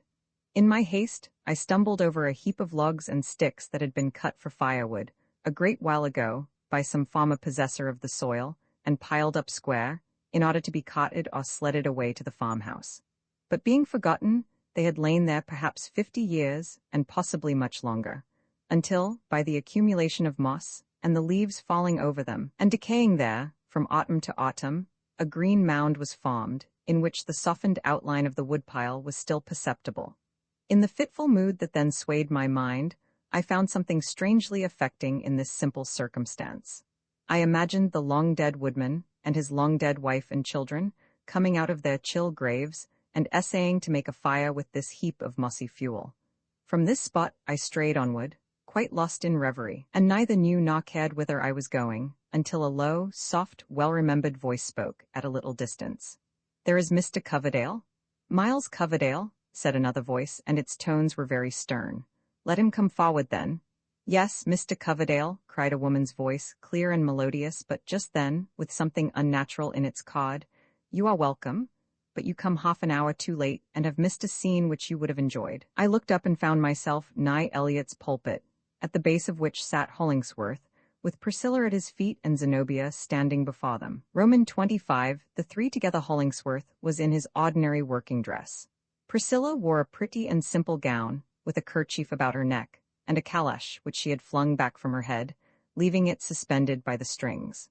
But Zenobia, whose part among the maskers, as may be supposed, was no inferior one, appeared in a costume of fanciful magnificence, with her jeweled flower as the central ornament of what resembled a leafy crown, or coronet. She represented the Oriental princess by whose name we were accustomed to know her. Her attitude was free and noble, yet if a queen's, it was not that of a queen triumphant, but dethroned, on trial for her life, or, perchance, condemned already. The spirit of the conflict seemed, nevertheless, to be alive in her. Her eyes were on fire. Her cheeks had each a crimson spot, so exceedingly vivid, and marked with so definite an outline, that I at first doubted whether it were not artificial. In a very brief space, however, this idea was shamed by the paleness that ensued, as the blood sunk suddenly away. Zenobia now looked like marble. One always feels the fact, in an instant, when he has intruded on those who love, or those who hate, at some acme of their passion that puts them into a sphere of their own, where no other spirit can pretend to stand on equal ground with them. I was confused, affected even with a species of terror, and wished myself away. The intenseness of their feelings gave them the exclusive property of the soil and atmosphere, and left me no right to be or breathe there. "Hollingsworth, Zenobia, I have just returned to Blithedale," said I, "and had no thought of finding you here. We shall meet again at the house. I will retire." "This place is free to you," answered Hollingsworth. "As free as to ourselves," added Zenobia. "This long while past, you have been following up your game, groping for human emotions in the dark corners of the heart. Had you been here a little sooner, you might have seen them dragged into the daylight.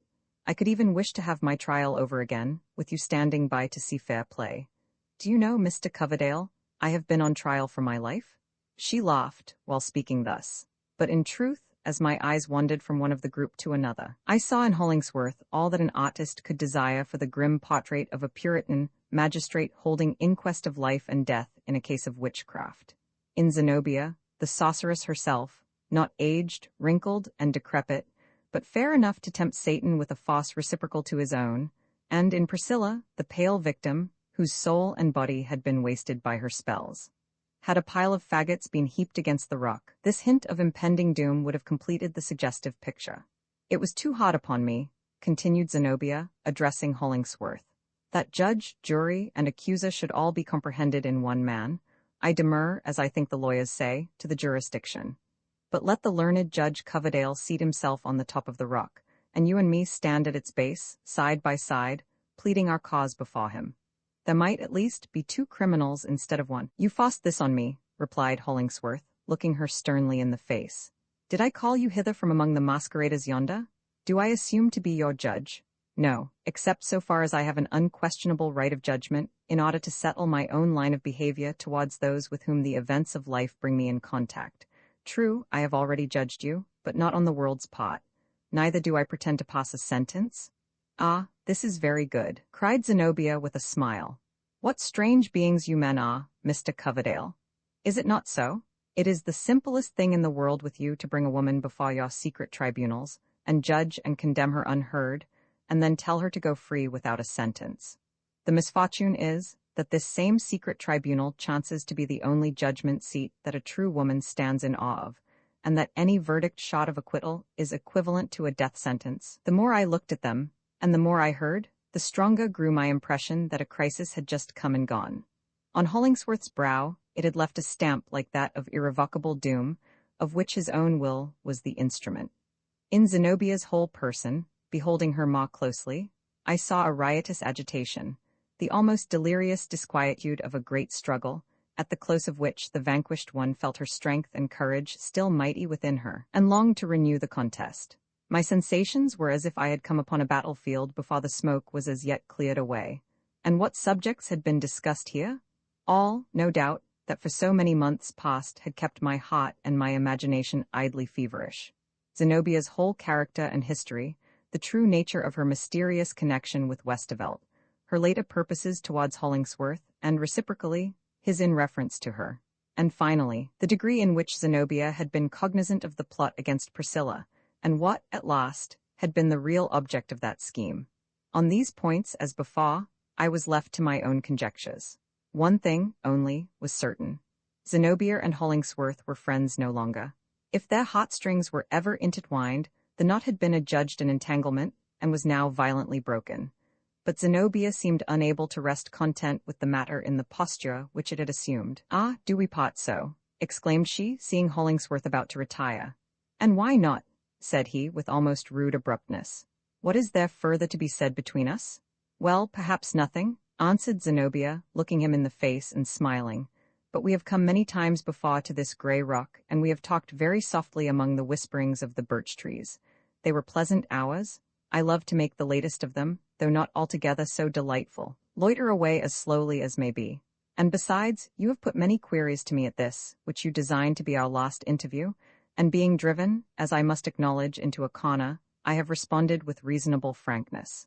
But now, with your free consent, I desire the privilege of asking a few questions in my turn." "I have no concealments," said Hollingsworth. "We shall see," answered Zenobia. "I would first inquire whether you have supposed me to be wealthy." "On that point," observed Hollingsworth, "I have had the opinion which the world holds." "And I held it likewise," said Zenobia. "Had I not, heaven is my witness, the knowledge should have been as free to you as me. It is only 3 days since I knew the strange fact that threatens to make me poor, and your own acquaintance with it, I suspect, is of at least as old a date. I fancied myself affluent. You are aware, too, of the disposition which I purposed making of the larger portion of my imaginary opulence. Nay, were it all, I had not hesitated.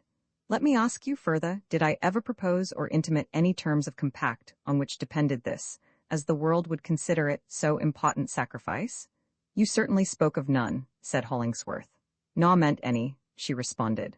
"I was willing to realize your dream freely, generously, as some might think, but, at all events, fully, and heedless though it should prove the ruin of my fortune.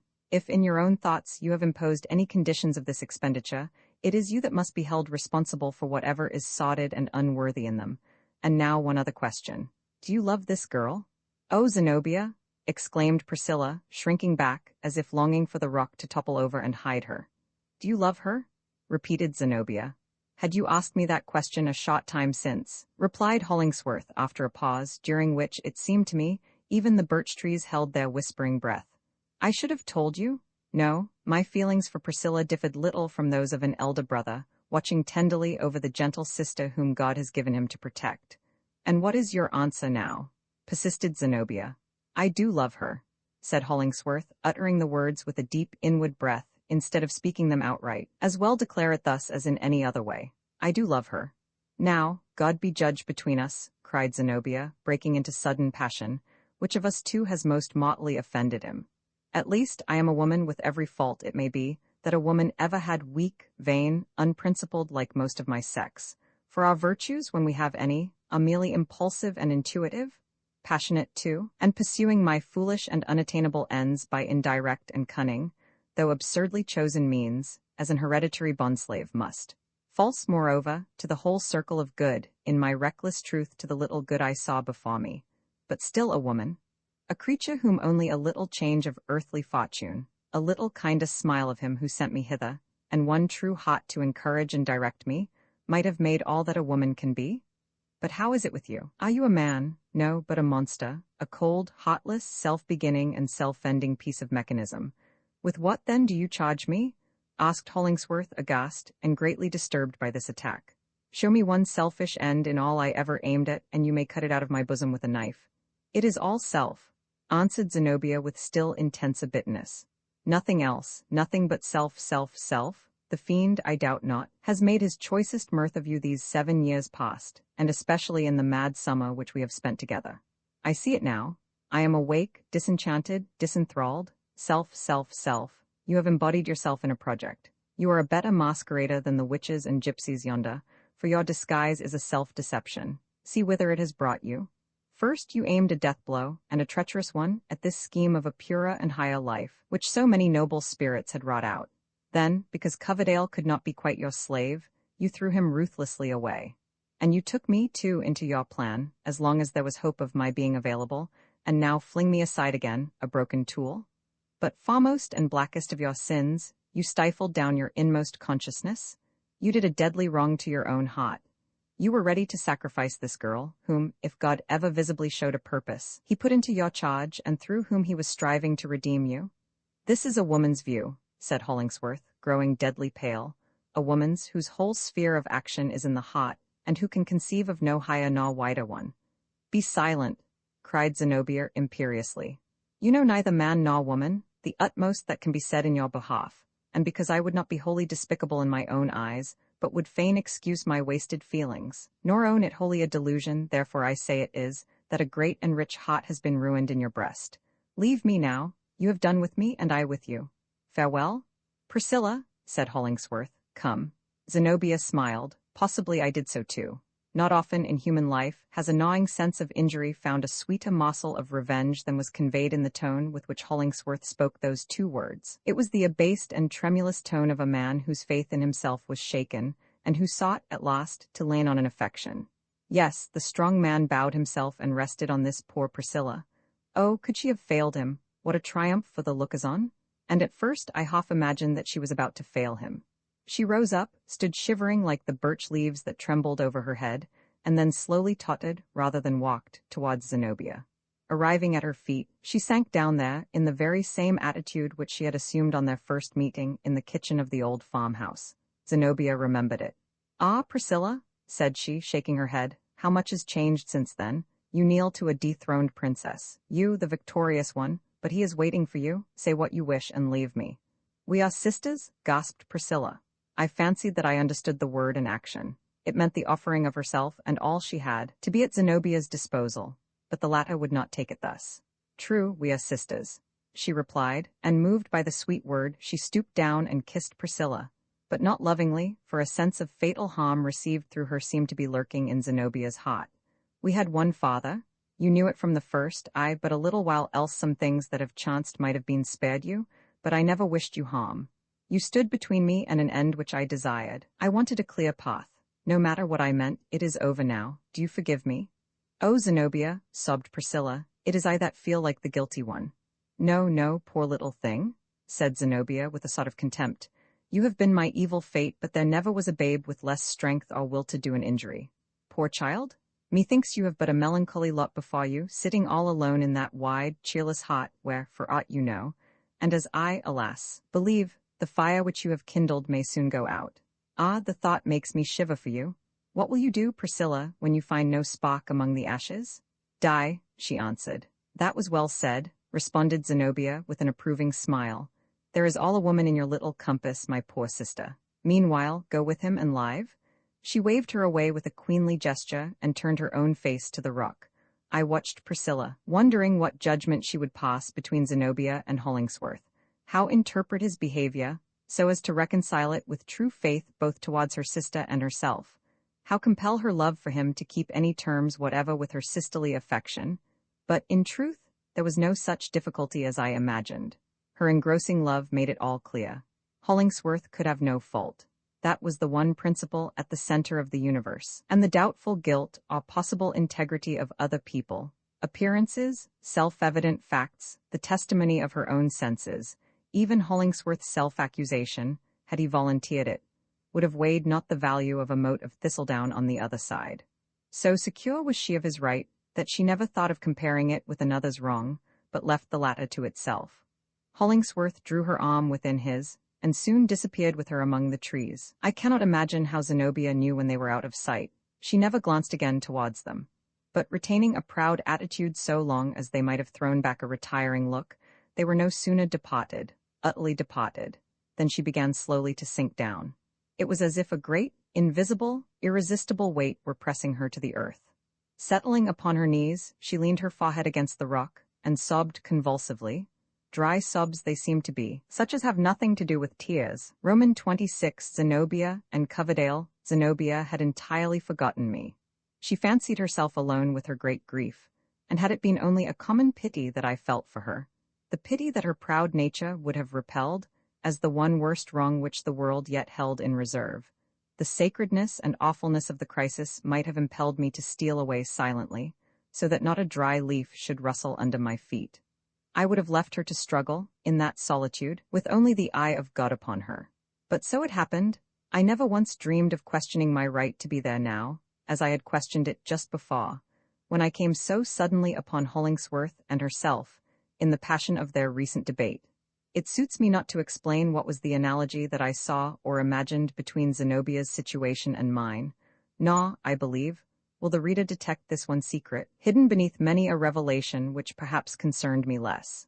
In simple truth, however, as Zenobia leaned her forehead against the rock, shaken with that tearless agony, it seemed to me that the self-same pang, with hardly mitigated torment, leaped thrilling from her heartstrings to my own.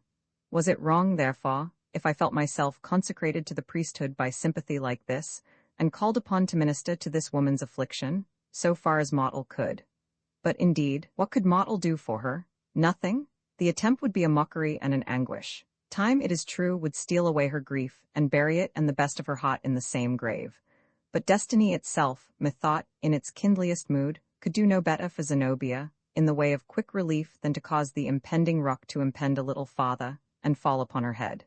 So I leaned against a tree, and listened to her sobs, in unbroken silence. She was half prostrate, half kneeling, with her forehead still pressed against the rock. Her sobs were the only sound. She did not groan, nor give any other utterance to her distress. It was all involuntary.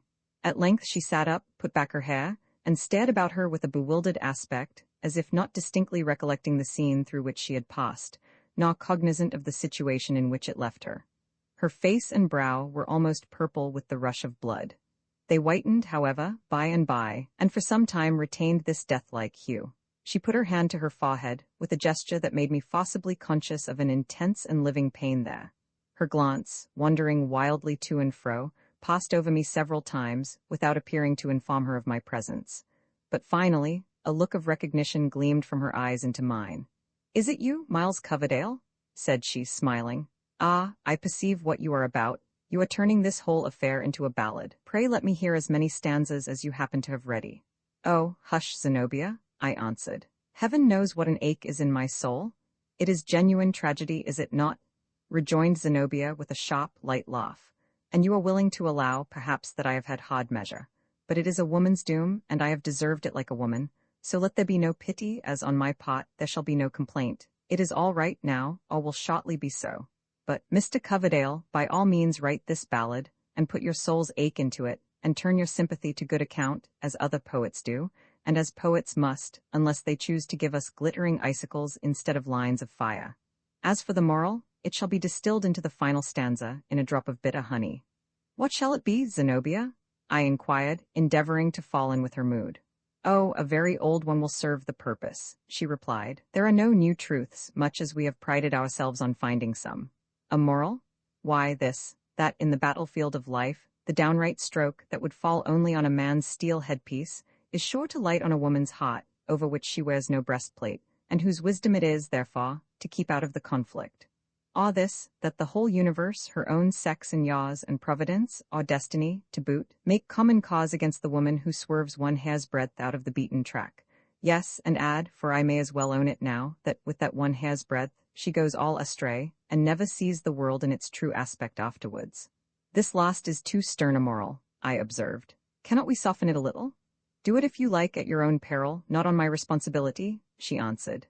Then, with a sudden change of subject, she went on. After all, he has flung away what would have served him better than the poor, pale flower he kept. What can Priscilla do for him? Put passionate warmth into his heart when it shall be chilled with frozen hopes. Strengthen his hands when they are weary with much doing and no performance? No, but only tend towards him with a blind, instinctive love, and hang her little, puny weakness for a clog upon his arm. She cannot even give him such sympathy as is worth the name. For will he never, in many an hour of darkness, need that proud intellectual sympathy which he might have had from me? The sympathy that would flash light along his course and guide as well as cheer him? Poor Hollingsworth, where will he find it now? Hollingsworth has a heart of ice, said I bitterly. He is a wretch. Do him no wrong, interrupted Zenobia, turning haughtily upon me. Presume not to estimate a man like Hollingsworth. It was my fault all along and none of his. I see it now. He never sought me. Why should he seek me? What had I to offer him? A miserable, bruised, and battered heart spoilt long before he met me. A life, too, hopelessly entangled with the villains. He did well to cast me off. God be praised, he did it. And yet, had he trusted me and borne with me a little longer, I would have saved him all this trouble. She was silent for a time and stood with her eyes fixed on the ground. Again raising them, her look was more mild and calm. Miles Coverdale, said she. Well, Zenobia, I responded, can I do you any service? Very little, she replied, but it is my purpose, as you may well imagine, to remove from Blithedale, and most likely I may not see Hollingsworth again. A woman in my position, you understand, feels scarcely at her ease among former friends. New faces, unaccustomed looks, those only can she tolerate. She would pine among familiar scenes, she would be apt to blush too, under the eyes that knew her secret. Her heart might throb uncomfortably. She would modify herself, I suppose, with foolish notions of having sacrificed the honor of her sex at the foot of proud, contumacious man. Poor womanhood, with its rights and wrongs. Here will be new matter for my course of lectures, at the idea of which you smiled, Mr. Coverdale, a month or two ago. But as you have really a heart and sympathies, as far as they go, and as I shall depart without seeing Hollingsworth, I must entreat you to be a messenger between him and me. Willingly, said I, wondering at the strange way in which her mind seemed to vibrate from the deepest earnest to mere levity. What is the message? True, what is it? Exclaimed Zenobia. After all, I hardly know. On better consideration, I have no message. Tell him something pretty and pathetic, that will come nicely and sweetly into your ballad. Anything you please, so it be tender and submissive enough. Tell him he has murdered me. Tell him that I'll haunt him. She spoke these words with the wildest energy. And give Priscilla this? Thus saying, she took the jeweled flower out of her hair, and it struck me as the act of a queen when worsted in a combat, discrowning herself, as if she found a sort of relief in abasing all her pride. Bid her wear this for Zenobia's sake, she continued. She is a pretty little creature, and will make as soft and gentle a wife as the veriest Bluebeard could desire. Pity that she must fade so soon. These delicate and puny maidens always do. 10 years hence, let Hollingsworth look at my face and Priscilla's, and then choose betwixt them. Ah, if he pleases, let him do it now. How magnificently Zenobia looked as she said this. The effect of her beauty was even heightened by the overconsciousness and self-recognition of it, into which, I suppose, Hollingsworth's scorn had driven her. She understood the look of admiration in my face, and Zenobia to the last, it gave her pleasure. It is an endless pity, said she, that I had not bethought myself of winning your heart, Mr. Coverdale, instead of Hollingsworth's. I think I should have succeeded, and many women would have deemed you the worthier conquest of the two. You are certainly much the handsomest man, but there is a fate in these things, and beauty in a man has been of little account with me since my earliest girlhood, when for once it turned my head. Now farewell.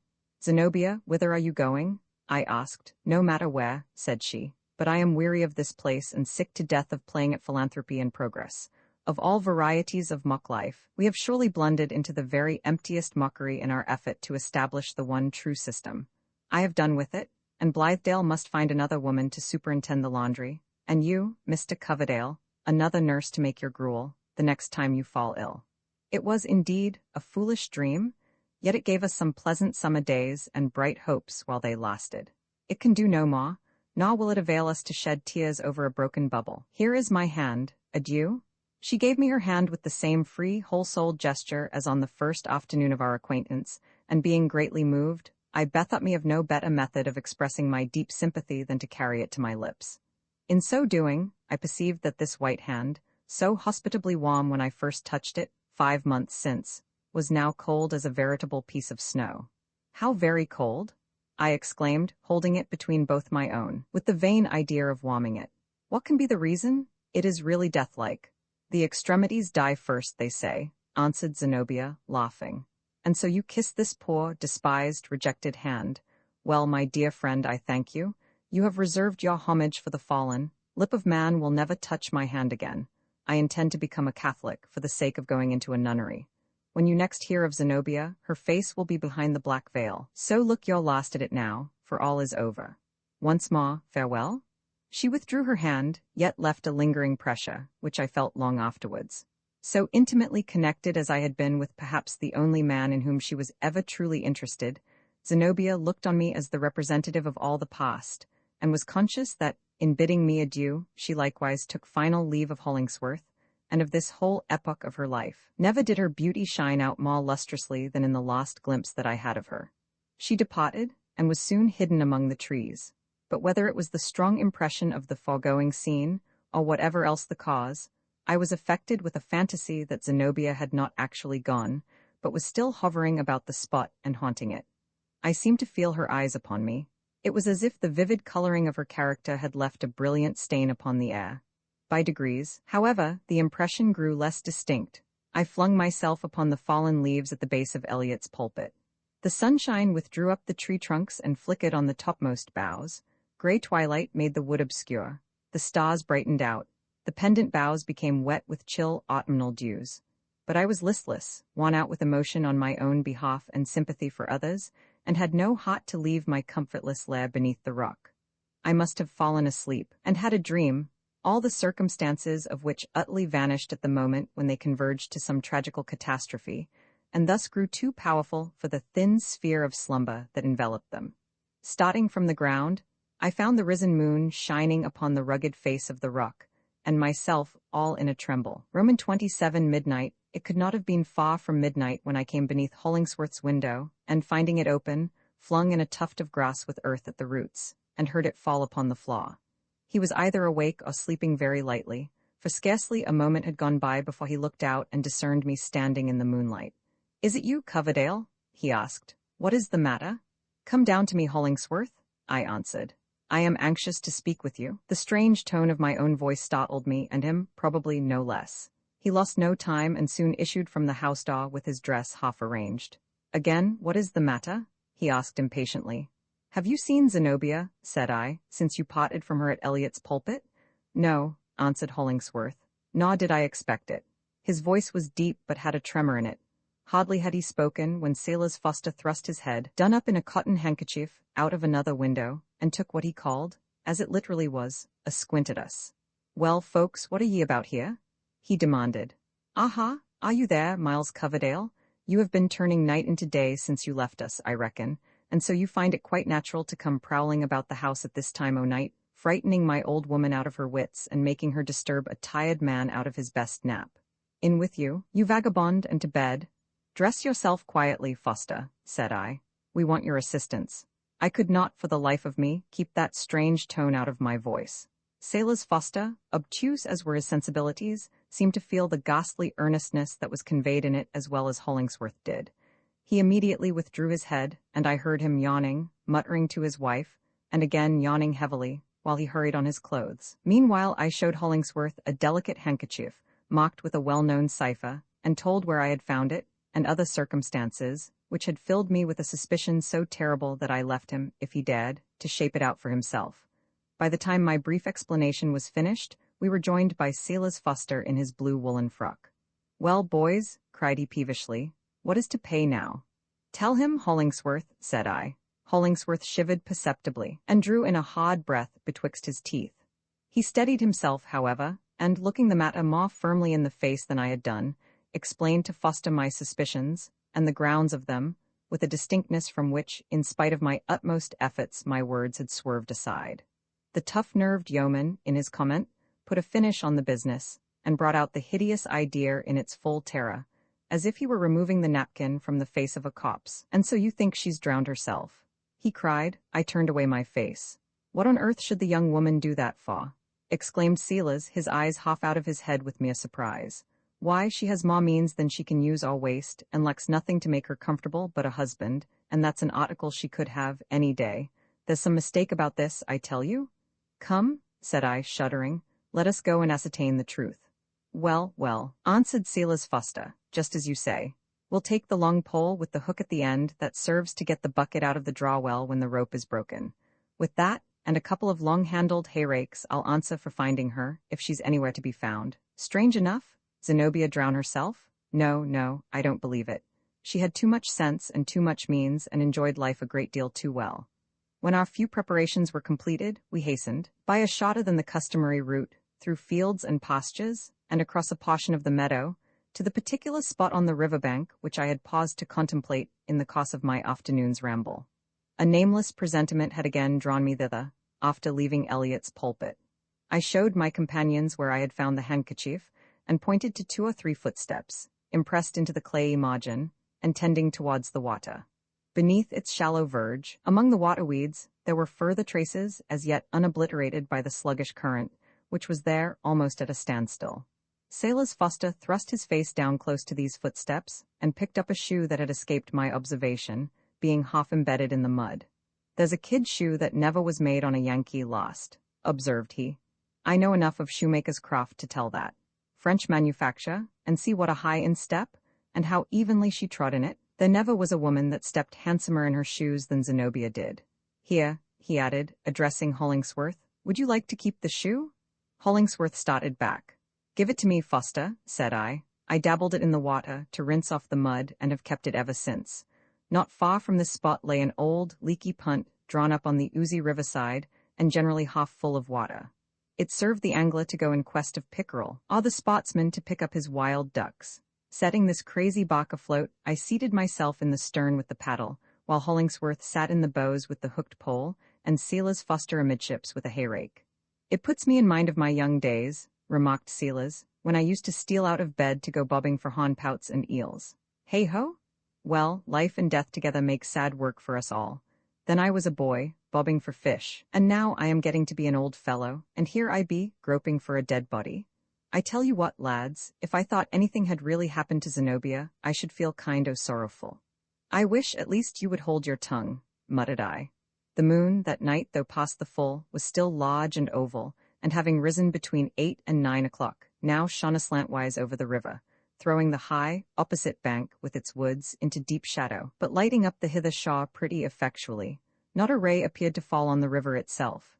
It lapsed imperceptibly away, a broad, black, inscrutable depth, keeping its own secrets from the eye of man as impenetrably as mid-ocean could. "Well, Miles Coverdale," said Foster, "you are the helmsman. How do you mean to manage this business?"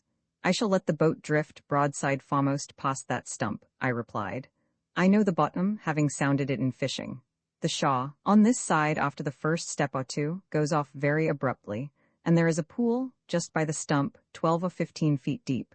The current could not have force enough to sweep any sunken object, even if partially buoyant, out of that hollow." "Come then," said Silas, "but I doubt whether I can touch bottom with this hay-rake if it's as deep as you say. Mr. Hollingsworth, I think you'll be the lucky man tonight, such luck as it is." We floated past the stump. Silas Foster plied his rake manfully, poking it as far as he could into the water, and immersing the whole length of his arm besides. Hollingsworth at first sat motionless, with the hooked pole elevated in the air. But by and by, with a nervous and jerky movement, he began to plunge it into the blackness that upbore us, setting his teeth, and making precisely such thrusts, methought, as if he were stabbing at a deadly enemy. I bent over the side of the boat. So obscure, however, so awfully mysterious, was that dark stream and the thought made me shiver like a leaf. I might as well have tried to look into the enigma of the eternal world, to discover what had become of Zenobia's soul, as into the river's depths to find her body. And there, perhaps, she lay, with her face upward, while the shadow of the boat, and my own pale face peering downward, passed slowly betwixt her and the sky. Once, twice, thrice, I paddled the boat upstream, and again suffered it to glide, with the river's slow, funereal motion, downward. Silas Foster had raked up a large mass of stuff, which, as it came towards the surface, looked somewhat like a flowing garment, but proved to be a monstrous tuft of waterweeds. Hollingsworth, with a gigantic effort, upheaved a sunken log. When once free of the bottom, it rose partly out of water. All weedy and slimy, a devilish-looking object, which the moon had not shone upon for 100 years, then plunged again and sullenly returned to its old resting place for the remnant of the century. "That looked ugly?" quoth Silas. "I half thought it was the evil one on the same errand as ourselves, searching for Zenobia." "He shall never get her," said I, giving the boat a strong impulse. "That's not for you to say, my boy," retorted the yeoman. "Pray God he never has and never may. Slow work this, however. I should really be glad to find something." "Pshaw! What a notion that is, when the only good luck would be to paddle and drift and poke and grope hereabouts till morning, and have our labor for our pains. For my part, I shouldn't wonder if the creature had only lost her shoe in the mud, and saved her soul alive, after all. My stars, how she will laugh at us tomorrow morning. It is indescribable what an image of Zenobia, at the breakfast table, full of warm and mirthful life. This surmise of Silas Foster's brought before my mind. The terrible phantasm of her death was thrown by it into the remotest and dimmest background, where it seemed to grow as improbable as a myth. "Yes, Silas, it may be as you say," cried I. The drift of the stream had again borne us a little below the stump, when I felt, for it was as if the iron hook had smote my breast, felt Hollingsworth's pole strike some object at the bottom of the river. He started up and almost overset the boat. "Hold on," cried Foster. "You have her?" Putting a fury of strength into the effort, Hollingsworth heaved amain, and up came a white swash to the surface of the river. It was the flow of a woman's garments, a little higher, and we saw her dark hair streaming down the current. "Black river of death, thou hadst yielded up thy victim." Zenobia was found. Silas Foster laid hold of the body. Hollingsworth likewise grappled with it, and I steered towards the bank, gazing all the while at Zenobia, whose limbs were swaying in the current close at the boat's side. Arriving near the shaw, we all three stepped into the water, bore her out, and laid her on the ground beneath a tree. "Poor child," said Foster, and his dry old heart, I verily believe, vouchsafed a tear. "I'm sorry for her. Were I to describe the perfect horror of the spectacle, the reader might justly reckon it to me for a sin and shame. For more than 12 long years I have borne it in my memory, and could now reproduce it as freshly as if it were still before my eyes. Of all modes of death, methinks it is the ugliest. Her wet garments swathed limbs of terrible inflexibility. She was the marble image of a death agony. Her arms had grown rigid in the act of struggling, and were bent before her with clenched hands. Her knees, too, were bent, and thank God for it, in the attitude of prayer. Ah, that rigidity! It is impossible to bear the terror of it. It seemed, I must needs impart so much of my own miserable idea, it seemed as if her body must keep the same position in the coffin, and that her skeleton would keep it in the grave, and that when Zenobia rose at the day of judgment, it would be in just the same attitude as now. One hope I had, and that too was mingled half with fear. She knelt as if in prayer. With the last, choking consciousness, her soul, bubbling out through her lips it may be, had given itself up to the Father, reconciled and penitent. But her arms, they were bent before her, as if she struggled against Providence in never-ending hostility. Her hands, they were clenched in immitigable defiance. Away with the hideous thought. The flitting moment after Zenobia sank into the dark pool, when her breath was gone, and her soul at her lips was as long, in its capacity of God's infinite forgiveness, as the lifetime of the world. Foster bent over the body and carefully examined it. "You have wounded the poor thing's breast," said he to Hollingsworth. "Close by her heart, too?" "Ha!" cried Hollingsworth with a start, and so he had indeed both before and after death. "See," said Foster. "That's the place where the iron struck her. It looks cruelly, but she never felt it." He endeavored to arrange the arms of the corpse decently by its side. His utmost strength, however, scarcely sufficed to bring them down, and rising again, the next instant, they bade him defiance, exactly as before. He made another effort with the same result. In God's name, Silas Foster, cried I with bitter indignation, let that dead woman alone. Why, man, it's not decent, answered he, staring at me in amazement. I can't bear to see her looking so. Well, well, added he, after a third effort, 'tis of no use, sure enough, and we must leave the women to do their best with her after we get to the house. The sooner that's done, the better. We took 2 rails from a neighboring fence and formed a bier by laying across some boards from the bottom of the boat, and thus we bore Zenobia homeward. 6 hours before, how beautiful! At midnight, what a horror! A reflection occurs to me that will show ludicrously, I doubt not, on my page, but must come in for its sterling truth. Being the woman that she was, could Zenobia have foreseen all these ugly circumstances of death? How ill it would become her, the altogether unseemly aspect which she must put on, and especially old Silas Foster's efforts to improve the matter. She would no more have committed the dreadful act than have exhibited herself to a public assembly in a badly fitting garment. Zenobia, I have often thought, was not quite simple in her death. She had seen pictures, I suppose, of drowned persons in lithe and graceful attitudes, and she deemed it well and decorous to die, as so many village maidens have, wronged in their first love, and seeking peace in the bosom of the old familiar stream, so familiar that they could not dread it, where, in childhood, they used to bathe their little feet, wading mid-leg deep, unmindful of wet skirts. But in Zenobia's case, there was some tint of the Arcadian affectation that had been visible enough in all our lives for a few months past. This, however, to my conception, takes nothing from the tragedy. For has not the world come to an awfully sophisticated pass when, after a certain degree of acquaintance with it, we cannot even put ourselves to death in wholehearted simplicity? Slowly, slowly, with many a dreary pause, resting the bier often on some rock, or balancing it across a mossy log, to take fresh hold, we bore our burden onward through the moonlight, and at last laid Zenobia on the floor of the old farmhouse. By and by came 3 or 4 withered women, and stood whispering around the copse, peering at it through their spectacles, holding up their skinny hands, shaking their night-capped heads, and taking counsel of one another's experience what was to be done. With those tire women we left Zenobia. Roman 28 Blithedale pasture Blithedale, thus far in its progress, had never found the necessity of a burial ground. There was some consultation among us in what spot Zenobia might most fitly be laid.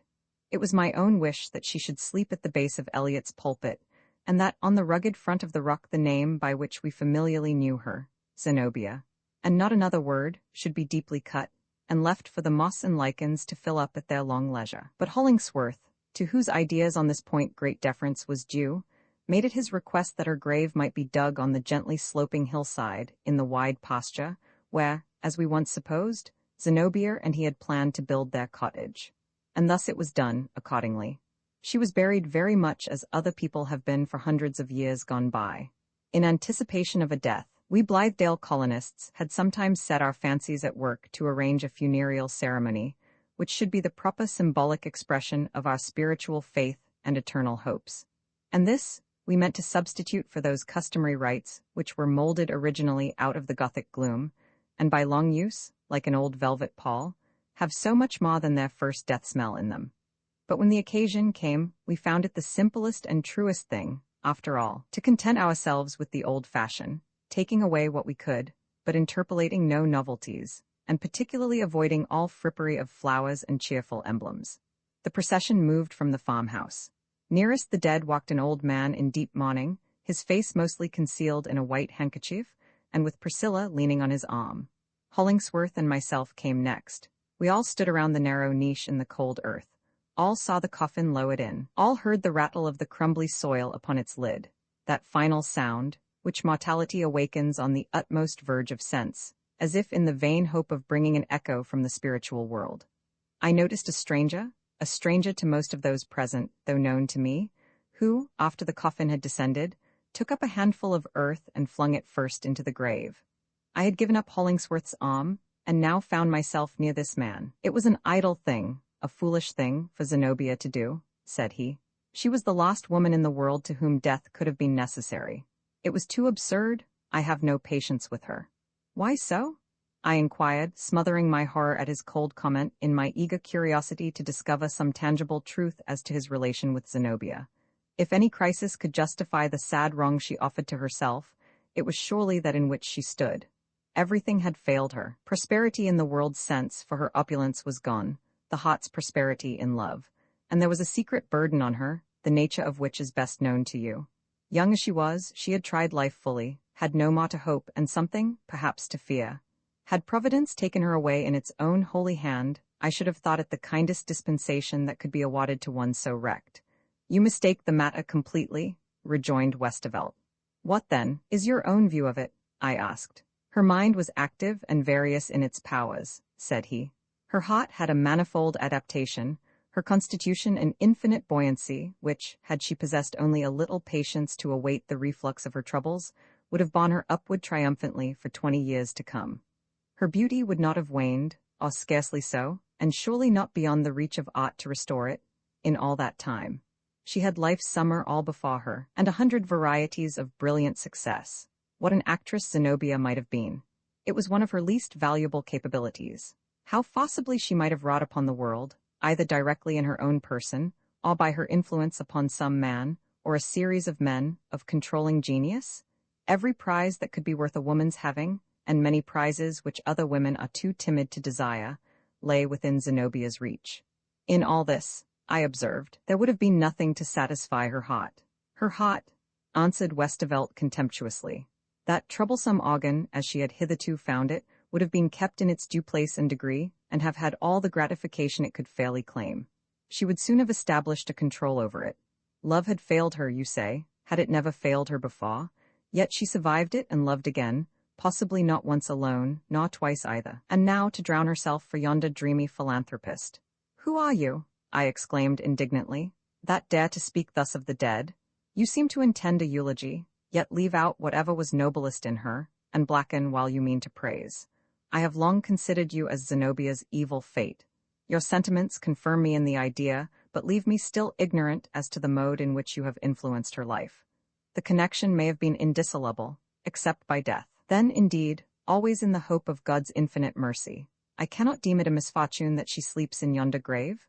No matter what I was to her, he answered gloomily, yet without actual emotion. She is now beyond my reach. Had she lived and hearkened to my counsels, we might have served each other well, but there Zenobia lies in yonder pit, with the dull earth over her. 20 years of a brilliant lifetime thrown away for a mere woman's whim. Heaven deal with Westervelt according to his nature and deserts? That is to say, annihilate him. He was altogether earthy, worldly, made for time and its gross objects, and incapable, except by a sort of dim reflection caught from other minds, of so much as one spiritual idea. Whatever stain Zenobia had was caught from him, nor does it seldom happen that a character of admirable qualities loses its better life, because the atmosphere that should sustain it is rendered poisonous by such breath as this man mingled with Zenobia's. Yet his reflections possessed their share of truth. It was a woeful thought, that a woman of Zenobia's diversified capacity should have fancied herself irretrievably defeated on the broad battlefield of life, and with no refuge, save to fall on her own sod, merely because love had gone against her. It is nonsense and a miserable wrong, the result, like so many others, of masculine egotism, that the success or failure of woman's existence should be made to depend wholly on the affections, and on one species of affection, while man has such a multitude of other chances, that this seems but an incident. For its own sake, if it will do no more, the world should throw open all its avenues to the passport of a woman's bleeding heart. As we stood around the grave, I looked often towards Priscilla, dreading to see her wholly overcome with grief. And deeply grieved, in truth, she was. But a character so simply constituted as hers has room only for a single predominant affection. No other feeling can touch the heart's inmost core, nor do it any deadly mischief. Thus, while we see that such a being responds to every breeze with tremulous vibration, and imagine that she must be shattered by the first rude blast, we find her retaining her equilibrium amid shocks that might have overthrown many a sturdier frame. So with Priscilla, her one possible misfortune was Hollingsworth's unkindness, and that was destined never to befall her, never yet, at least, for Priscilla has not died. But Hollingsworth? After all the evil that he did, are we to leave him thus, blessed with the entire devotion of this one true heart, and with wealth at his disposal to execute the long-contemplated project that had led him so far astray? What retribution is there here? My mind being vexed with precisely this query, I made a journey, some years since, for the sole purpose of catching a last glimpse of Hollingsworth, and judging for myself whether he were a happy man or no. I learned that he inhabited a small cottage, that his way of life was exceedingly retired, and that my only chance of encountering him or Priscilla was to meet them in a secluded lane, where, in the latter part of the afternoon, they were accustomed to walk. I did meet them, accordingly. As they approached me, I observed in Hollingsworth's face a depressed and melancholy look that seemed habitual. The powerfully built man showed a self-distrustful weakness and a childlike or childish tendency to press close, and closer still, to the side of the slender woman whose arm was within his. In Priscilla's manner there was a protective and watchful quality, as if she felt herself the guardian of her companion, but likewise a deep, submissive, unquestioning reverence, and also a veiled happiness in her fair and quiet countenance. Drawing nearer, Priscilla recognized me, and gave me a kind and friendly smile, but with a slight gesture, which I could not help interpreting as an entreaty not to make myself known to Hollingsworth. Nevertheless, an impulse took possession of me, and compelled me to address him.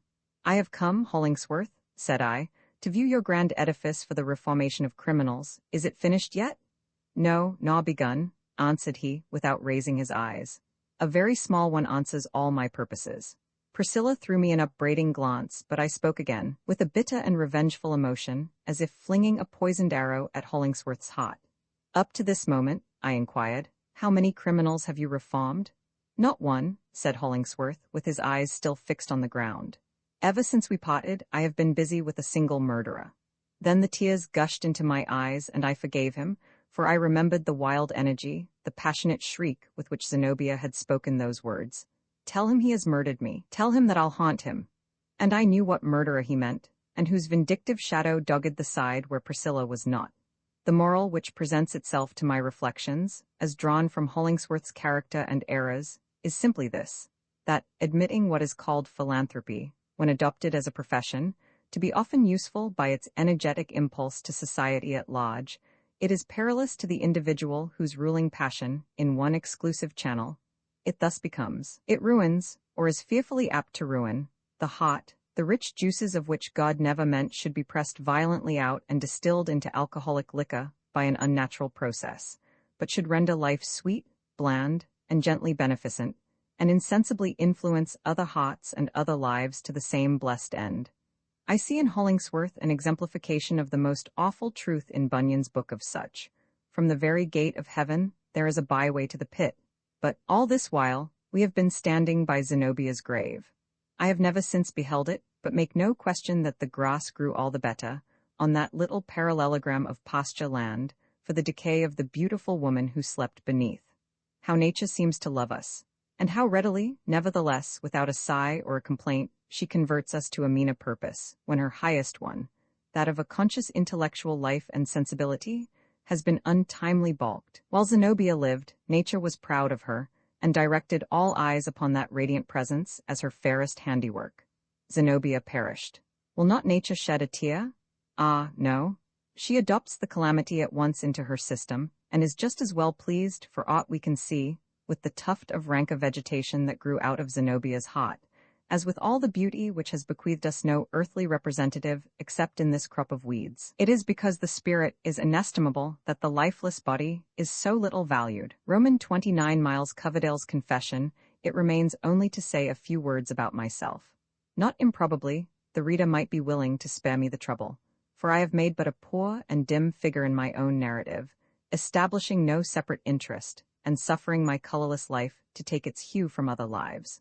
But one still retains some little consideration for oneself, so I keep these last 2 or 3 pages for my individual and sole behoof. But what, after all, have I to tell? Nothing, nothing, nothing. I left Blithedale within the week after Zenobia's death, and went back thither no more. The whole soil of our farm, for a long time afterwards, seemed but the sodded earth over her grave. I could not toil there, nor live upon its products. Often, however, in these years that are darkening around me, I remember our beautiful scheme of a noble and unselfish life, and how fair, in that first summer, appeared the prospect that it might endure for generations, and be perfected, as the ages rolled away, into the system of a people and a world. Were my former associates now there? Were there only 3 or 4 of those true-hearted men still laboring in the sun? I sometimes fancy that I should direct my world-weary footsteps thitherward, and entreat them to receive me, for old friendship's sake. More and more I feel that we had struck upon what ought to be a truth. Posterity may dig it up and profit by it.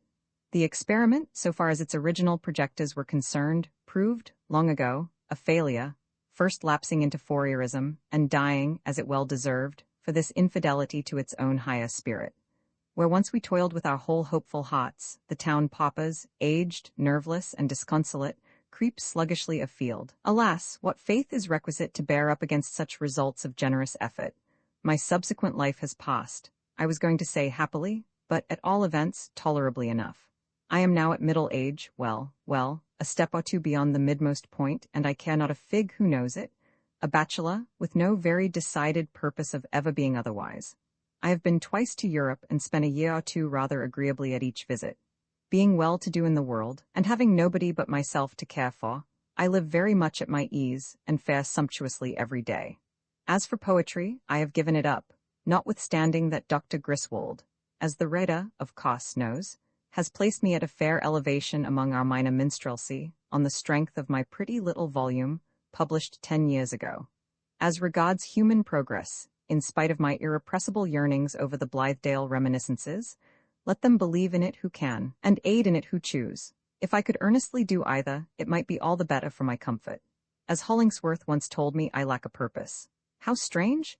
He was ruined, morally, by an overplus of the very same ingredient, the want of which, I occasionally suspect, has rendered my own life all an emptiness. I by no means wish to die. Yet were there any cause, in this whole chaos of human struggle, worth a sane man's dying for, and which my death would benefit, then, provided, however, the effort did not involve an unreasonable amount of trouble, methinks I might be bold to offer up my life.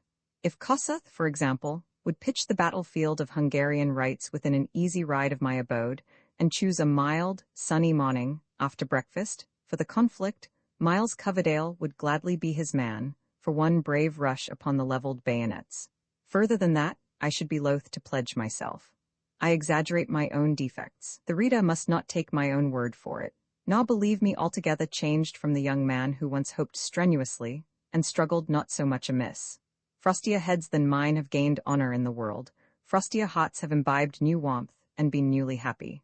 Life, however, it must be owned, has come to rather an idle pass with me. Would my friends like to know what brought it thither?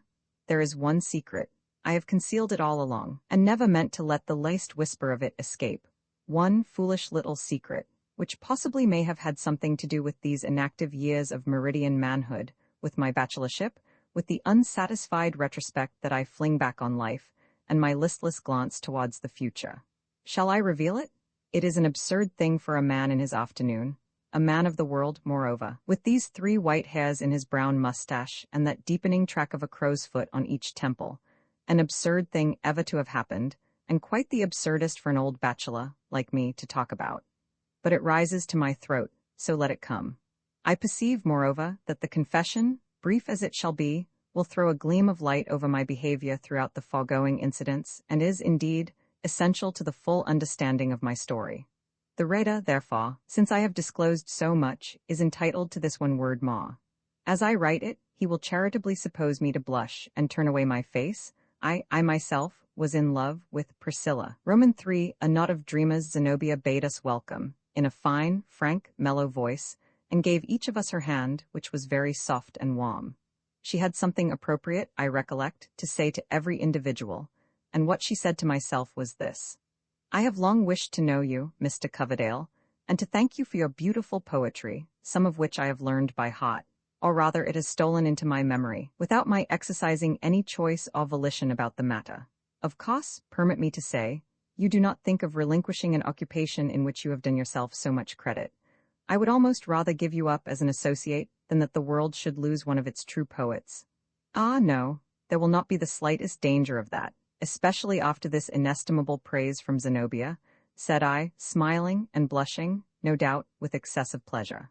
I hope, on the contrary, now to produce something that shall really deserve to be called poetry, true, strong, natural, and sweet, as is the life which we are going to lead, something that shall have the notes of wild birds twittering through it, or a strain like the wind anthems in the woods, as the case may be. Is it irksome to you to hear your own verses sung? Asked Zenobia with a gracious smile. If so, I am very sorry, for you will certainly hear me singing them sometimes, in the summer evenings. Of all things, answered I, that is what will delight me most. While this passed, and while she spoke to my companions, I was taking note of Zenobia's aspect, and it impressed itself on me so distinctly that I can now summon her up, like a ghost, a little wanner than the life but otherwise identical with it. She was dressed as simply as possible, in an American print, I think the dry goods people call it so, but with a silken kerchief, between which and her gown there was one glimpse of a white shoulder. It struck me as a great piece of good fortune that there should be just that glimpse. Her hair, which was dark, glossy, and of singular abundance, was put up rather soberly and primly, without curls or other ornament, except a single flower. It was an exotic of rare beauty, and as fresh as if the hothouse gardener had just clipped it from the stem.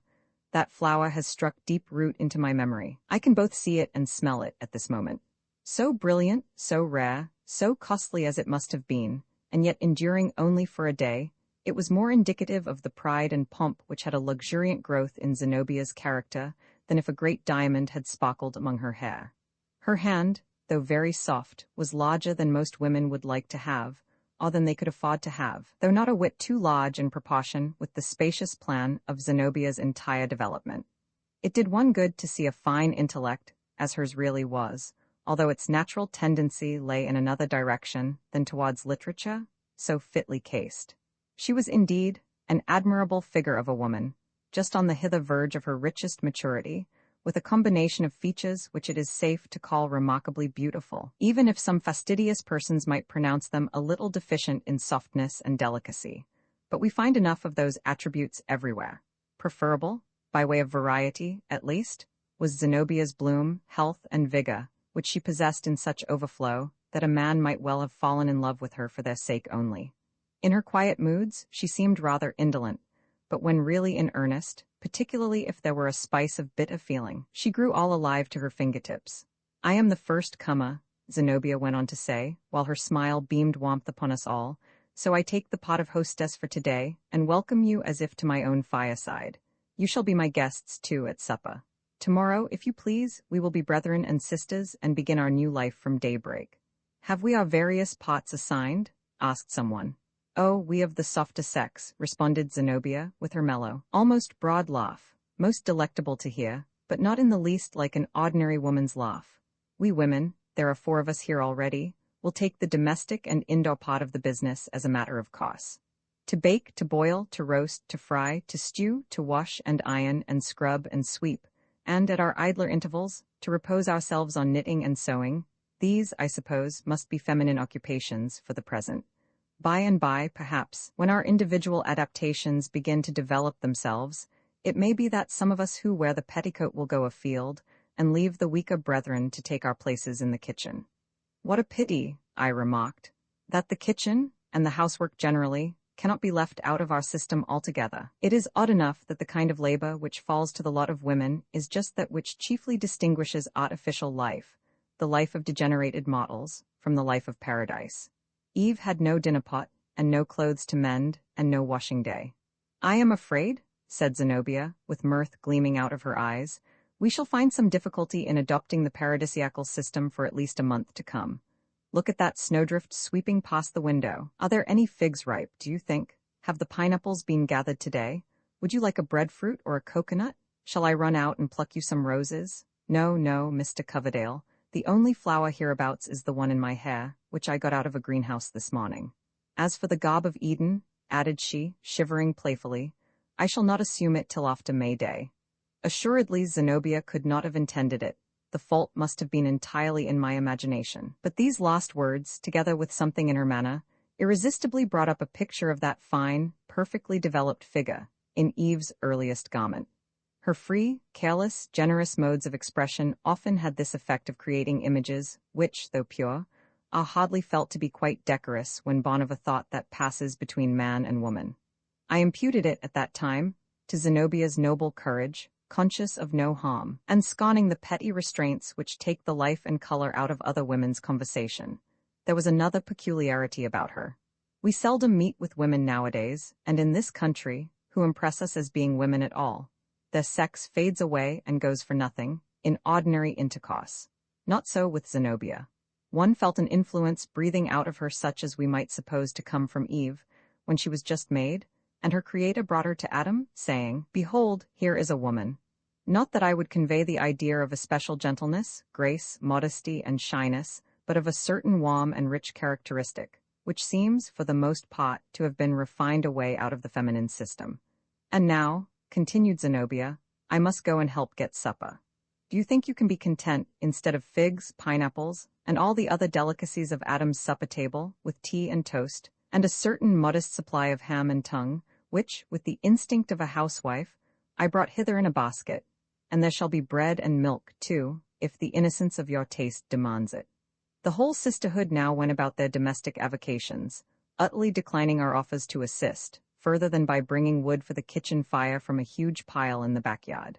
After heaping up more than a sufficient quantity, we returned to the sitting-room, drew our chairs close to the hearth, and began to talk over our prospects. Soon, with a tremendous stamping in the entry, appeared Silas Foster, lank, stalwart, uncouth, and grizzly-bearded. He came from foddering the cattle in the barn, and from the field, where he had been ploughing, until the depth of the snow rendered it impossible to draw a furrow. He greeted us in pretty much the same tone as if he were speaking to his oxen, took a quid from his iron tobacco box, pulled off his wet cowhide boots, and sat down before the fire in his stocking feet. The steam arose from his soaked garments, so that the stout yeoman looked vaporous and spectre-like. "Well, folks," remarked Silas, "you'll be wishing yourselves back to town again if this weather holds." And true enough, there was a look of gloom as the twilight fell silently and sadly out of the sky, its gray or sable flakes intermingling themselves with the fast-descending snow. The storm, in its evening aspect, was decidedly dreary. It seemed to have arisen for our especial behoof, a symbol of the cold, desolate, distrustful phantoms that invariably haunt the mind, on the eve of adventurous enterprises, to warn us back within the boundaries of ordinary life. But our courage did not quail. We would not allow ourselves to be depressed by the snowdrift trailing past the window, any more than if it had been the sigh of a summer wind among rustling boughs. There have been few brighter seasons for us than that, if ever men might lawfully dream awake, and give utterance to their wildest visions without dread of laughter or scorn on the part of the audience. Yes, and speak of earthly happiness, for themselves and mankind, as an object to be hopefully striven for, and probably attained, we who made that little semicircle round the blazing fire were those very men. We had left the rusty iron framework of society behind us. We had broken through many hindrances that are powerful enough to keep most people on the weary treadmill of the established system, even while they feel its irksomeness almost as intolerable as we did. We had stepped down from the pulpit, we had flung aside the pen, we had shut up the ledger, we had thrown off that sweet, bewitching, enervating indolence, which is better, after all, than most of the enjoyments within mortal grasp. It was our purpose, a generous one, certainly, and absurd, no doubt, in full proportion with its generosity, to give up whatever we had heretofore attained, for the sake of showing mankind the example of a life governed by other than the false and cruel principles on which human society has all along been based. And first of all, we had divorced ourselves from pride, and were striving to supply its place with familiar love. We meant to lessen the laboring man's great burden of toil by performing our due share of it at the cost of our own thews and sinews. We sought our profit by mutual aid, instead of wresting it by the strong hand from an enemy, or filching it craftily from those less shrewd than ourselves, if, indeed, there were any such in New England, or winning it by selfish competition with a neighbor, in one or another of which fashions every son of woman both perpetrates and suffers his share of the common evil, whether he chooses it or no. And, as the basis of our institution, we purpose to offer up the earnest toil of our bodies, as a prayer no less than an effort for the advancement of our race. Therefore, if we built splendid castles, phalansteries perhaps they might be more fitly called, and pictured beautiful scenes among the fervid coals of the hearth around which we were clustering, and if all went to rack with the crumbling embers and have never since arisen out of the ashes, let us take to ourselves no shame. In my own behalf, I rejoice that I could once think better of the world's improvability than it deserved. It is a mistake into which men seldom fall twice in a lifetime, or, if so, the rarer and higher is the nature that can thus magnanimously persist in error. Stout Silas Foster mingled little in our conversation, but when he did speak, it was very much to some practical purpose.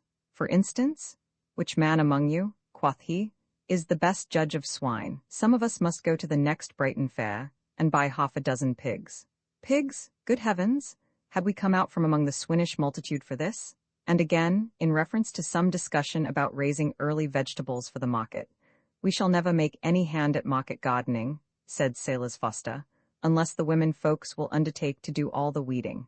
We haven't team enough for that, and the regular farm work, reckoning 3 of your city folks as worth 1 common field hand. No, I tell you, we should have to get up a little too early in the morning, to compete with the market gardeners round Boston.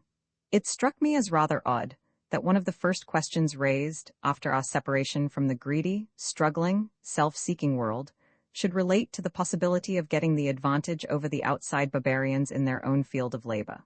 But to own the truth, I very soon became sensible that, as regarded society at large, we stood in a position of new hostility rather than new brotherhood. Nor could this fail to be the case, in some degree, until the bigger and better half of society should range itself on our side. Constituting so pitiful a minority as now, we were inevitably estranged from the rest of mankind in pretty fair proportion with the strictness of our mutual bond among ourselves. This dawning idea, however, was driven back into my inner consciousness by the entrance of Zenobia. She came with the welcome intelligence that supper was on the table. Looking at herself in the glass, and perceiving that her one magnificent flower had grown rather languid, probably by being exposed to the fervency of the kitchen fire, she flung it on the floor, as unconcernedly as a village girl would throw away a faded violet. The action seemed proper to her character, although, methought, it would still more have befitted the bounteous nature of this beautiful woman to scatter fresh flowers from her hand, and to revive faded ones by her touch. Nevertheless, it was a singular but irresistible effect. The presence of Zenobia caused our heroic enterprise to show like an illusion, a masquerade, a pastoral, a counterfeit Arcadia, in which we grown-up men and women were making a play-day of the years that were given us to live in. I tried to analyze this impression, but not with much success. It really vexes me, observed Zenobia as we left the room, that Mr. Hollingsworth should be such a laggard. I should not have thought him at all the sort of person to be turned back by a puff of contrary wind or a few snowflakes drifting into his face. Do you know Hollingsworth personally? I inquired. No, only as an auditress, I mean, of some of his lectures, said she. What a voice he has, and what a man he is, yet not so much an intellectual man, I should say, as a great heart. At least, he moved me more deeply than I think myself capable of being moved, except by the stroke of a true, strong heart against my own. It is a sad pity that he should have devoted his glorious powers to such a grimy, unbeautiful, and positively hopeless object as this reformation of criminals, about which he makes himself and his wretchedly small audiences so very miserable. To tell you a secret, I never could tolerate a philanthropist before. Could you?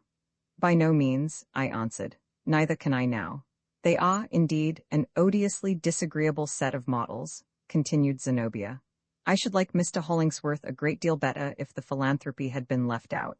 At all events, as a mere matter of taste, I wish he would let the bad people alone, and try to benefit those who are not already past his help. Do you suppose he will be content to spend his life, or even a few months of it, among tolerably virtuous and comfortable individuals like ourselves? Upon my word, I doubt it, said I. If we wish to keep him with us, we must systematically commit at least one crime apiece. Mere peccadilloes will not satisfy him. Zenobia turned sidelong, a strange kind of a glance upon me, but before I could make out what it meant, we had entered the kitchen where, in accordance with the rustic simplicity of our new life, the supper table was spread. Roman IV, the supper table, the pleasant firelight. I must still keep hopping on it. The kitchen hearth had an old-fashioned breadth, depth, and spaciousness, far within which lay what seemed the butt of a good-sized oak tree, with the moisture bubbling merrily out at both ends. It was now half an hour beyond dusk. The blaze from an armful of substantial sticks, rendered more combustible by brushwood and pine, flickered powerfully on the smoke-blackened walls, and so cheered our spirits that we cared not what inclemency might rage and roar on the other side of our illuminated windows. A yet sultrier warmth was bestowed by a goodly quantity of peat, which was crumbling to white ashes among the burning brands, and incensed the kitchen with its not ungrateful fragrance. The exuberance of this household fire would alone have sufficed to bespeak us no true farmers. For the New England yeoman, if he have the misfortune to dwell within practicable distance of a wood market, is as niggardly of each stick as if it were a bar of California gold. But it was fortunate for us, on that wintry eve of our untried life, to enjoy the warm and radiant luxury of a somewhat too abundant fire. If it served no other purpose, it made the men look so full of youth, warm blood, and hope, and the women, such of them, at least, as were anywise convertible by its magic, so very beautiful, that I would cheerfully have spent my last dollar to prolong the blaze. As for Zenobia, there was a glow in her cheeks that made me think of Pandora, fresh from Vulcan's workshop, and full of the celestial warmth by dint of which he had tempered and molded her. "Take your places, my dear friends all," cried she. "Seat yourselves without ceremony, and you shall be made happy with such tea as not many of the world's working people, except yourselves, will find in their cups tonight. After this one supper, you may drink buttermilk, if you please. Tonight we will quaff this nectar, which, I assure you, could not be bought with gold." We all sat down, Grizzly Sailor's Foster, his rotund helpmate, and the 2 bouncing handmaidens included, and looked at one another in a friendly but rather awkward way. It was the first practical trial of our theories of equal brotherhood and sisterhood, and we people of superior cultivation and refinement, for as such, I presume, we unhesitatingly reckoned ourselves, felt as if something were already accomplished towards the millennium of love. The truth is, however, that the laboring awe was with our unpolished companions, it being far easier to condescend than to accept of condescension. Neither did I refrain from questioning, in secret, whether some of us, and Zenobia among the rest, would so quietly have taken our places among these good people, save for the cherished consciousness that it was not by necessity but choice. Though we saw fit to drink our tea out of earthen cups tonight, and in earthen company, it was at our own option to use pictured porcelain and handle silver fox again tomorrow. This same salvo, as to the power of regaining our former position, contributed much, I fear, to the equanimity with which we subsequently bore many of the hardships and humiliations of a life of toil. If ever I have deserved, which has not often been the case, and, I think, never, but if ever I did deserve to be soundly cuffed by a fellow mortal, for secretly putting weight upon some imaginary social advantage, it must have been while I was striving to prove myself ostentatiously his equal and no more. It was while I sat beside him on his cobbler's bench, or clinked my hoe against his own in the cornfield, or broke the same crust of bread, my earth-grimed hand to his, at our noontide lunch. The poor, proud man should look at both sides of sympathy like this. The silence which followed upon our sitting down to table grew rather oppressive. Indeed, it was hardly broken by a word, during the first round of Zenobia's fragrant tea. "I hope," said I at last, "that our blazing windows will be visible a great way off. There is nothing so pleasant and encouraging to a solitary traveler, on a stormy night, as a flood of firelight seen amid the gloom. These ruddy window panes cannot fail to cheer the hearts of all that look at them. Are they not warm with the beacon fire which we have kindled for humanity? The blaze of that brushwood will only last a minute or two longer," observed Sailor's Foster, but whether he meant to insinuate that our moral illumination would have as brief a term, I cannot say. "Meantime," said Zenobia, "it may serve to guide some wayfarer to a shelter." And just as she said this, there came a knock at the house door. "There is one of the world's wayfarers," said I. Aye, just so," quoth Sailor's Foster. "Our firelight will draw stragglers just as a candle draws dawbugs on a summer night. Whether to enjoy a dramatic suspense, or that we were selfishly contrasting our own comfort with the chill and dreary situation of the unknown person at the threshold, or that some of us city folk felt a little startled at the knock which came so unseasonably, through night and storm, to the door of the lonely farmhouse, so it happened that nobody, for an instant or two, arose to answer the summons. Pretty soon there came another knock. The first had been moderately loud. The second was smitten so forcibly that the knuckles of the applicant must have left their mark in the door panel. "He knocks as if he had a right to come in," said Zenobia, laughing. "And what are we thinking of? It must be Mr. Hollingsworth." Hereupon I went to the door, unbolted, and flung it wide open. There, sure enough, stood Hollingsworth, his shaggy greatcoat all covered with snow, so that he looked quite as much like a polar bear as a modern philanthropist. "Sluggish hospitality this?" said he, in those deep tones of his, which seemed to come out of a chest as capacious as a barrel. "It would have served you right if I had lain down and spent the night on the doorstep, just for the sake of putting you to shame. But here is a guest who will need a warmer and softer bed." And stepping back to the wagon in which he had journeyed hither, Hollingsworth received into his arms and deposited on the doorstep a figure enveloped in a cloak. It was evidently a woman, or rather, judging from the ease with which he lifted her, and the little space which she seemed to fill in his arms, a slim and unsubstantial girl. As she showed some hesitation about entering the door, Hollingsworth, with his usual directness and lack of ceremony, urged her forward not merely within the entry, but into the warm and strongly lighted kitchen. "Who is this?" whispered I, remaining behind with him, while he was taking off his greatcoat.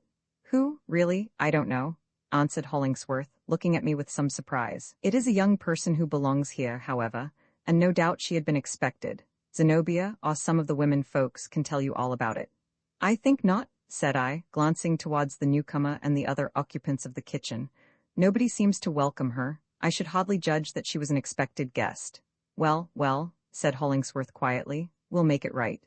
The stranger, or whatever she were, remained standing precisely on that spot of the kitchen floor to which Hollingsworth's kindly hand had impelled her. The cloak falling partly off, she was seen to be a very young woman dressed in a poor but decent gown, made high in the neck, and without any regard to fashion or smartness. Her brown hair fell down from beneath a hood, not in curls, but with only a slight wave. Her face was of a wan, almost sickly hue, betokening habitual seclusion from the sun and free atmosphere, like a flower shrub that had done its best to blossom in too scanty light. To complete the pitiableness of her aspect, she shivered either with cold, or fear, or nervous excitement, so that you might have beheld her shadow vibrating on the fire-lighted wall.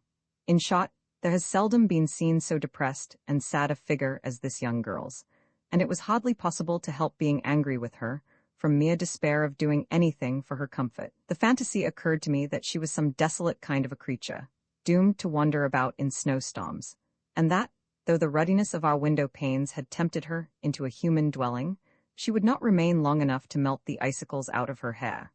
Another conjecture likewise came into my mind. Recollecting Hollingsworth's sphere of philanthropic action, I deemed it possible that he might have brought one of his guilty patients to be wrought upon and restored to spiritual health by the pure influences which our mode of life would create. As yet the girl had not stirred. She stood near the door, fixing a pair of large, brown, melancholy eyes upon Zenobia, only upon Zenobia. She evidently saw nothing else in the room save that bright, fair, rosy, beautiful woman. It was the strangest look I ever witnessed, long a mystery to me, and forever a memory. Once she seemed about to move forward and greet her, I know not with what warmth or with what words, but finally, instead of doing so, she dropped down upon her knees, clasped her hands, and gazed piteously into Zenobia's face. Meeting no kindly reception, her head fell on her bosom. I never thoroughly forgave Zenobia for her conduct on this occasion, but women are always more cautious in their casual hospitalities than men. "What does the girl mean?" cried she in rather a sharp tone. "Is she crazy? Has she no tongue?" And here Hollingsworth stepped forward. "No wonder if the poor child's tongue is frozen in her mouth," said he, and I think he positively frowned at Zenobia. "The very heart will be frozen in her bosom, unless you women can warm it among you, with the warmth that ought to be in your own." Hollingsworth's appearance was very striking at this moment. He was then about 30 years old, but looked several years older. With his great shaggy head, his heavy brow, his dark complexion, his abundant beard, and the rude strength with which his features seemed to have been hammered out of iron, rather than chiseled or molded from any finer or softer material. His figure was not tall, but massive and brawny, and well befitting his original occupation, which, as the reader probably knows, was that of a blacksmith. As for external polish or mere courtesy of manner, he never possessed more than a tolerably educated bear, although, in his gentler moods, there was a tenderness in his voice, eyes, mouth, in his gesture, and in every indescribable manifestation, which few men could resist and no woman. But he now looked stern and reproachful, and it was with that inauspicious meaning in his glance that Hollingsworth first met Zenobia's eyes and began his influence upon her life. To my surprise, Zenobia, of whose haughty spirit I had been told so many examples, absolutely changed color, and seemed mortified and confused. "You do not quite do me justice, Mr. Hollingsworth," said she almost humbly. "I am willing to be kind to the poor girl. Is she a protégée of yours? What can I do for her? Have you anything to ask of this lady?" said Hollingsworth kindly to the girl. "I remember you mentioned her name before we left town." "Only that she will shelter me," replied the girl tremulously. "Only that she will let me be always near her." "Well, indeed, exclaimed Zenobia, recovering herself and laughing. "This is an adventure, and well worthy to be the first incident in our life of love and free-heartedness. But I accept it, for the present, without further question, only," added she, "it would be a convenience if we knew your name." "Priscilla," said the girl, and it appeared to me that she hesitated whether to add anything more, and decided in the negative. "Pray do not ask me my other name, at least not yet, if you will be so kind to a fallen creature." "Priscilla? Priscilla?" I repeated the name to myself 3 or 4 times, and in that little space this quaint and prim cognomen had so amalgamated itself with my idea of the girl, that it seemed as if no other name could have adhered to her for a moment. Heretofore the poor thing had not shed any tears, but now that she found herself received, and at least temporarily established, the big drops began to ooze out from beneath her eyelids, as if she were full of them. Perhaps it showed the iron substance of my heart that I could not help smiling at this odd scene of unknown and unaccountable calamity, into which our cheerful party had been entrapped without the liberty of choosing whether to sympathize or no. Hollingsworth's behavior was certainly a great deal more creditable than mine. "Let us not pry further into her secrets," he said to Zenobia and the rest of us, apart, and his dark, shaggy face looked really beautiful with its expression of thoughtful benevolence. "Let us conclude that Providence has sent her to us, as the first fruits of the world, which we have undertaken to make happier than we find it. Let us warm her poor, shivering body with this good fire, and her poor, shivering heart with our best kindness. Let us feed her, and make her one of us. As we do by this friendless girl, so shall we prosper, and in good time, whatever is desirable for us to know will be melted out of her, as inevitably as those tears which we see now." "At least," remarked I, "you may tell us how and where you met with her." "An old man brought her to my lodgings," answered Hollingsworth, "and begged me to convey her to Blithedale, where, so I understood him, she had friends, and this is positively all I know about the matter." Grim Silas Foster, all this while, had been busy at the supper table, pouring out his own tea, and gulping it down with no more sense of its exquisiteness than if it were a decoction of catnip, helping himself to pieces of dipped toast on the flat of his knife blade, and dropping half of it on the tablecloth, using the same serviceable implement to cut slice after slice of ham, perpetrating terrible enormities with the butter plate, and in all other respects behaving less like a civilized Christian than the worst kind of an ogre. Being by this time fully gauged, he crowned his amiable exploits with a draught from the water pitcher, and then favored us with his opinion about the business in hand. And certainly, though they proceeded out of an unwiped mouth, his expressions did him honor. "Give the girl a hot cup of tea and a thick slice of this first-rate bacon," said Silas, like a sensible man as he was. "That's what she wants. Let her stay with us as long as she likes and help in the kitchen and take the cow breath at milking time, and in a week or 2, she'll begin to look like a creature of this world." So we sat down again to supper, and Priscilla along with us. Until bedtime Silas Foster, by the time we concluded our meal, had stripped off his coat and planted himself on a low chair by the kitchen fire, with a lapstone, a hammer, a piece of sole leather, and some wax ends, in order to cobble an old pair of cowhide boots, he being, in his own phrase, something of a dab, whatever degree of skill that may imply, at the shoemaking business. We heard the tap of his hammer at intervals for the rest of the evening. The remainder of the party adjourned to the sitting-room. Good Mrs. Foster took her knitting work, and soon fell fast asleep, still keeping her needles in brisk movement, and, to the best of my observation, absolutely footing a stocking out of the texture of a dream. And a very substantial stocking, it seemed to be. One of the 2 handmaidens hemmed a towel, and the other appeared to be making a ruffle, for her Sunday's wear, out of a little bit of embroidered muslin, which Zenobia had probably given her. It was curious to observe how trustingly, and yet how timidly, our poor Priscilla betook herself into the shadow of Zenobia's protection. She sat beside her on a stool, looking up every now and then with an expression of humble delight at her new friend's beauty. A brilliant woman is often an object of the devoted admiration, it might almost be termed worship or idolatry, of some young girl, who perhaps beholds the cynosure only at an awful distance, and has as little hope of personal intercourse as of climbing among the stars of heaven. We men are too gross to comprehend it. Even a woman, of mature age, despises or laughs at such a passion. There occurred to me no mode of accounting for Priscilla's behavior, except by supposing that she had read some of Zenobia's stories, as such literature goes everywhere, or her tracts in defense of the sex, and had come hither with the one purpose of being her slave. There is nothing parallel to this, I believe, Nothing so foolishly disinterested, and hardly anything so beautiful, in the masculine nature, at whatever epoch of life. Or, if there be, a fine and rare development of character might reasonably be looked for from the youth who should prove himself capable of such self-forgetful affection. Zenobia happening to change her seat, I took the opportunity, in an undertone, to suggest some such notion as the above. Since you see the young woman in so poetical a light, replied she in the same tone, you had better turn the affair into a ballad. It is a grand subject, and worthy of supernatural machinery. The storm, the startling knock at the door, the entrance of the sable knight Hollingsworth and this shadowy snow maiden, who, precisely at the stroke of midnight, shall melt away at my feet in a pool of ice-cold water, and give me my death with a pair of wet slippers. And when the verses are written, and polished quite to your mind, I will favor you with my idea as to what the girl really is. Pray let me have it now, said I. It shall be woven into the ballad.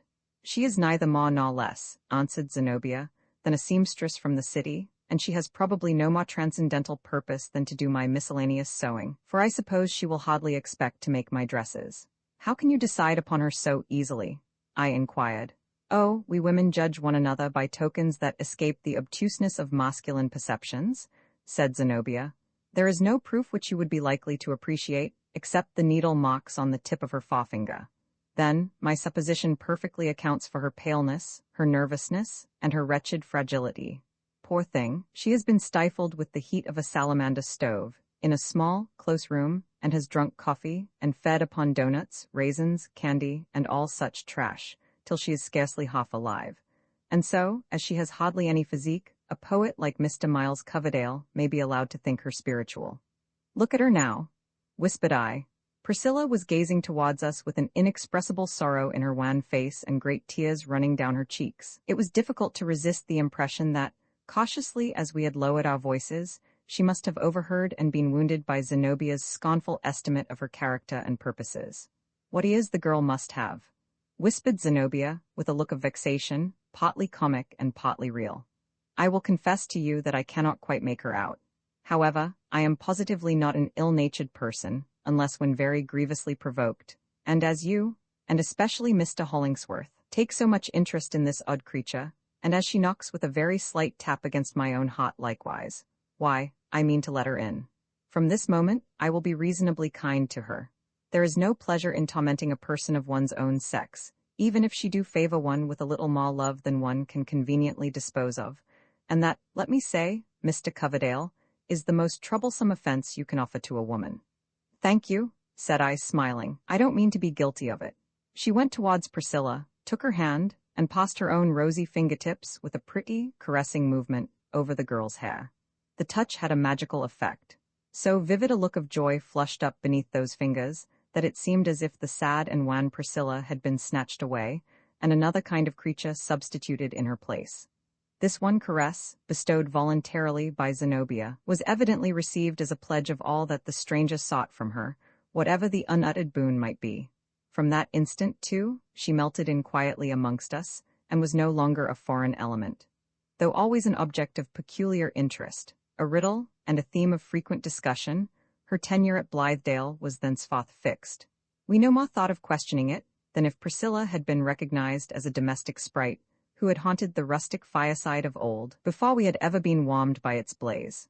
She now produced, out of a work-bag that she had with her, some little wooden instruments, what they are called I never knew, and proceeded to knit, or net, an article which ultimately took the shape of a silk purse.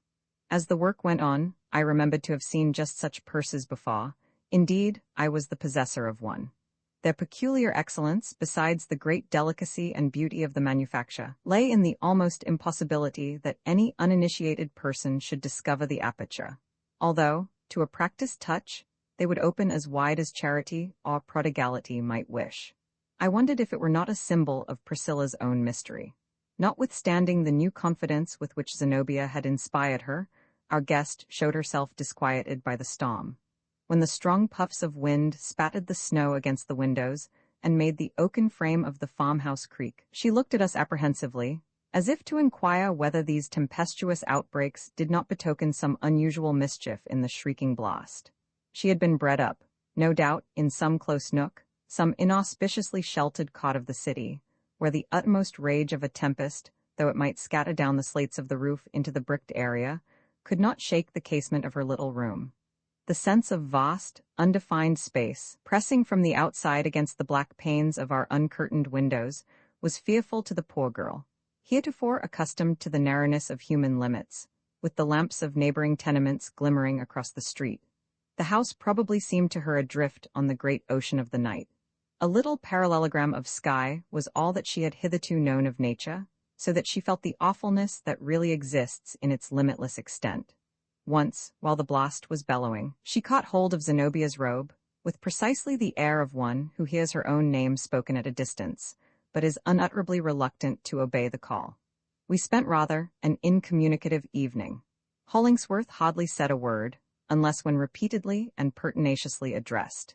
Then, indeed, he would glare upon us from the thick shrubbery of his meditations like a tiger out of a jungle, make the briefest reply possible, and betake himself back into the solitude of his heart and mind. The poor fellow had contracted this ungracious habit from the intensity with which he contemplated his own ideas and the infrequent sympathy which they met with from his auditors, a circumstance that seemed only to strengthen the implicit confidence that he awarded to them. His heart, I imagine, was never really interested in our socialist scheme, but was forever busy with his strange, and, as most people thought it, impracticable plan for the reformation of criminals through an appeal to their higher instincts. Much as I liked Hollingsworth, it cost me many a groan to tolerate him on this point. He ought to have commenced his investigation of the subject by perpetrating some huge sin in his proper person, and examining the condition of his higher instincts afterwards. The rest of us formed ourselves into a committee for providing our infant community with an appropriate name, a matter of greatly more difficulty than the uninitiated reader would suppose. Blithedale was neither good nor bad. We should have resumed the old Indian name of the premises, had it possessed the oil and honey flow which the aborigines were so often happy in communicating to their local appellations, but it chanced to be a harsh, ill-connected, and interminable word, which seemed to fill the mouth with a mixture of very stiff clay and very crumbly pebbles. Zenobia suggested sunny glimpse, as expressive of a vista into a better system of society. This we turned over and over for a while, acknowledging its prettiness, but concluded it to be rather too fine and sentimental a name, a fault inevitable by literary ladies in such attempts, for sunburnt men to work under. I ventured to whisper Utopia, which, however, was unanimously scouted down, and the proposer very harshly maltreated, as if he had intended a latent satire. Some were for calling our institution the Oasis, in view of its being the one green spot in the moral sand-waste of the world, but others insisted on a proviso for reconsidering the matter at a 12-month's end, when a final decision might be had, whether to name it the Oasis or Sahara. So at last, finding it impracticable to hammer out anything better, we resolved that the spot should still be Blithedale, as being of good augury enough. The evening wore on, and the outer solitude looked in upon us through the windows, gloomy, wild, and vague, like another state of existence, close beside the little sphere of warmth and light in which we were the prattlers and bustlers of a moment. By and by the door was opened by Silas Foster, with a cotton handkerchief about his head and a tallow candle in his hand. "Take my advice, brother farmers," said he, with a great, broad, bottomless yawn, "and get to bed as soon as you can. I shall sound the horn at daybreak, and we've got the cattle to fodder, and 9 cows to milk, and a dozen other things to do before breakfast." Thus ended the first evening at Blithedale. I went shivering to my fireless chamber, with the miserable consciousness, which had been growing upon me for several hours past, that I had caught a tremendous cold, and should probably awaken, at the blast of the horn, a fit subject for a hospital. The night proved a feverish one. During the greater part of it, I was in that vilest of states when a fixed idea remains in the mind, like the nail in Sisera's brain, while innumerable other ideas go and come, and flutter to and fro, combining constant transition with intolerable sameness. Had I made a record of that night's half-waking dreams, it is my belief that it would have anticipated several of the chief incidents of this narrative, including a dim shadow of its catastrophe. Starting up in bed at length, I saw that the storm was past, and the moon was shining on the snowy landscape, which looked like a lifeless copy of the world in marble. From the bank of the distant river, which was shimmering in the moonlight, came the black shadow of the only cloud in heaven, driven swiftly by the wind, and passing over meadow and hillock, vanishing amid tufts of leafless trees, but reappearing on the hither side until it swept across our doorstep. How cold in Arcadia was this? V.I. Coverdale's sick chamber the horn sounded at daybreak, as Silas Foster had forewarned us, harsh, uproarious, inexorably drawn out, and as sleep-dispelling as if this hard-hearted old yeoman had got hold of the trump of doom. On all sides I could hear the creaking of the bedsteads, as the brethren of Blithedale started from slumber, and thrust themselves into their habiliments, all awry, no doubt, in their haste to begin the reformation of the world. Zenobia put her head into the entry, and besought Silas Foster to cease his clamour, and to be kind enough to leave an armful of firewood and a pail of water at her chamber door. Of the whole household, unless, indeed, it were Priscilla, for whose habits, in this particular, I cannot vouch, of all our apostolic society, whose mission was to bless mankind, Hollingsworth, I apprehend, was the only one who began the enterprise with prayer. My sleeping room being but thinly partitioned from his, the solemn murmur of his voice made its way to my ears, compelling me to be an auditor of his awful privacy with the Creator. It affected me with a deep reverence for Hollingsworth, which no familiarity then existing, or that afterwards grew more intimate between us, no, nor my subsequent perception of his own great errors, ever quite effaced. It is so rare, in these times, to meet with a man of prayerful habits except, of course, in the pulpit, that such an one is decidedly marked out by the light of transfiguration, shed upon him in the divine interview from which he passes into his daily life. As for me, I lay abed, and if I said my prayers, it was backward, cursing my day as bitterly as patient Job himself. The truth was, the hothouse warmth of a town residence and the luxurious life in which I indulged myself had taken much of the pith out of my physical system, and the wintry blast of the preceding day, together with the general chill of our airy old farmhouse, had got fairly into my heart and the marrow of my bones. In this predicament, I seriously wished, selfish as it may appear, that the reformation of society had been postponed about half a century, or, at all events, to such a date as should have put my intermeddling with it entirely out of the question. What, in the name of common sense, had I to do with any better society than I had always lived in? It had satisfied me well enough. My pleasant bachelor parlour, sunny and shadowy, curtained and carpeted, with the bedchamber adjoining. My centre table, strewn with books and periodicals. My writing desk with a half-finished poem, in a stanza of my own contrivance. My morning lounge at the reading room or picture gallery. My noontide walk along the cheery pavement, with the suggestive succession of human faces, and the brisk throb of human life in which I shared. My dinner at the Albion, where I had 100 dishes at command, and could banquet as delicately as the wizard Michael Scott when the devil fed him from the King of France's kitchen. My evening at the billiard club, the concert, the theatre, or at somebody's party, if I pleased. What could be better than all this? Was it better to hoe, to mow, to toil and moil amidst the accumulations of a barnyard, to be the chambermaid of 2 yoke of oxen and a dozen cows, to eat salt beef and earn it with the sweat of my brow, and thereby take the tough morsel out of some wretch's mouth, into whose vocation I had thrust myself? Above all, was it better to have a fever and die blaspheming, as I was like to do?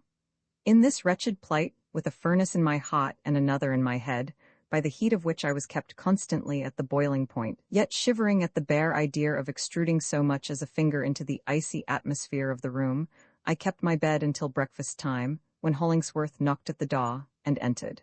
"Well, Coverdale," cried he, "you bid fair to make an admirable farmer. Don't you mean to get up today?" "Neither today nor tomorrow," said I hopelessly. "I doubt if I ever rise again." "What is the matter now?" he asked. I told him my piteous case, and besought him to send me back to town in a close carriage. "No, no," said Hollingsworth with kindly seriousness. "If you are really sick, we must take care of you." Accordingly, he built a fire in my chamber, and having little else to do while the snow lay on the ground, established himself as my nurse. A doctor was sent for, who, being homeopathic, gave me as much medicine, in the course of a fortnight's attendance, as would have laid on the point of a needle. They fed me on water gruel, and I speedily became a skeleton above ground. But after all, I have many precious recollections connected with that fit of sickness. Hollingsworth's more than brotherly attendance gave me inexpressible comfort. Most men, and certainly I could not always claim to be one of the exceptions, have a natural indifference, if not an absolutely hostile feeling, towards those whom disease, or weakness, or calamity of any kind causes to falter and faint amid the rude jostle of our selfish existence. The education of Christianity, it is true, the sympathy of a like experience and the example of women, may soften and, possibly, subvert this ugly characteristic of our sex. But it is originally there, and has likewise its analogy in the practice of our brute brethren, who hunt the sick or disabled member of the herd from among them, as an enemy. It is for this reason that the stricken deer goes apart, and the sick lion grimly withdraws himself into his den. Except in love, or the attachments of kindred, or other very long and habitual affection, we really have no tenderness. But there was something of the woman molded into the great, stalwart frame of Hollingsworth. Nor was he ashamed of it, as men often are of what is best in them, nor seemed ever to know that there was such a soft place in his heart. I knew it well, however, at that time, although afterwards it came nigh to be forgotten. Methought there could not be two such men alive as Hollingsworth. There never was any blaze of a fireside that warmed and cheered me, in the down-sinkings and shiverings of my spirit, so effectually as did the light out of those eyes, which lay so deep and dark under his shaggy brows.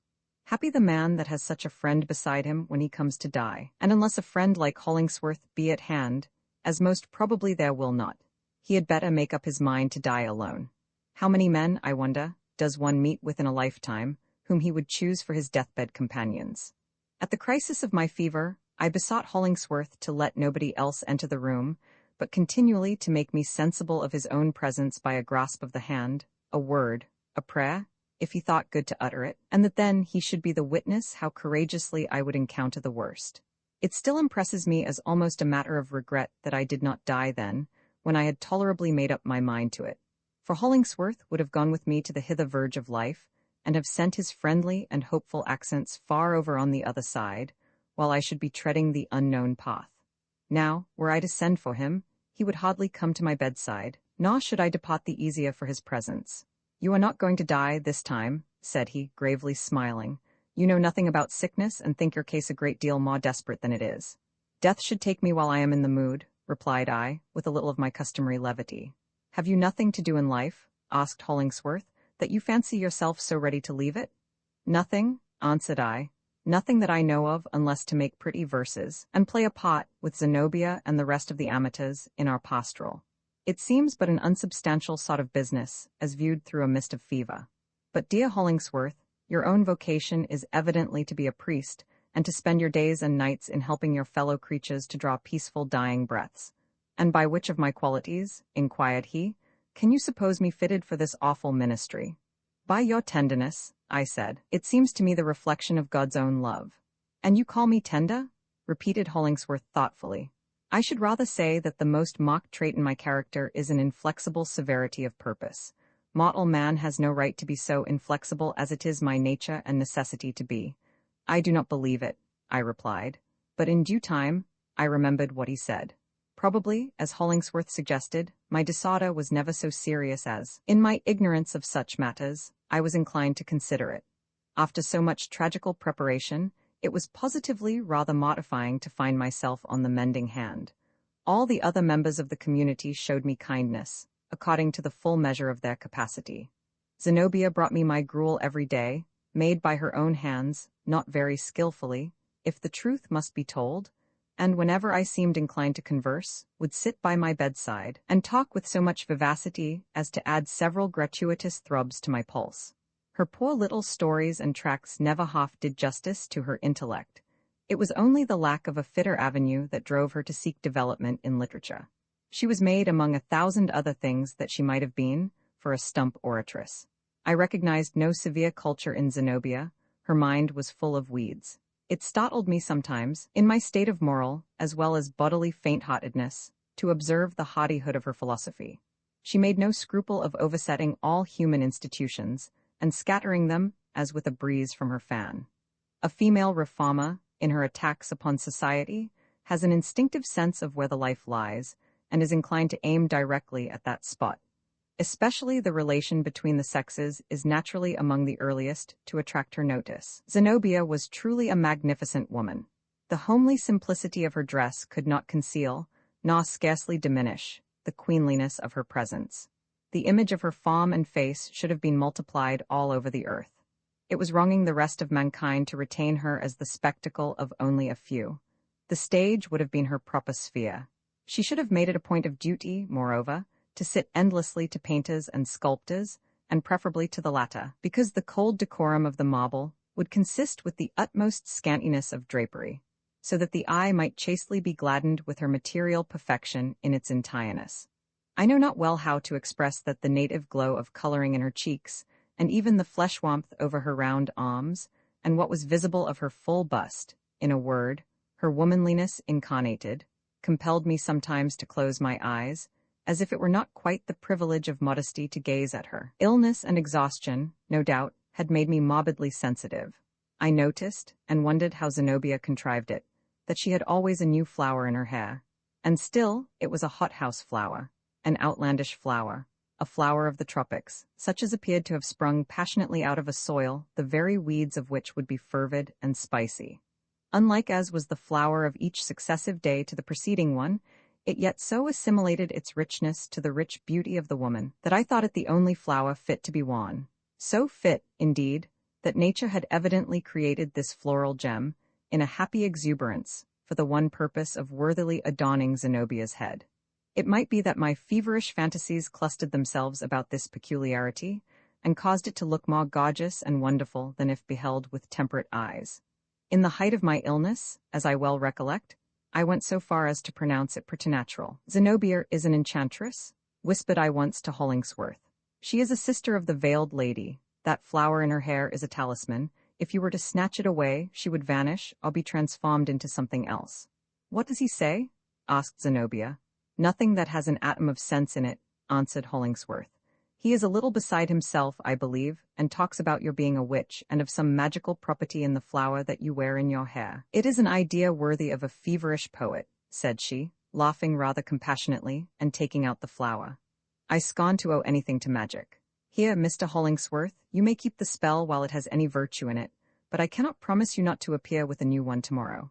It is the one relic of my more brilliant, my happier days. The most curious part of the matter was that, long after my slight delirium had passed away, as long, indeed, as I continued to know this remarkable woman, her daily flower affected my imagination, though more slightly, yet in very much the same way. The reason must have been that, whether intentionally on her part or not, this favorite ornament was actually a subtle expression of Zenobia's character. One subject, about which, very impertinently, moreover, I perplexed myself with a great many conjectures, was whether Zenobia had ever been married. The idea, it must be understood, was unauthorized by any circumstance or suggestion that had made its way to my ears. So young as I beheld her, and the freshest and rosiest woman of 1,000, there was certainly no need of imputing to her a destiny already accomplished. The probability was far greater that her coming years had all life's richest gifts to bring. If the great event of a woman's existence had been consummated, the world knew nothing of it, although the world seemed to know Zenobia well. It was a ridiculous piece of romance, undoubtedly, to imagine that this beautiful personage, wealthy as she was, and holding a position that might fairly enough be called distinguished, could have given herself away so privately, but that some whisper and suspicion, and by degrees a full understanding of the fact, would eventually be blown abroad. But then, as I failed not to consider, her original home was at a distance of many 100 miles. Rumors might fill the social atmosphere, or might once have filled it there, which would travel but slowly against the wind towards our northeastern metropolis, and perhaps melt into thin air before reaching it. There was not, and I distinctly repeat it, the slightest foundation in my knowledge for any surmise of the kind, but there is a species of intuition, either a spiritual lie or the subtle recognition of a fact, which comes to us in a reduced state of the corporeal system. The soul gets the better of the body, after wasting illness, or when a vegetable diet may have mingled too much ether in the blood. Vapors then rise up to the brain, and take shapes that often image falsehood, but sometimes truth. The spheres of our companions have, at such periods, a vastly greater influence upon our own than when robust health gives us a repellent and self-defensive energy. Zenobia's sphere, I imagine, impressed itself powerfully on mine, and transformed me, during this period of my weakness, into something like a mesmerical clairvoyant. Then, also, as anybody could observe, the freedom of her deportment, though to some tastes it might commend itself as the utmost perfection of manner in a youthful widow or a blooming matron, was not exactly maiden-like. What girl had ever laughed as Zenobia did? What girl had ever spoken in her mellow tones? Her unconstrained and inevitable manifestation, I said often to myself, was that of a woman to whom wedlock had thrown wide the gates of mystery. Yet sometimes I strove to be ashamed of these conjectures. I acknowledged it as a masculine grossness, a sin of wicked interpretation, of which man is often guilty towards the other sex, thus to mistake the sweet, liberal, but womanly frankness of a noble and generous disposition. Still, it was of no avail to reason with myself nor to upbraid myself. Pertinaciously the thought, Zenobia is a wife. Zenobia has lived and loved. There is no folded petal, no latent dewdrop in this perfectly developed rose. Irresistibly that thought drove out all other conclusions as often as my mind reverted to the subject. Zenobia was conscious of my observation, though not, I presume, of the point to which it led me. "Mr. Coverdale," said she one day, as she saw me watching her, while she arranged my gruel on the table, "I have been exposed to a great deal of eyeshot in the few years of my mixing in the world, but never, I think, to precisely such glances as you are in the habit of favoring me with. I seem to interest you very much, and yet, or else a woman's instinct is for once deceived, I cannot reckon you as an admirer. What are you seeking to discover in me?" "The mystery of your life," answered I, surprised into the truth by the unexpectedness of her attack. "And you will never tell me." She bent her head towards me, and let me look into her eyes, as if challenging me to drop a plummet line down into the depths of her consciousness. "I see nothing now," said I, closing my own eyes, "unless it be the face of a sprite laughing at me from the bottom of a deep well. A bachelor always feels himself defrauded when he knows or suspects that any woman of his acquaintance has given herself away. Otherwise, the matter could have been no concern of mine. It was purely speculative, for I should not, under any circumstances, have fallen in love with Zenobia. The riddle made me so nervous, however, in my sensitive condition of mind and body, that I most ungratefully began to wish that she would let me alone. Then, too, her gruel was very wretched stuff, with almost invariably the smell of pine smoke upon it, like the evil taste that is said to mix itself up with a witch's best concocted dainties. Why could not she have allowed one of the other women to take the gruel in charge? Whatever else might be her gifts, nature certainly never intended Zenobia for a cook. Or, if so, she should have meddled only with the richest and spiciest dishes, and such as are to be tasted at banquets, between draughts of intoxicating wine. Romans 7, the convalescent, as soon as my incommodities allowed me to think of past occurrences, I failed not to inquire what had become of the odd little guest whom Hollingsworth had been the medium of introducing among us. It now appeared that poor Priscilla had not so literally fallen out of the clouds, as we were at first inclined to suppose. A letter, which should have introduced her, had since been received from one of the city missionaries, containing a certificate of character and an allusion to circumstances, which, in the writer's judgment, made it especially desirable that she should find shelter in our community. There was a hint, not very intelligible, implying either that Priscilla had recently escaped from some particular peril or irksomeness of position, or else that she was still liable to this danger or difficulty, whatever it might be. We should ill have deserved the reputation of a benevolent fraternity had we hesitated to entertain a petitioner in such need, and so strongly recommended to our kindness. Not to mention, moreover, that the strange maiden had set herself diligently to work, and was doing good service with her needle. But a slight mist of uncertainty still floated about Priscilla, and kept her, as yet, from taking a very decided place among creatures of flesh and blood. The mysterious attraction, which, from her first entrance on our scene, she evinced for Zenobia, had lost nothing of its force. I often heard her footsteps, soft and low, accompanying the light but decided tread of the latter up the staircase, stealing along the passageway by her new friend's side, and pausing while Zenobia entered my chamber. Occasionally, Zenobia would be a little annoyed by Priscilla's too close attendance. In an authoritative and not very kindly tone, she would advise her to breathe the pleasant air in a walk, or to go with her work into the barn, holding out half a promise to come and sit on the hay with her, when at leisure. Evidently, Priscilla found but scanty requital for her love. Hollingsworth was likewise a great favorite with her. For several minutes together sometimes, while my auditory nerves retained the susceptibility of delicate health, I used to hear a low, pleasant murmur ascending from the room below, and at last ascertained it to be Priscilla's voice, babbling like a little brook to Hollingsworth. She talked more largely and freely with him than with Zenobia, towards whom, indeed, her feelings seemed not so much to be confidence as involuntary affection.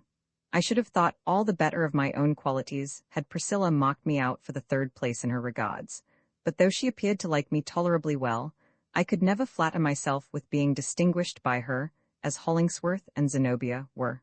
One forenoon, during my convalescence, there came a gentle tap at my chamber door. I immediately said, "Come in, Priscilla," with an acute sense of the applicant's identity, nor was I deceived. It was really Priscilla, a pale, large-eyed little woman, for she had gone far enough into her teens to be, at least, on the outer limit of girlhood, but much less one than at my previous view of her, and far better conditioned both as to health and spirits. As I first saw her, she had reminded me of plants that one sometimes observes doing their best to vegetate among the bricks of an enclosed cot, where there is scanty soil and never any sunshine.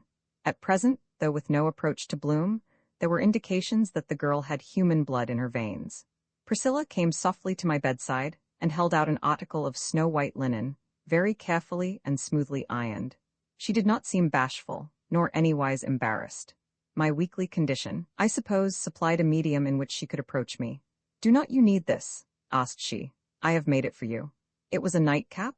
"My dear Priscilla," said I, smiling, "I never had on a nightcap in my life, but perhaps it will be better for me to wear one, now that I am a miserable invalid. How admirably you have done it! No, no, I never can think of wearing such an exquisitely wrought nightcap as this, unless it be in the daytime, when I sit up to receive company." "It is for use, not beauty," answered Priscilla. "I could have embroidered it and made it much prettier, if I pleased." While holding up the nightcap and admiring the fine needlework, I perceived that Priscilla had a sealed letter which she was waiting for me to take. It had arrived from the village post office that morning. As I did not immediately offer to receive the letter, she drew it back and held it against her bosom, with both hands clasped over it, in a way that had probably grown habitual to her. Now, on turning my eyes from the nightcap to Priscilla, it forcibly struck me that her air, though not her figure, and the expression of her face, but not its features, had a resemblance to what I had often seen in a friend of mine, one of the most gifted women of the age. I cannot describe it. The points easiest to convey to the reader were a certain curve of the shoulders and a partial closing of the eyes, which seemed to look more penetratingly into my own eyes, through the narrowed apertures, than if they had been open at full width. It was a singular anomaly of likeness coexisting with perfect dissimilitude. "Will you give me the letter, Priscilla?" said I. She started, put the letter into my hand, and quite lost the look that had drawn my notice. "Priscilla," I inquired, "did you ever see Miss Margaret Fuller?" "No," she answered. "Because," said I, "you reminded me of her just now, and it happens, strangely enough, that this very letter is from her." Priscilla, for whatever reason, looked very much discomposed. "I wish people would not fancy such odd things in me," she said rather petulantly. "How could I possibly make myself resemble this lady merely by holding her letter in my hand?"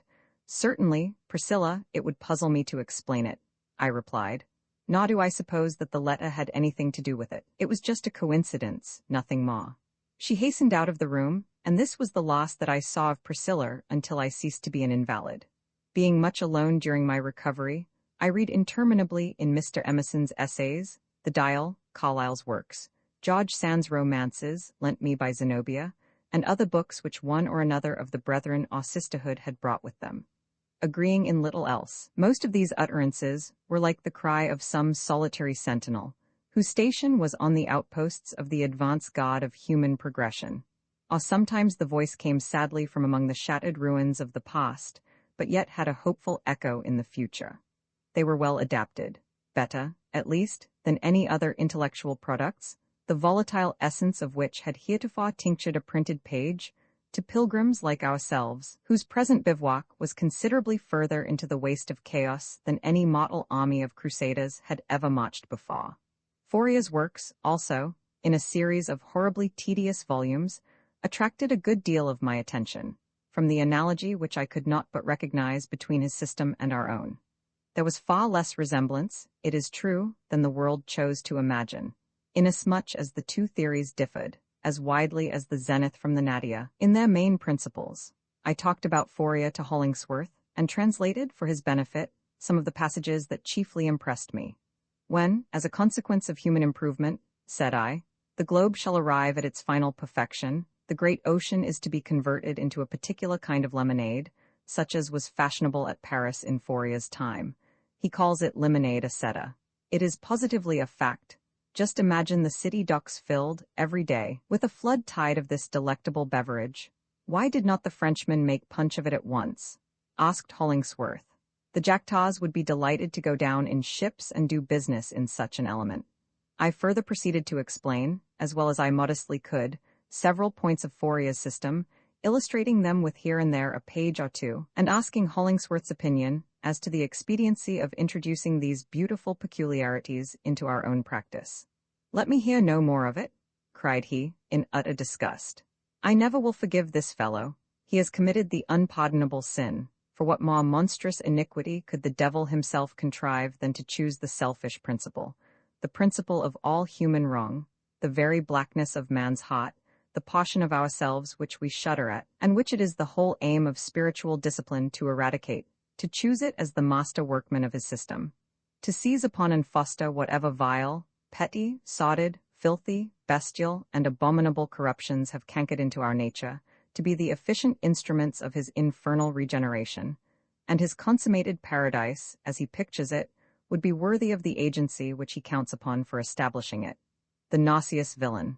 Nevertheless, remarked I, in consideration of the promised delights of his system, so very proper, as they certainly are, to be appreciated by Fourier's countrymen, I cannot but wonder that universal France did not adopt his theory at a moment's warning. But is there not something very characteristic of his nation in Fourier's manner of putting forth his views? He makes no claim to inspiration. He has not persuaded himself, as Swedenborg did, and as any other than a Frenchman would, with a mission of like importance to communicate, that he speaks with authority from above.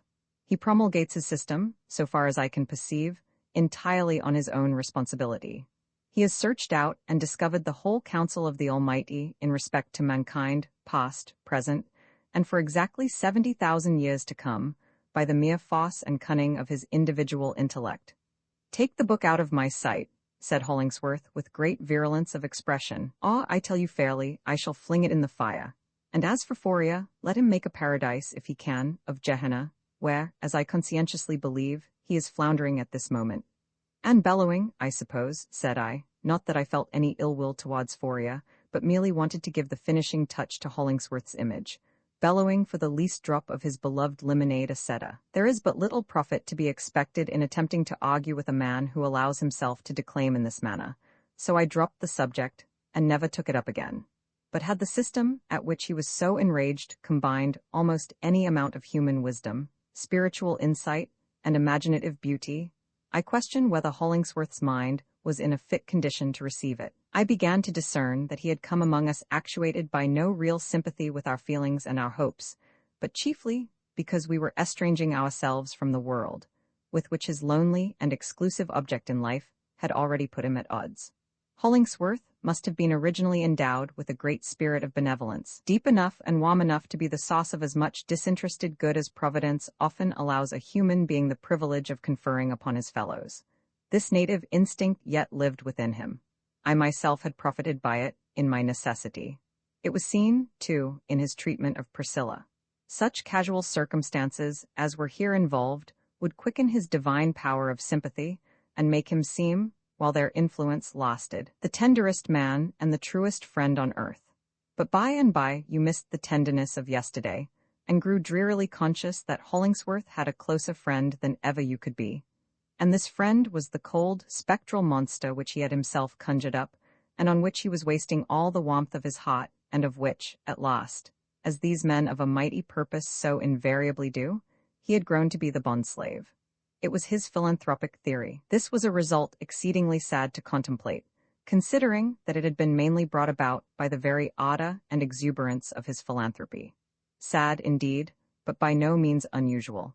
He had taught his benevolence to pour its warm tide exclusively through one channel, so that there was nothing to spare for other great manifestations of love to man, nor scarcely for the nutriment of individual attachments, unless they could minister in some way to the terrible egotism which he mistook for an angel of God. Had Hollingsworth's education been more enlarged, he might not so inevitably have stumbled into this pitfall, but this identical pursuit had educated him. He knew absolutely nothing, except in a single direction, where he had thought so energetically, and felt to such a depth, that no doubt the entire reason and justice of the universe appeared to be concentrated thitherward.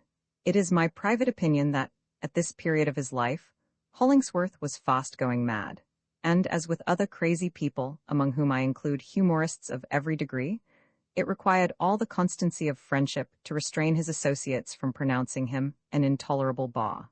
Such prolonged fiddling upon one string, such multiform presentation of one idea, his specific object of which he made the public more than sufficiently aware, through the medium of lectures and pamphlets, was to obtain funds for the construction of an edifice, with a sort of collegiate endowment.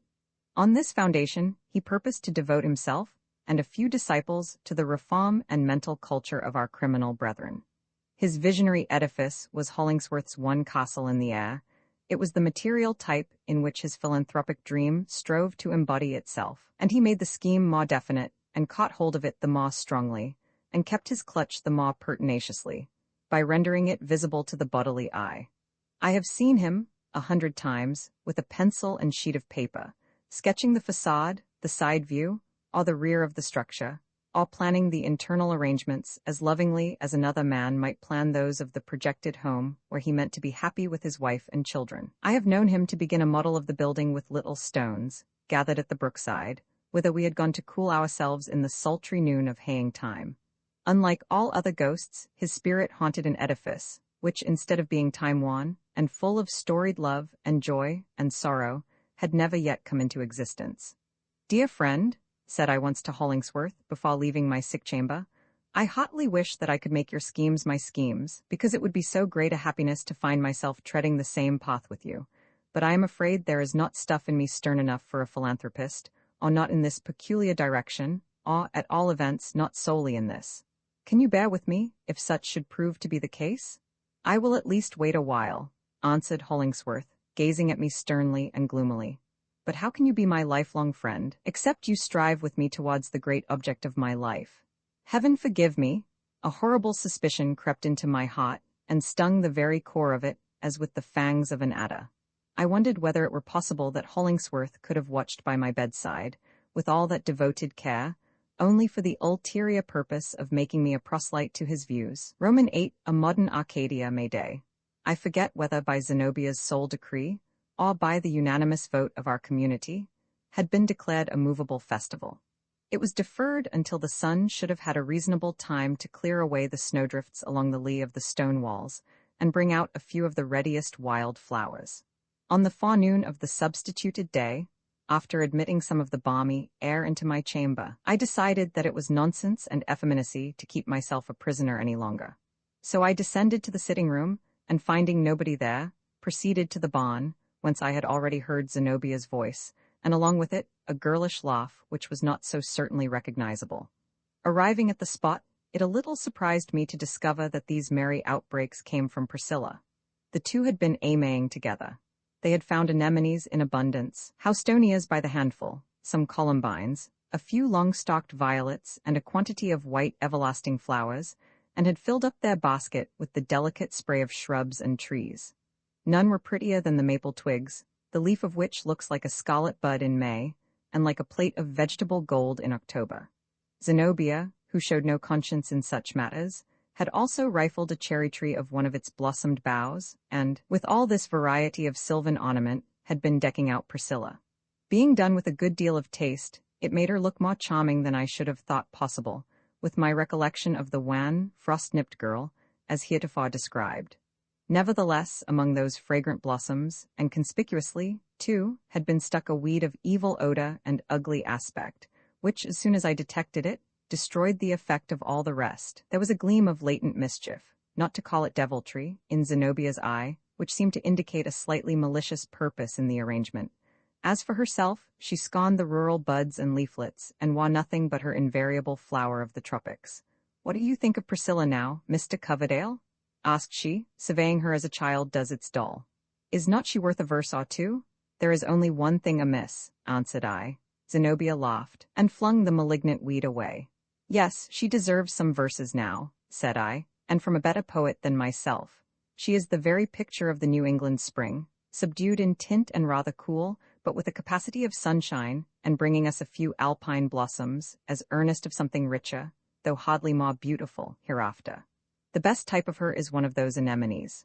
What I find most singular in Priscilla, as her health improves, observed Zenobia, is her wildness. Such a quiet little body as she seemed, one would not have expected that. Why, as we strolled the woods together, I could hardly keep her from scrambling up the trees, like a squirrel. She has never before known what it is to live in the free air, and so it intoxicates her as if she were sipping wine. And she thinks it such a paradise here, and all of us, particularly Mr. Hollingsworth and myself, such angels. It is quite ridiculous, and provokes one's malice almost, to see a creature so happy, especially a feminine creature. They are always happier than male creatures, said I. You must correct that opinion, Mr. Coverdale, replied Zenobia contemptuously, or I shall think you lack the poetic insight. Did you ever see a happy woman in your life? Of course, I do not mean a girl, like Priscilla and 1,000 others, for they are all alike, while on the sunny side of experience, but a grown woman. How can she be happy, after discovering that fate has assigned her but one single event, which she must contrive to make the substance of her whole life? A man has his choice of innumerable events. A woman, I suppose, answered I, by constant repetition of her one event, may compensate for the lack of variety. Indeed, said Zenobia. While we were talking, Priscilla caught sight of Hollingsworth at a distance, in a blue frock, and with a hoe over his shoulder, returning from the field. She immediately set out to meet him, running and skipping, with spirits as light as the breeze of the May morning, but with limbs too little exercised to be quite responsive. She clapped her hands, too, with great exuberance of gesture, as is the custom of young girls when their electricity overcharges them. But all at once, midway to Hollingsworth, she paused, looked round about her, towards the river, the road, the woods, and back towards us, appearing to listen, as if she heard someone calling her name, and knew not precisely in what direction. "Have you bewitched her?" I exclaimed. "It is no sorcery of mine," said Zenobia, "but I have seen the girl do that identical thing once or twice before. Can you imagine what is the matter with her?" "No, unless," said I, "she has the gift of hearing those airy tongues that syllable men's names which Milton tells about." From whatever cause, Priscilla's animation seemed entirely to have deserted her. She seated herself on a rock, and remained there until Hollingsworth came up. And when he took her hand and led her back to us, she rather resembled my original image of the wan and spiritless Priscilla than the flowery May Queen of a few moments ago. These sudden transformations, only to be accounted for by an extreme nervous susceptibility, always continued to characterize the girl, though with diminished frequency as her health progressively grew more robust. I was now on my legs again. My fit of illness had been an avenue between two existences, the low-arched and darksome doorway, through which I crept out of a life of old conventionalisms, on my hands and knees, as it were, and gained admittance into the freer region that lay beyond. In this respect, it was like death, and as with death, too, it was good to have gone through it. No otherwise could I have rid myself of 1,000 follies, fripperies, prejudices, habits, and other such worldly dust as inevitably settles upon the crowd along the broad highway, giving them all one sordid aspect before noontime, however freshly they may have begun their pilgrimage in the dewy morning. The very substance upon my bones had not been fit to live with in any better, truer, or more energetic mode than that to which I was accustomed. So it was taken off me and flung aside, like any other worn-out or unseasonable garment, and, after shivering a little while in my skeleton, I began to be clothed anew, and much more satisfactorily than in my previous suit.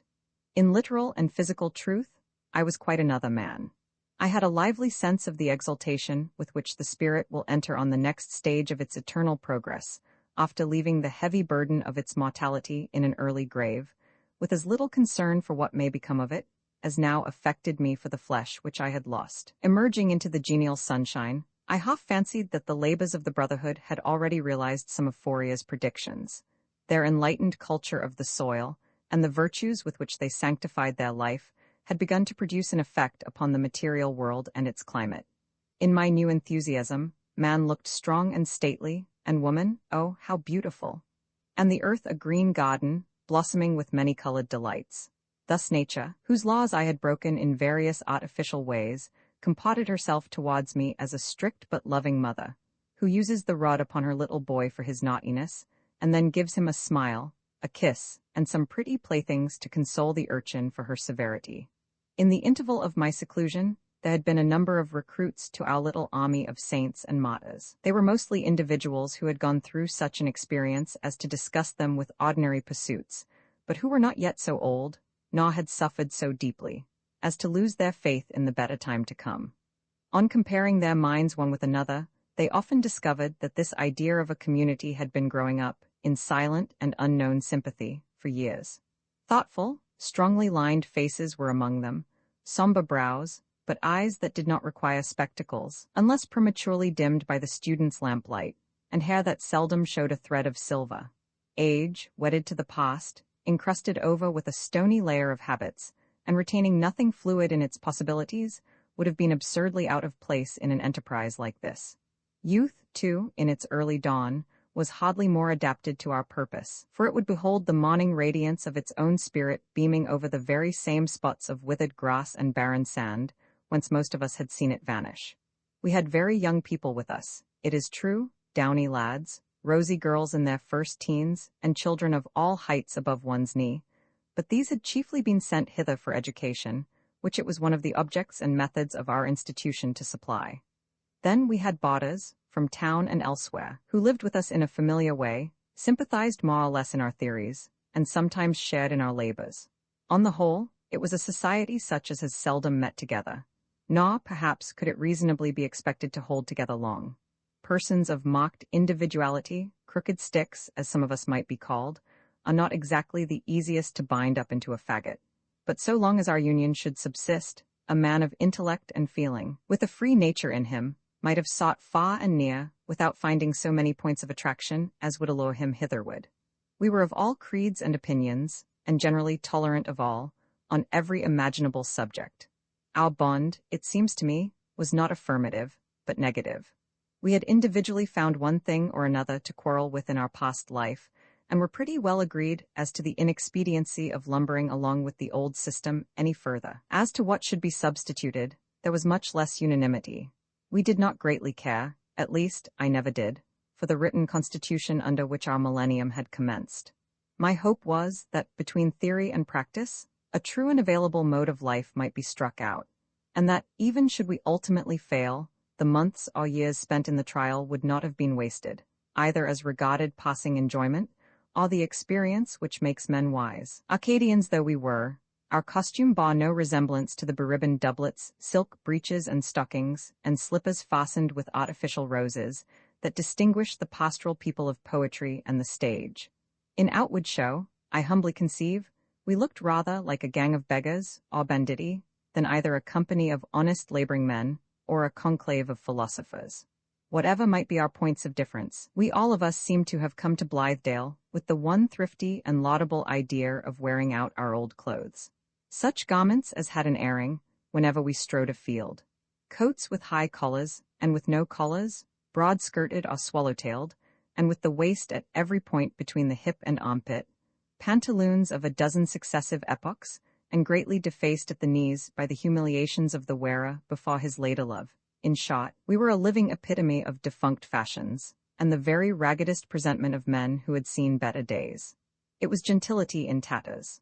Often retaining a scholar-like or clerical air, you might have taken us for the denizens of Grub Street, intent on getting a comfortable livelihood by agricultural labor, or Coleridge's projected pantisocracy in full experiment, or Candide and his motley associates at work in their cabbage garden, or anything else that was miserably out at elbows, and most clumsily patched in the rear. We might have been sworn comrades to Falstaff's ragged regiment. Little skill, as we boasted in other points of husbandry, every mother's son of us would have served admirably to stick up for a scarecrow. And the worst of the matter was, that the first energetic movement essential to one downright stroke of real labor was sure to put a finish to these poor habiliments. So we gradually flung them all aside, and took to honest homespun and linsey-woolsey, as preferable on the whole, to the plan recommended, I think, by Virgil, ara nudis, sia nudis, which, as Silas Foster remarked when I translated the maxim, would be apt to astonish the women folks. After a reasonable training, the yeoman life throve well with us. Our faces took the sunburn kindly, our chests gained in compass, and our shoulders in breadth and squareness. Our great brown fists looked as if they had never been capable of kid gloves. The plough, the hoe, the scythe, and the hayfork grew familiar to our grasp. The oxen responded to our voices. We could do almost as fair a day's work as Sailor's Foster himself, sleep dreamlessly after it, and awake at daybreak with only a little stiffness of the joints, which was usually quite gone by breakfast time. To be sure, our next neighbors pretended to be incredulous as to our real proficiency in the business which we had taken in hand. They told slanderous fables about our inability to yoke our own oxen, or to drive them afield when yoked, or to release the poor brutes from their conjugal bond at nightfall. They had the face to say, too, that the cows laughed at our awkwardness at milking time, and invariably kicked over the pails. Partly in consequence of our putting the stool on the wrong side, and partly because, taking offense at the whisking of their tails, we were in the habit of holding these natural fly-flappers with one hand and milking with the other. They further averred that we hoed up whole acres of Indian corn and other crops, and drew the earth carefully about the weeds, and that we raised 500 tufts of burdock, mistaking them for cabbages, and that by dint of unskilful planting few of our seeds ever came up at all, or, if they did come up, it was stern foremost, and that we spent the better part of the month of June in reversing a field of beans, which had thrust themselves out of the ground in this unseemly way. They quoted it as nothing more than an ordinary occurrence for one or other of us to crop off 2 or 3 fingers of a morning by our clumsy use of the hay-cutter. Finally, and as an ultimate catastrophe, these mendacious rogues circulated a report that we communitarians were exterminated, to the last man, by severing ourselves asunder with the sweep of our own scythes, and that the world had lost nothing by this little accident. But this was pure envy and malice on the part of the neighboring farmers. The peril of our new way of life was not lest we should fail in becoming practical agriculturists, but that we should probably cease to be anything else. While our enterprise lay all in theory, we had pleased ourselves with delectable visions of the spiritualization of labor. It was to be our form of prayer and ceremonial of worship. Each stroke of the hoe was to uncover some aromatic root of wisdom, heretofore hidden from the sun. Pausing in the field, to let the wind exhale the moisture from our foreheads, we were to look upward and catch glimpses into the far-off soul of truth. In this point of view, matters did not turn out quite so well as we anticipated. It is very true that, sometimes, gazing casually around me, out of the midst of my toil, I used to discern a richer picturesqueness in the visible scene of earth and sky. There was, at such moments, a novelty, an unwonted aspect, on the face of nature, as if she had been taken by surprise and seen at unawares, with no opportunity to put off her real look, and assume the mask with which she mysteriously hides herself from mortals. But this was all. The clods of earth, which we so constantly belaboured and turned over and over, were never etherealized into thought. Our thoughts, on the contrary, were fast becoming cloddish. Our labor symbolized nothing, and left us mentally sluggish in the dusk of the evening. Intellectual activity is incompatible with any large amount of bodily exercise. The yeoman and the scholar, the yeoman and the man of finest moral culture, though not the man of sturdiest sense and integrity, are 2 distinct individuals, and can never be melted or welded into one substance. Zenobia soon saw this truth, and jibed me about it one evening, as Hollingsworth and I lay on the grass after a hard day's work. "I am afraid you did not make a song today while loading the hay-cart," said she, as Burns did when he was reaping barley. "Burns never made a song in haying time," I answered very positively. "He was no poet while a farmer, and no farmer while a poet." "And on the whole, which of the 2 characters do you like best?" asked Zenobia, "for I have an idea that you cannot combine them any better than Burns did." "Ah, I see, in my mind's eye, what sort of an individual you are to be, 2 or 3 years hence. Grim Sailor's Foster is your prototype, with his palm of sole leather, and his joints of rusty iron, which all through summer keep the stiffness of what he calls his winter's rheumatiz, and his brain of? I don't know what his brain is made of, unless it be a Savoy cabbage, but yours may be cauliflower, as a rather more delicate variety. Your physical man will be transmuted into salt beef and fried pork, at the rate, I should imagine, of £1.50 a day, that being about the average which we find necessary in the kitchen. You will make your toilet for the day, still like this delightful Sailor's Foster, by rinsing your fingers and the front part of your face in a little tin pan of water at the doorstep, and teasing your hair with a wooden pocket comb before a 7 by 9 inch looking glass, Your only pastime will be to smoke some very vile tobacco in the black stump of a pipe. Pray, spare me, cried I. But the pipe is not Silas's only mode of solacing himself with the weed. Your literature, continued Zenobia, apparently delighted with her description, will be the farmer's almanac, for I observe our friend Foster never gets so far as the newspaper. When you happen to sit down, at odd moments, you will fall asleep, and make nasal proclamation of the fact as he does. And invariably you must be jogged out of a nap after supper by the future Mrs. Coverdale, and persuaded to go regularly to bed. And on Sundays, when you put on a blue coat with brass buttons, you will think of nothing else to do but to go and lounge over the stone walls and rail fences, and stare at the corn growing. And you will look with a knowing eye at oxen, and will have a tendency to clamber over into pigsties, and feel of the hogs, and give a guess how much they will weigh after you shall have stuck and dressed them. Already, I have noticed you begin to speak through your nose, and with a drawl. Pray, if you really did make any poetry today, let us hear it in that kind of utterance. Coverdale has given up making verses now, said Hollingsworth, who never had the slightest appreciation of my poetry. Just think of him penning a sonnet with a fist like that. There is at least this good in a life of toil, that it takes the nonsense and fancy work out of a man, and leaves nothing but what truly belongs to him. If a farmer can make poetry at the plough-tail, it must be because his nature insists on it, and if that be the case, let him make it, in heaven's name. And how is it with you? Asked Zenobia, in a different voice, for she never laughed at Hollingsworth as she often did at me. You, I think, cannot have ceased to live a life of thought and feeling. I have always been in earnest, answered Hollingsworth. I have hammered thought out of iron, after heating the iron in my heart. It matters little what my outward toil may be. Were I a slave at the bottom of a mine, I should keep the same purpose, the same faith in its ultimate accomplishment, that I do now. Miles Coverdale is not in earnest, either as a poet or a laborer. You give me hard measure, Hollingsworth, said I, a little hurt. I have kept pace with you in the field, and my bones feel as if I had been in earnest, whatever may be the case with my brain. I cannot conceive, observed Zenobia with great emphasis, and no doubt she spoke fairly the feeling of the moment. I cannot conceive of being so continually as Mr. Coverdale is within the sphere of a strong and noble nature, without being strengthened and ennobled by its influence. This amiable remark of the fair Zenobia confirmed me in what I had already begun to suspect, that Hollingsworth, like many other illustrious prophets, reformers, and philanthropists, was likely to make at least two proselytes among the women to one among the men. Zenobia and Priscilla? These, I believe, unless my unworthy self might be reckoned for a third, were the only disciples of his mission, and I spent a great deal of time, uselessly, in trying to conjecture what Hollingsworth meant to do with them, and they with him. Roman 9 Hollingsworth, Zenobia. Priscilla, it is not, I apprehend, a healthy kind of mental occupation to devote ourselves too exclusively to the study of individual men and women. If the person under examination be oneself, the result is pretty certain to be diseased action of the heart, almost before we can snatch a second glance. Or if we take the freedom to put a friend under our microscope, we thereby insulate him from many of his true relations, magnify his peculiarities, inevitably tear him into parts, and of course patch him very clumsily together again. What wonder, then, should we be frightened by the aspect of a monster, which, after all, though we can point to every feature of his deformity in the real personage, may be said to have been created mainly by ourselves.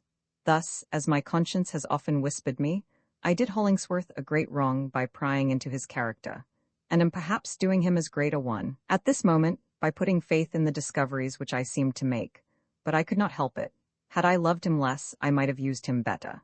He and Zenobia and Priscilla, both for their own sakes and as connected with him, were separated from the rest of the community, to my imagination, and stood forth as the indices of a problem which it was my business to solve. Other associates had a portion of my time, other matters amused me. Passing occurrences carried me along with them, while they lasted. But here was the vortex of my meditations, around which they revolved, and whitherward they too continually tended. In the midst of cheerful society, I had often a feeling of loneliness, for it was impossible not to be sensible that, while these three characters figured so largely on my private theatre, I, though probably reckoned as a friend by all, was at best but a secondary or tertiary personage with either of them. I loved Hollingsworth, as has already been enough expressed, but it impressed me, more and more, that there was a stern and dreadful peculiarity in this man, such as could not prove otherwise than pernicious to the happiness of those who should be drawn into too intimate a connection with him. He was not altogether human. There was something else in Hollingsworth besides flesh and blood, and sympathies and affections and celestial spirit. This is always true of those men who have surrendered themselves to an overruling purpose. It does not so much impel them from without, nor even operate as a motive power within, but grows incorporate with all that they think and feel, and finally converts them into little else save that one principle. When such begins to be the predicament, it is not cowardice, but wisdom to avoid these victims. They have no heart, no sympathy, no reason, no conscience. They will keep no friend, unless he make himself the mirror of their purpose. They will smite and slay you, and trample your dead corpse under foot, all the more readily, if you take the first step with them, and cannot take the second, and the third, and every other step of their terribly straight path. They have an idol to which they consecrate themselves high priest, and deem it holy work to offer sacrifices of whatever is most precious, and never once seem to suspect, so cunning has the devil been with them, that this false deity, in whose iron features, immitigable to all the rest of mankind, they see only benignity and love, is but a spectrum of the very priest himself, projected upon the surrounding darkness. And the higher and purer the original object, and the more unselfishly it may have been taken up, the slighter is the probability that they can be led to recognize the process by which godlike benevolence has been debased into all-devouring egotism. Of course, I am perfectly aware that the above statement is exaggerated in the attempt to make it adequate. Professed philanthropists have gone far, but no originally good man, I presume, ever went quite so far as this. Let the reader abate whatever he deems fit. The paragraph may remain, however, both for its truth and its exaggeration, as strongly expressive of the tendencies which were really operative in Hollingsworth, and as exemplifying the kind of error into which my mode of observation was calculated to lead me. The issue was that in solitude I often shuddered at my friend. In my recollection of his dark and impressive countenance, the features grew more sternly prominent than the reality, duskier in their depth and shadow, and more lurid in their light. The frown, that had merely flitted across his brow, seemed to have contorted it with an adamantine wrinkle. On meeting him again, I was often filled with remorse, when his deep eyes beamed kindly upon me, as with the glow of a household fire that was burning in a cave. He is a man after all, thought I, his Maker's own truest image, a philanthropic man, not that steel engine of the devil's contrivance, a philanthropist, but in my wood-walks and in my silent chamber, the dark face frowned at me again. When a young girl comes within the sphere of such a man, she is as perilously situated as the maiden whom, in the old classical myths, the people used to expose to a dragon. If I had any duty whatever, in reference to Hollingsworth, it was to endeavor to save Priscilla from that kind of personal worship, which her sex is generally prone to lavish upon saints and heroes. It often requires but one smile out of the hero's eyes into the girl's or woman's heart to transform this devotion from a sentiment of the highest approval and confidence into passionate love. Now, Hollingsworth smiled much upon Priscilla, more than upon any other person. If she thought him beautiful, it was no wonder. I often thought him so, with the expression of tender human care and gentlest sympathy which she alone seemed to have power to call out upon his features. Zenobia, I suspect, would have given her eyes, bright as they were, for such a look. It was the least that our poor Priscilla could do, to give her heart for a great many of them. There was the more danger of this, inasmuch as the footing on which we all associated at Blithedale was widely different from that of conventional society.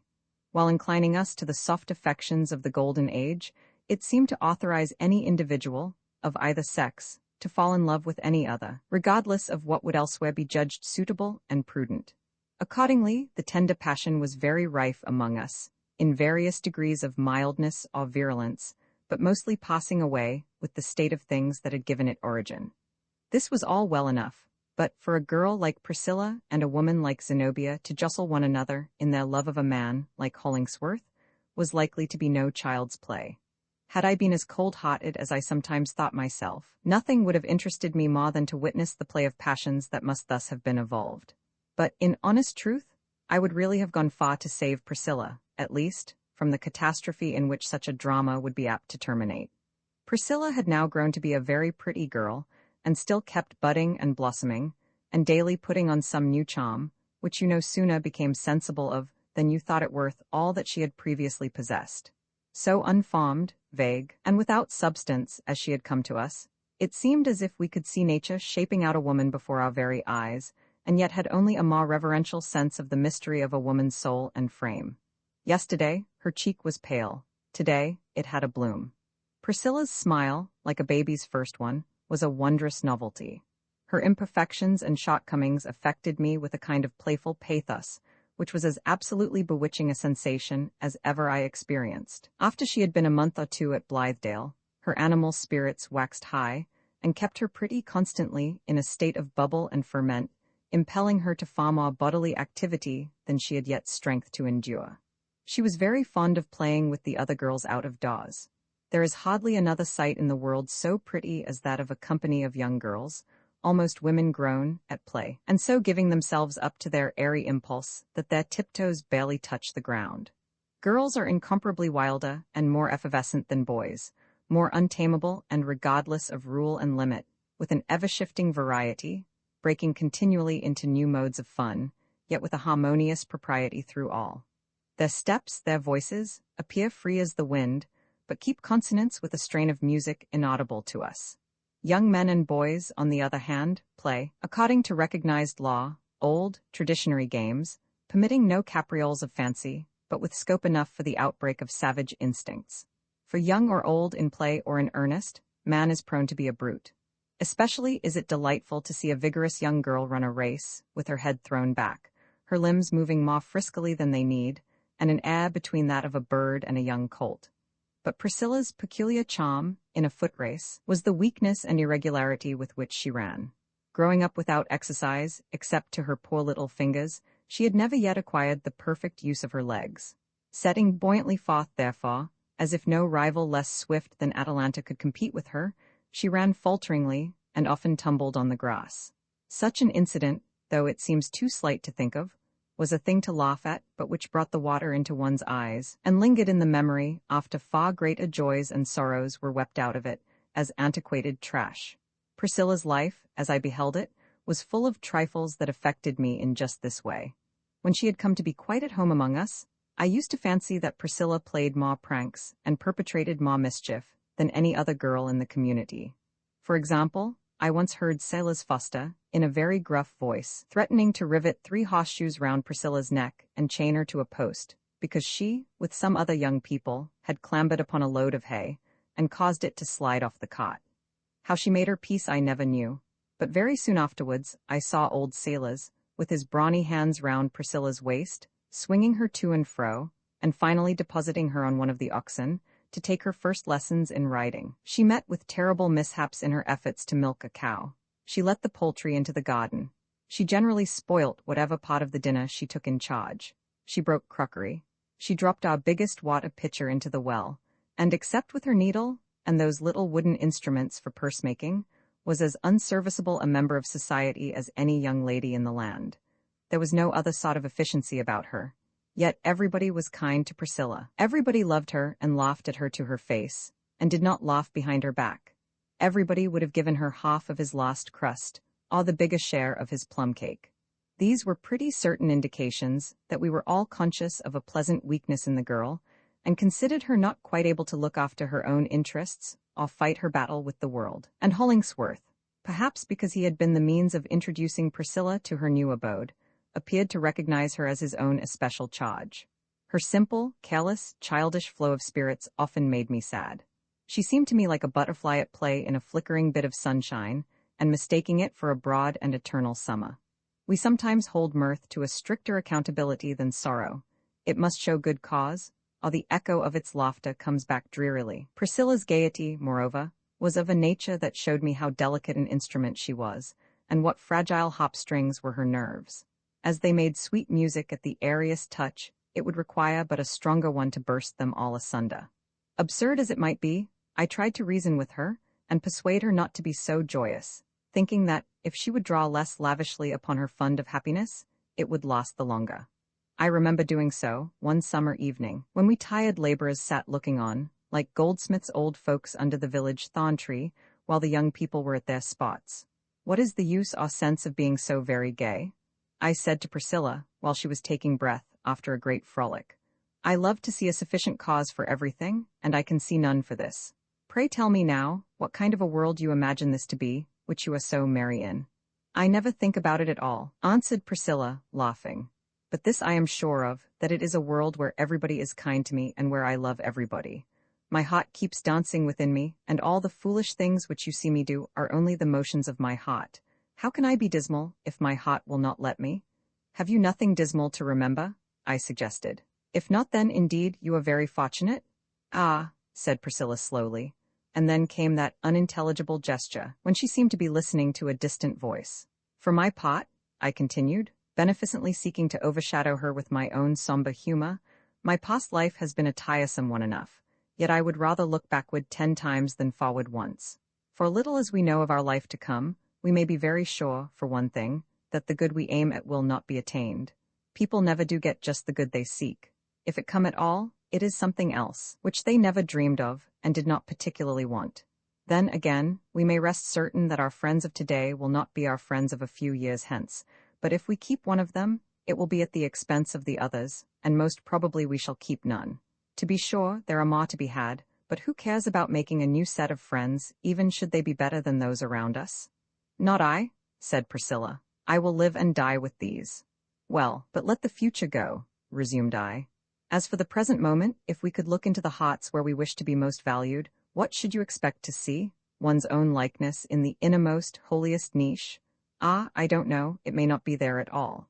It may be a dusty image, thrust aside into a corner, and by to be flung out of doors, where any foot may trample upon it. If not today, then tomorrow?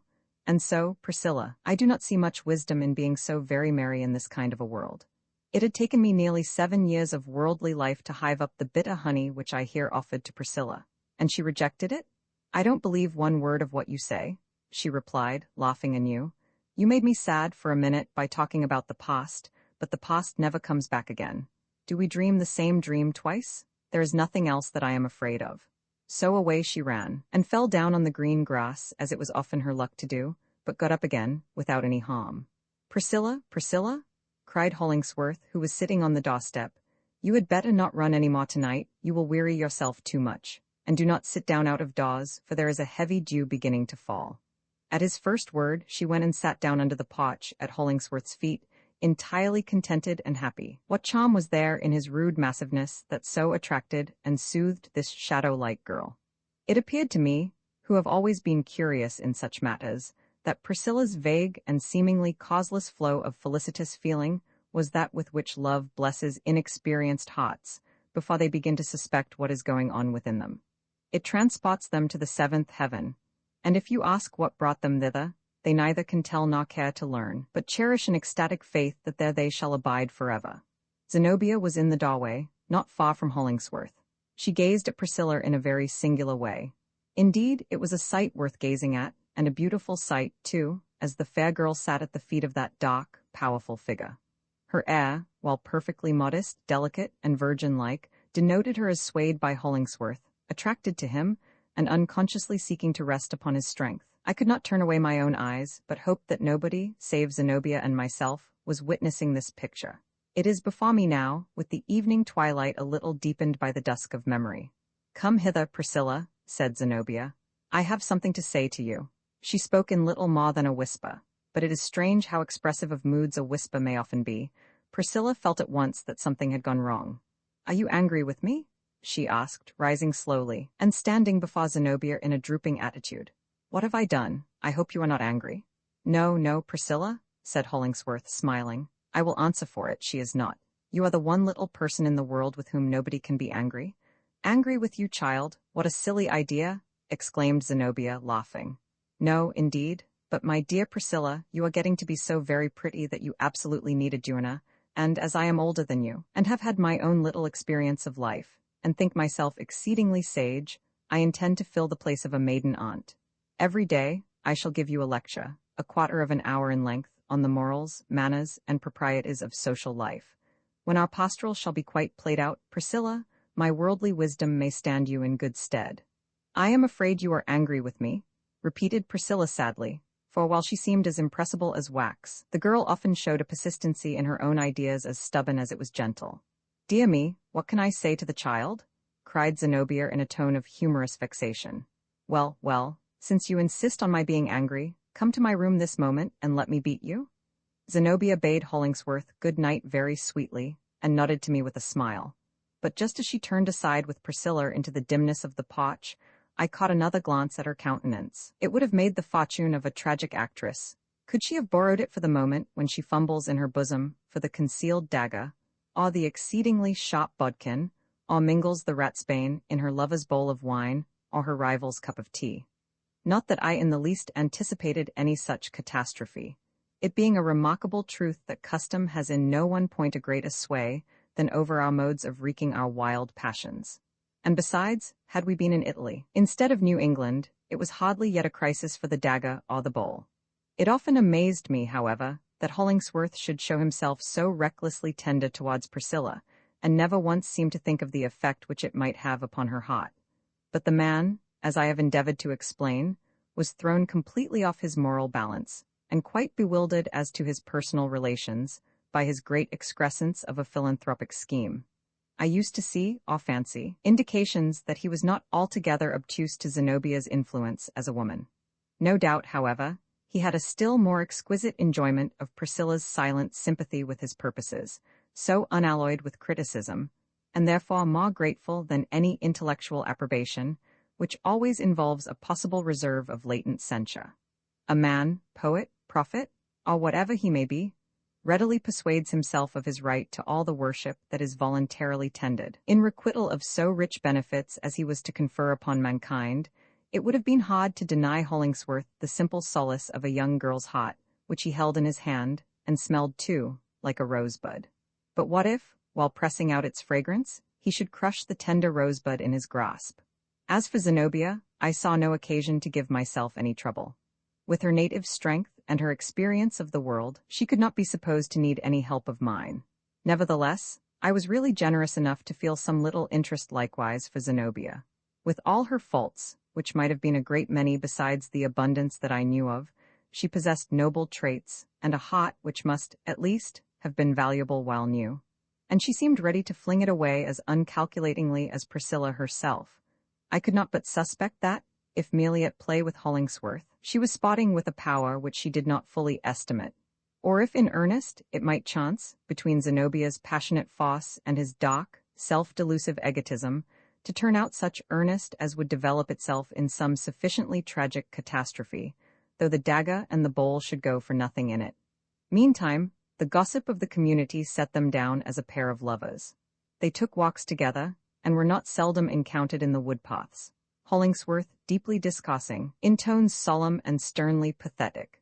Zenobia, with a rich glow on her cheeks and her eyes softened from their ordinary brightness, looked so beautiful that had her companion been 10 times a philanthropist, it seemed impossible but that one glance should melt him back into a man. Oftener than anywhere else, they went to a certain point on the slope of a pasture, commanding nearly the whole of our own domain, besides a view of the river, and an airy prospect of many distant hills. The bond of our community was such that the members had the privilege of building cottages for their own residence within our precincts, thus laying a hearthstone and fencing in a home private and peculiar to all desirable extent, while yet the inhabitants should continue to share the advantages of an associated life. It was inferred that Hollingsworth and Zenobia intended to rear their dwelling on this favorite spot. I mentioned those rumors to Hollingsworth in a playful way. Had you consulted me, I went on to observe, I should have recommended a site farther to the left, just a little withdrawn into the wood, with 2 or 3 peeps at the prospect among the trees. You will be in the shady vale of years long before you can raise any better kind of shade around your cottage, if you build it on this bare slope. But I offer my edifice as a spectacle to the world, said Hollingsworth, that it may take example and build many another like it. Therefore, I mean to set it on the open hillside. Twist these words how I might, they offered no very satisfactory import. It seemed hardly probable that Hollingsworth should care about educating the public taste in the department of cottage architecture, desirable as such improvement certainly was.